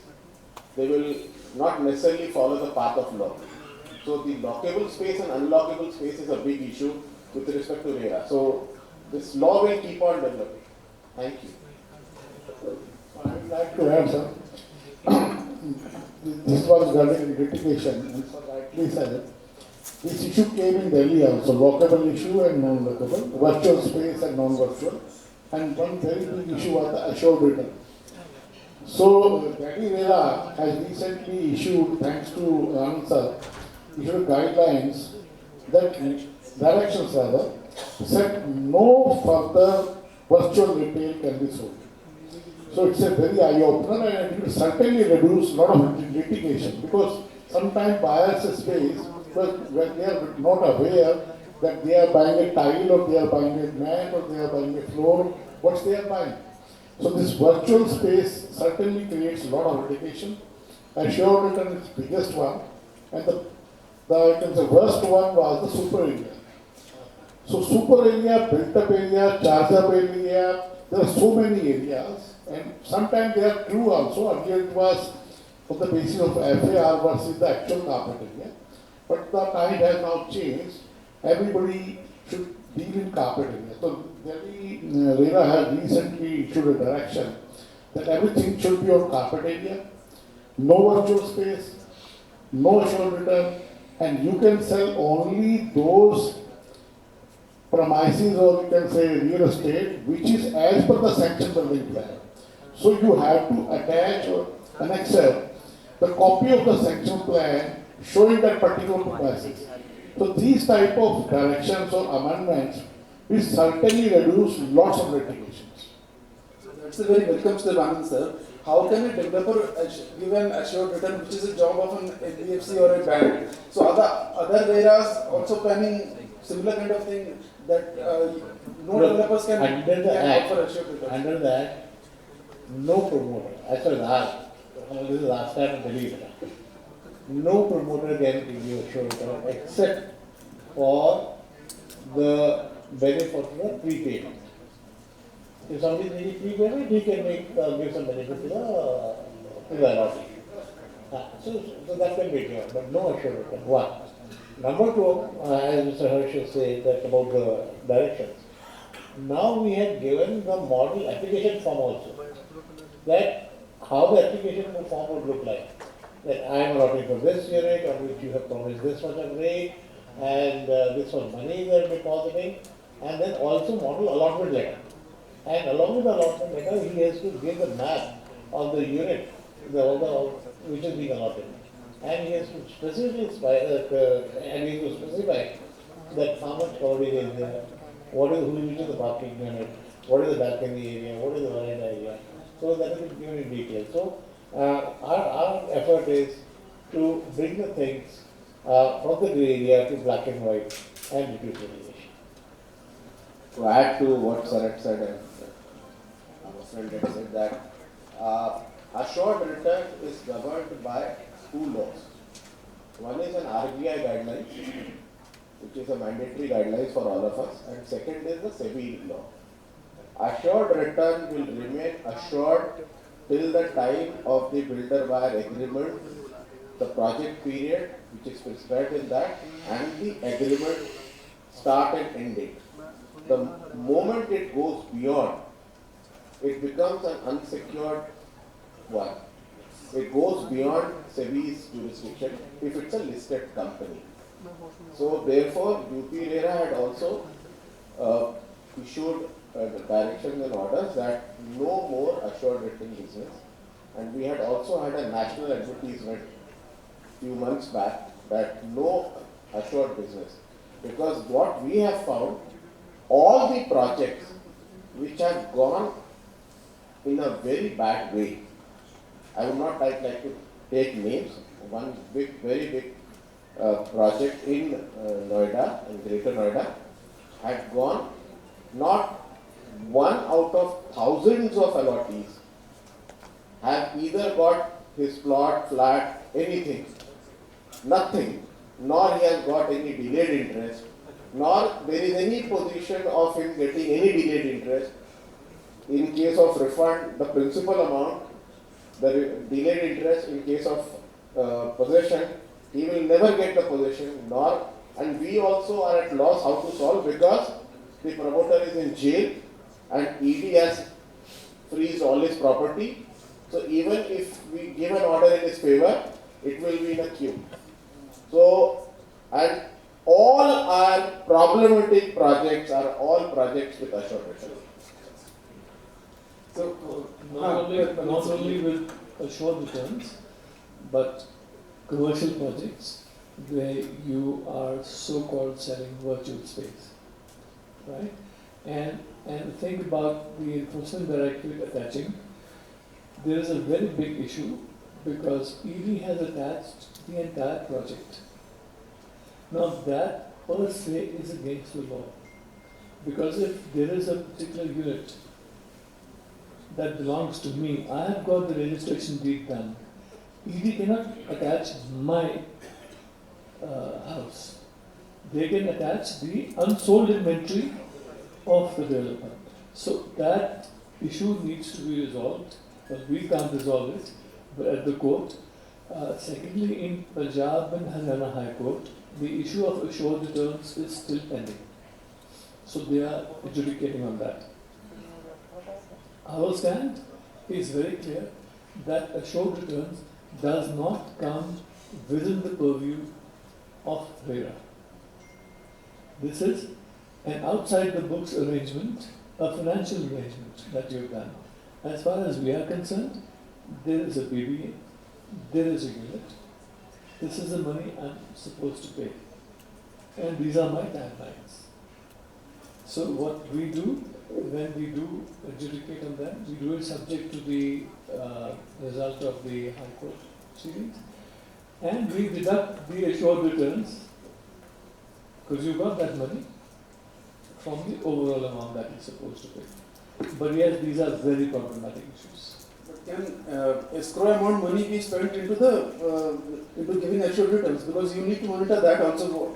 No, you can't do that. Escrow amount can be. From separate account, that is 70%, only for construction you can use it and for payment of land use. For all construction materials and for all construction activities, all other things have to be from the operations account. 30%. That is a 30% account. Like to add, the problem starts from the advertisement. When some of the developers advertise in the newspaper that this project is RERA approved, it means buyer is confident that whatsoever written in this newspaper is true and authentic in their mind. But when you write on those newspaper that this is a virtual space, sometimes you even not mention super area, it's an area, and when buyer contacts the salesperson, that says it's a 50% coverage there. So then he says, I will give you X percentage assured return to you.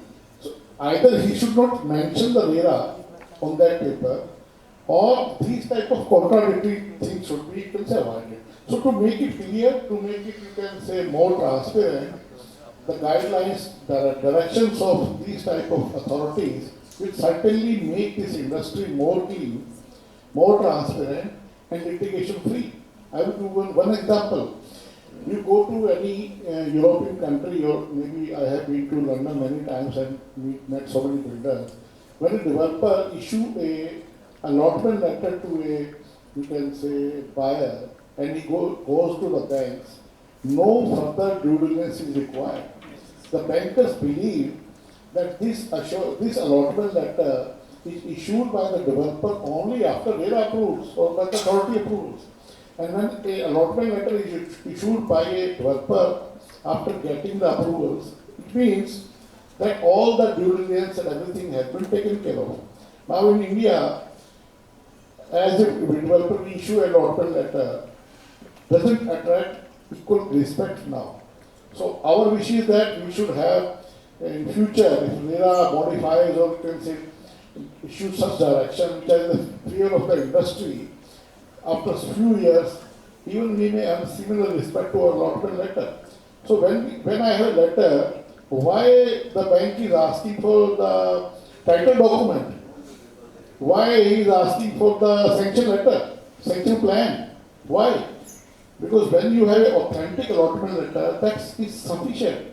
The cost is mentioned, the area is mentioned, the date of handover position is mentioned, the plan is there, so everything is there, then only can a developer issue a allotment letter. So our wish of, you can say, this wish is that, you can say, one fine day, in India also, the developer's allotment letter will attract similar respect, and on that day, this industry will go to many leaps and bounds. So there is no sky to this type of, you can say, industry then. आपके मुंह में बोल सकता है अगर इनकी बात पूरी हो जाए अनफॉर्चुनेटली इंडिया में many states में many developers allotment letter is running into 50 pages with 200 conditions. Leave that. Application form is in 50 pages. Now what are you? Agreement for sale, the law says everything will be in agreement for sale. Section 30, shall. Not in the allotment letter and definitely not in the application form.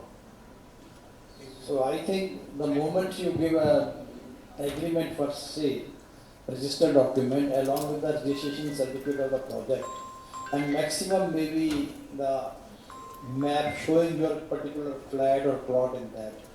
I think Punjab there is no problem of these issues that they are asking so many things. So they, if it is a RERA, without RERA approval, they will not. None of the bank is giving loan if it is not RERA approved, and you need only those 2-3 things. And in Punjab, one more problem is there. There is a assured rentals also in the commercial space. So that's agreement is done. If it is ABC is a promoter, it is done by XYZ. So when it came for refund, I said I am not going to deduct rentals or assured returns because that is not the part of any of the agreements which we approve. So assured returns, whatever you have paid it, and whatever rental you have given is given it, and so you have to pay again the interest on that. So that is a detrimental to the promoter that they should not enter. Recently, I have imposed a fine also on a group who has issued an advertisement regarding rentals. I said, show me from where you have done it, and they have paid that penalty also. So, Anand sir, when you come across such kind of advertisement, you take suo actions? We do take suo action, one. Number two is, I go back to Mr. Harshman sir, that our system is based on mistrust rather than trust. In fact, recently we got a project where a particular clearance was required and the promoter gave an affidavit, this clearance is not required. And based on that affidavit, one concerned agency gave the clearance. But we knew that the clearance is required. So we asked the person that if this clearance is required, why are you required? He said, no, it's not required. Even the affidavit of the civic agency has already approved it. So what is your part? I said, even if the civic agency is giving you the clearance, I know for certain that you require this clearance, it's still not done. So the problem is that when you are washed off, you have to be extra careful. And as Mr. Adams was doing, the day all RERAs do due diligence for a project, I'm sure that RERA's approval will become a tactical change. Thank you. You want to add something? I'll just make a few requests on behalf of the industry. Sir, I'm not going to specifics. Some of our RERAs currently don't give their registration for a period which is beyond the validity of the sanction plan. It's a well-known fact that sanction plans can be devalidated. It's also a well-known fact that under the RERA Act, the extension that can be granted can be for a maximum of 1 year. So if today the validity of sanction plan is expiring in 4 years and tomorrow the sanction plan will get renewed by another 5 years, even in that case, the maximum extension we can receive is for a period of 1 year from the respective year. So if this can kindly be considered by the Honorable Chairman here, I would also make one more small submission. In the process of dealing with RERAs, what I have understood that a lot of automation is taking place currently.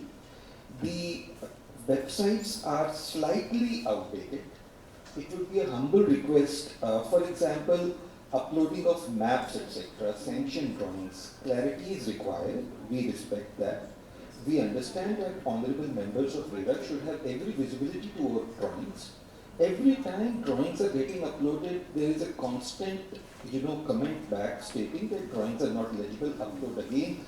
We have to first apply for grant of additional bandwidth, and then bandwidth is always granted, but the process consumes another 10 or 15 days.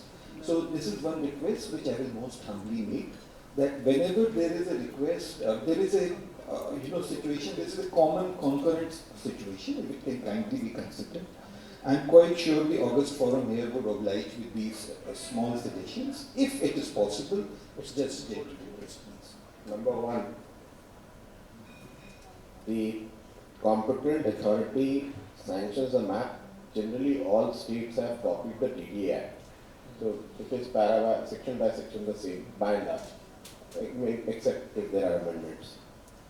Section 13 says about master plan, 14, 15, and 15A speaks about the sanction plans.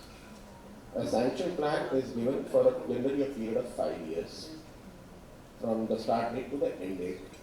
The sanction plan is the basic document for any RERA to get to ensure or to go ahead and give a RERA registration number. Without sanction plan, RERA will not come into picture. Once a sanction plan and other documents are uploaded, RERA will give the RERA registration number.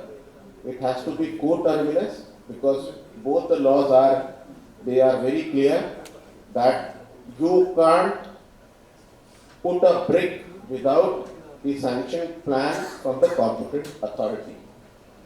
Number two, you cannot sell You can construct a project after the sanction plan is there in your favor. You can construct, but you cannot sell a single unit, right? So it starts with sanction plan and the RERA registration, the construction as well as the marketing. In the urban planning laws, like the DDA and UP urban planning, etc., Punjab and Haryana, it allows for extension for a period of 1, 2, 3 years, whatever the promoter demands. Generally, it is 3 years. Extension is given on the basis of the RERA registration. Once it expires, they bring the sanction plan and the extension is given. And this is by and large done by all the RERAs. Because once the map has expired, you can't again put a brick, leave selling. And once this map has expired, the RERA registration cannot live. Because there has been a case of the High Court demolishing a big multi-story tower in which they had questioned the role of RERA also.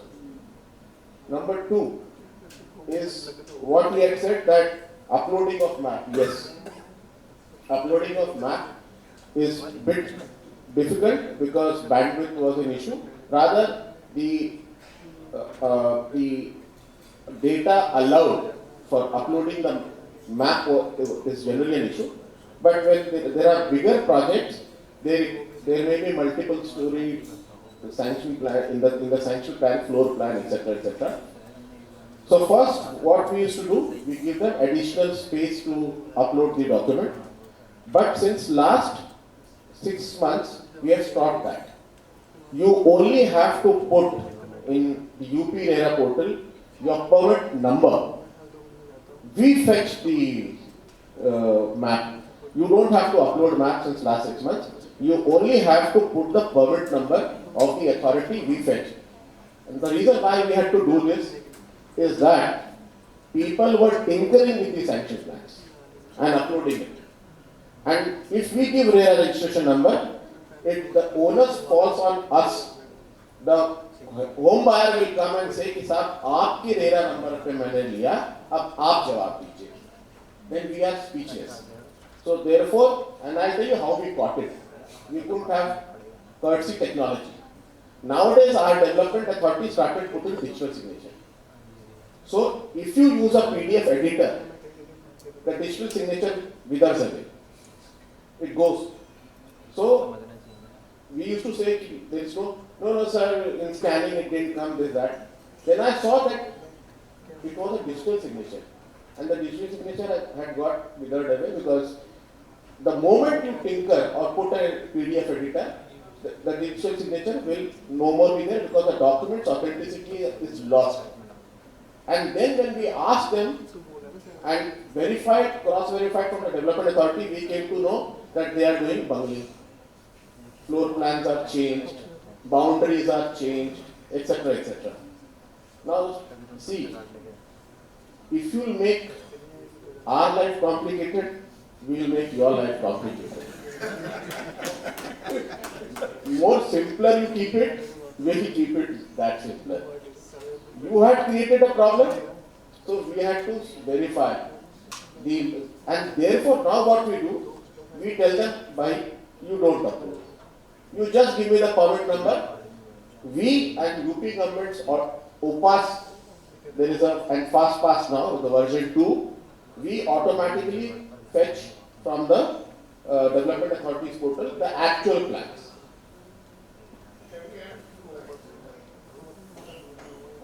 Saying about the validity of sanction plan. This is a very valid question, sir. Particularly in the big projects, when you have 2, 3, 4 phases, and the plan was sanctioned in 2025, plan will expire in 2030. But you develop phase 1, then phase 2 and phase 3. By the time phase 3 comes, only 2.5 or 3 years sometime left. So it's a big issue, sir. What I will appreciate that HP RERA, they have issued guidelines to the authorities that now on, whenever you issue a sanction plan, the validity should not be there. Once a plan is sanctioned, it is forever, and it is being issued by HPRERA. So I will request authority, if it is forever, it is perfectly fine, but otherwise at least it should be for 10 years.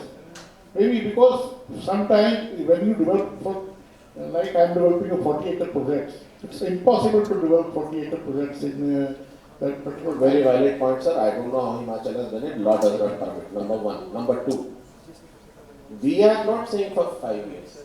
You bring a plan for 10 years. We'll give you for 10 years. You okay? Then second, you do.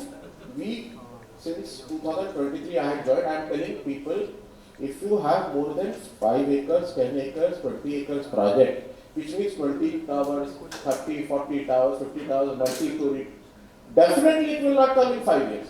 So if you have 20 towers, you phase it into 5.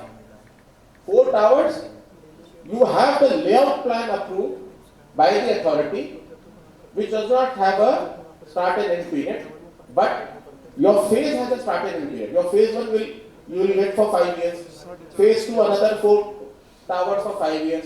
Phase 3 another 4 towers for 5 years. That Which means that you are saying to take RERA for different phases. Yes, not for take different RERA, because your plan would be for 5 years. Your RERA would be for 5 years. If that particular phase doesn't get covered, you will get another revalidation of map as well as your HMO. Now it will help you in managing your project, and it will be compliant to both the laws, the urban planning law as well as the RERA law, and at the same time your demand and supply will be in your control, in the sense that you float all the 20 towers. No, I you will not get so many customers in one go. So your marketing will also become very easy. I fully agree with you, sir. The idea was, my question was similar only. When you develop big projects, the projects in phase 1 to 3, and all phases are registered individually, and all the amenities have to be independent only, the parking and everything.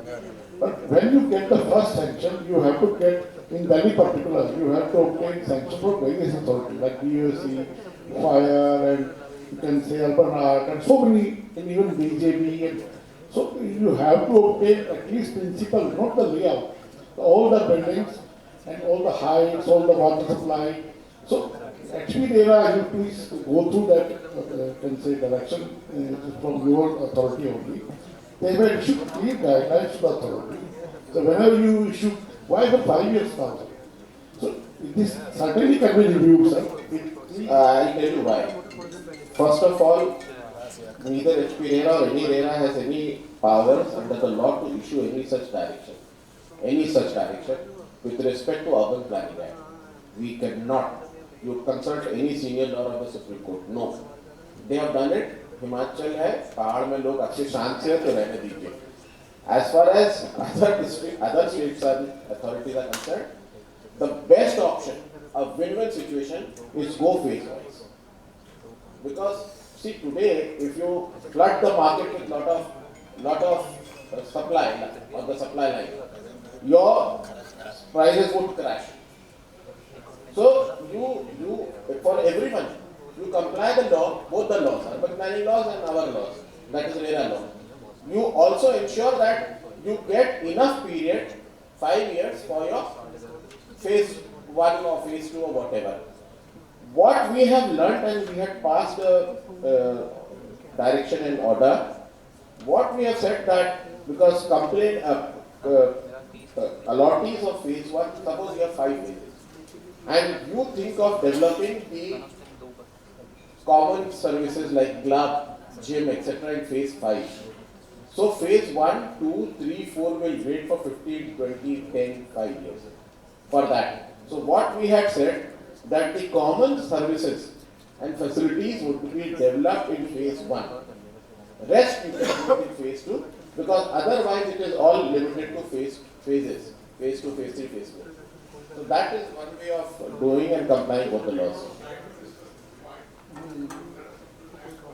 Now, I think now it's a time to wind up. Suresh ji, क्या दिक्कतें हैं आपको अभी, क्या challenges आती है RERA में, और क्या जिसमें हम अमेंडमेंट की बात कर रहे थे, तो आपको क्या लगता है क्या अमेंडमेंट की जरूरत है अभी, चैलेंजेस बताइए. अभी सर ने एक रिसेंटली नोटिफिकेशन जारी किया है, उसमें एक GDA का क्लोज है कि लैंड ओनर अगर कोई दूसरा है, डेवलपर्स दूसरा है, तो उसमें कुछ विड्रॉल की रिस्ट्रिक्शन डाल दी है कि जैसे जनरली क्या होता है कि लैंड किसी दूसरे की है, डेवलपर दूसरा है, तो 30% to 40% of the sale amount land owner को जाता है। और वो अपने एग्रीमेंट में इस टाइप के क्लोज डालना चाहता है कि जैसे ही सेल आएगी उसका सर्टेन परसेंटेज जो भी डिसाइड है 30 या 40 वो उसके अकाउंट में जाएगा। जबकि अभी जो नोटिफिकेशन आया उसमें ये कहा गया है कि उसकी लैंड कॉस्ट या जो वो है उस सर्कल वैल्यू है उतनी अमाउंट तक खाली आप उससे दे सकते हो, बैलेंस नहीं दे सकते। जनरली वो उससे मैच नहीं करती, वो उसकी 50% को भी मैच नहीं कर पाती है। जैसे मान लीजिए एक लैंड है, मेरी पेरेंटल लैंड है, मैंने उसको बिल्डर को दे दिया, वो डेवलप कर रहा है, उसका सर्कल रेट मान लीजिए मात्र 30,000 या 40,000 रुपये का है, उसकी लैंड कॉस्ट तो शायद 0 होगी क्योंकि उसको पेरेंटल प्रॉपर्टी आई हुई है, तो वो 30,000 रुपये मीटर के हिसाब से वो मैच नहीं करती, क्योंकि जो उसका प्राइस है मान लीजिए 15,000 रुपये है, वो उसका 1 रन ले रहा है या 40 रन ले रहा है, तो 6,000 रुपये फीट का उसको जाना है, तो कभी मैच नहीं कर पाएगा। तो एक नया इशू खड़ा होने वाला है कि जो JD में प्रोजेक्ट हो पाते थे अब वो आगे कैसे हो पाएंगे। भैया तालियां 2 हाथ से बजती है। आप लोग पहले हम लोग लैंड कॉस्ट मांगते ही थे, अगर आपका वो कुछ कह नहीं आई वगैरह, आप ही लोग आए बोले कि सर कैसे लैंड कॉस्ट 0 होगा।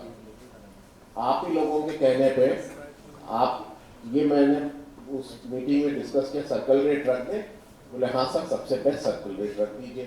हमने सर्कल रेट रख दिया, आपको सर्कल रेट से ज्यादा देना है तो रख दीजिए लैंड कॉस्ट। आप लोग नहीं रखते, I tell you the reason, because the penalty would be X% of the project cost or the unit cost, your penalty would increase. So you want to reduce the project cost and the land cost. You can't have the cake and eat it too. आप हलवा जैसा का पैसा भी रखना चाहते हो और स्वाद में चखना भी चाहते हो, दोनों नहीं हो सकता भैया। या तो खा लो या तो उसको फ्रिज में रख दो रख के। मैं खाली JDA के केस की बात कर रहा हूँ जहाँ लैंड दूसरे की है,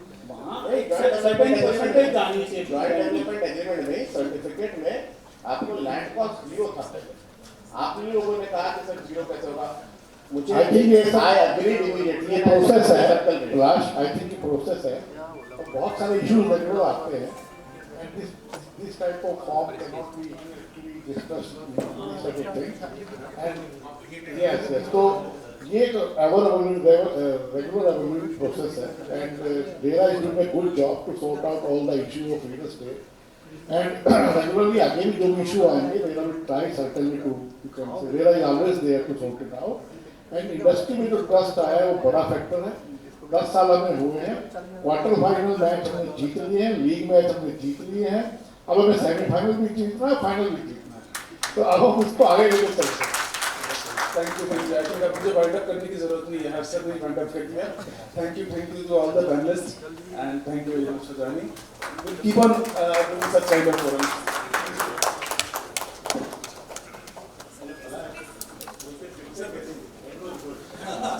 I request all the panelists to please stay on the stage so that, Palach, why don't you felicitate all of them, please? Starting with Mr. Sanjay Bhusreddy, Chairman UP RERA.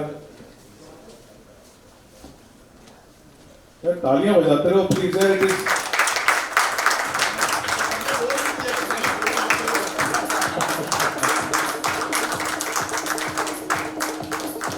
Mr. Anand Kumar, Chairman Delhi RERA.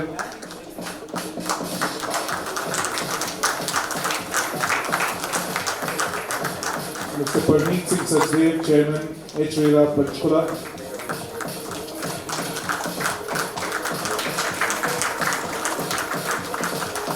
Mr. Rakesh Goyal, Chairman RERA Punjab.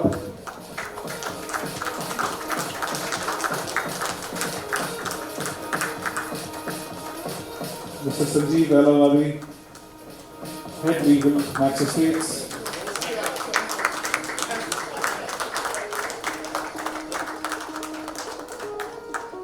Mr. Ellen Jha, Director SKA Group.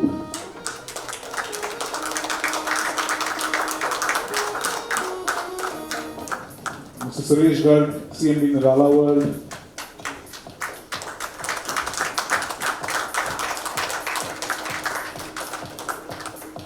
And Mr. Harshvardhan Bansal, co-founder Unity Group.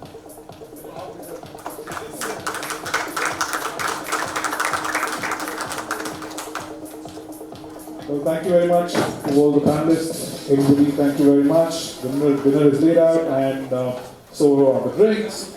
So I would say, have a nice day. Enjoy the dinner and the drinks, please. It's in the pool area, so please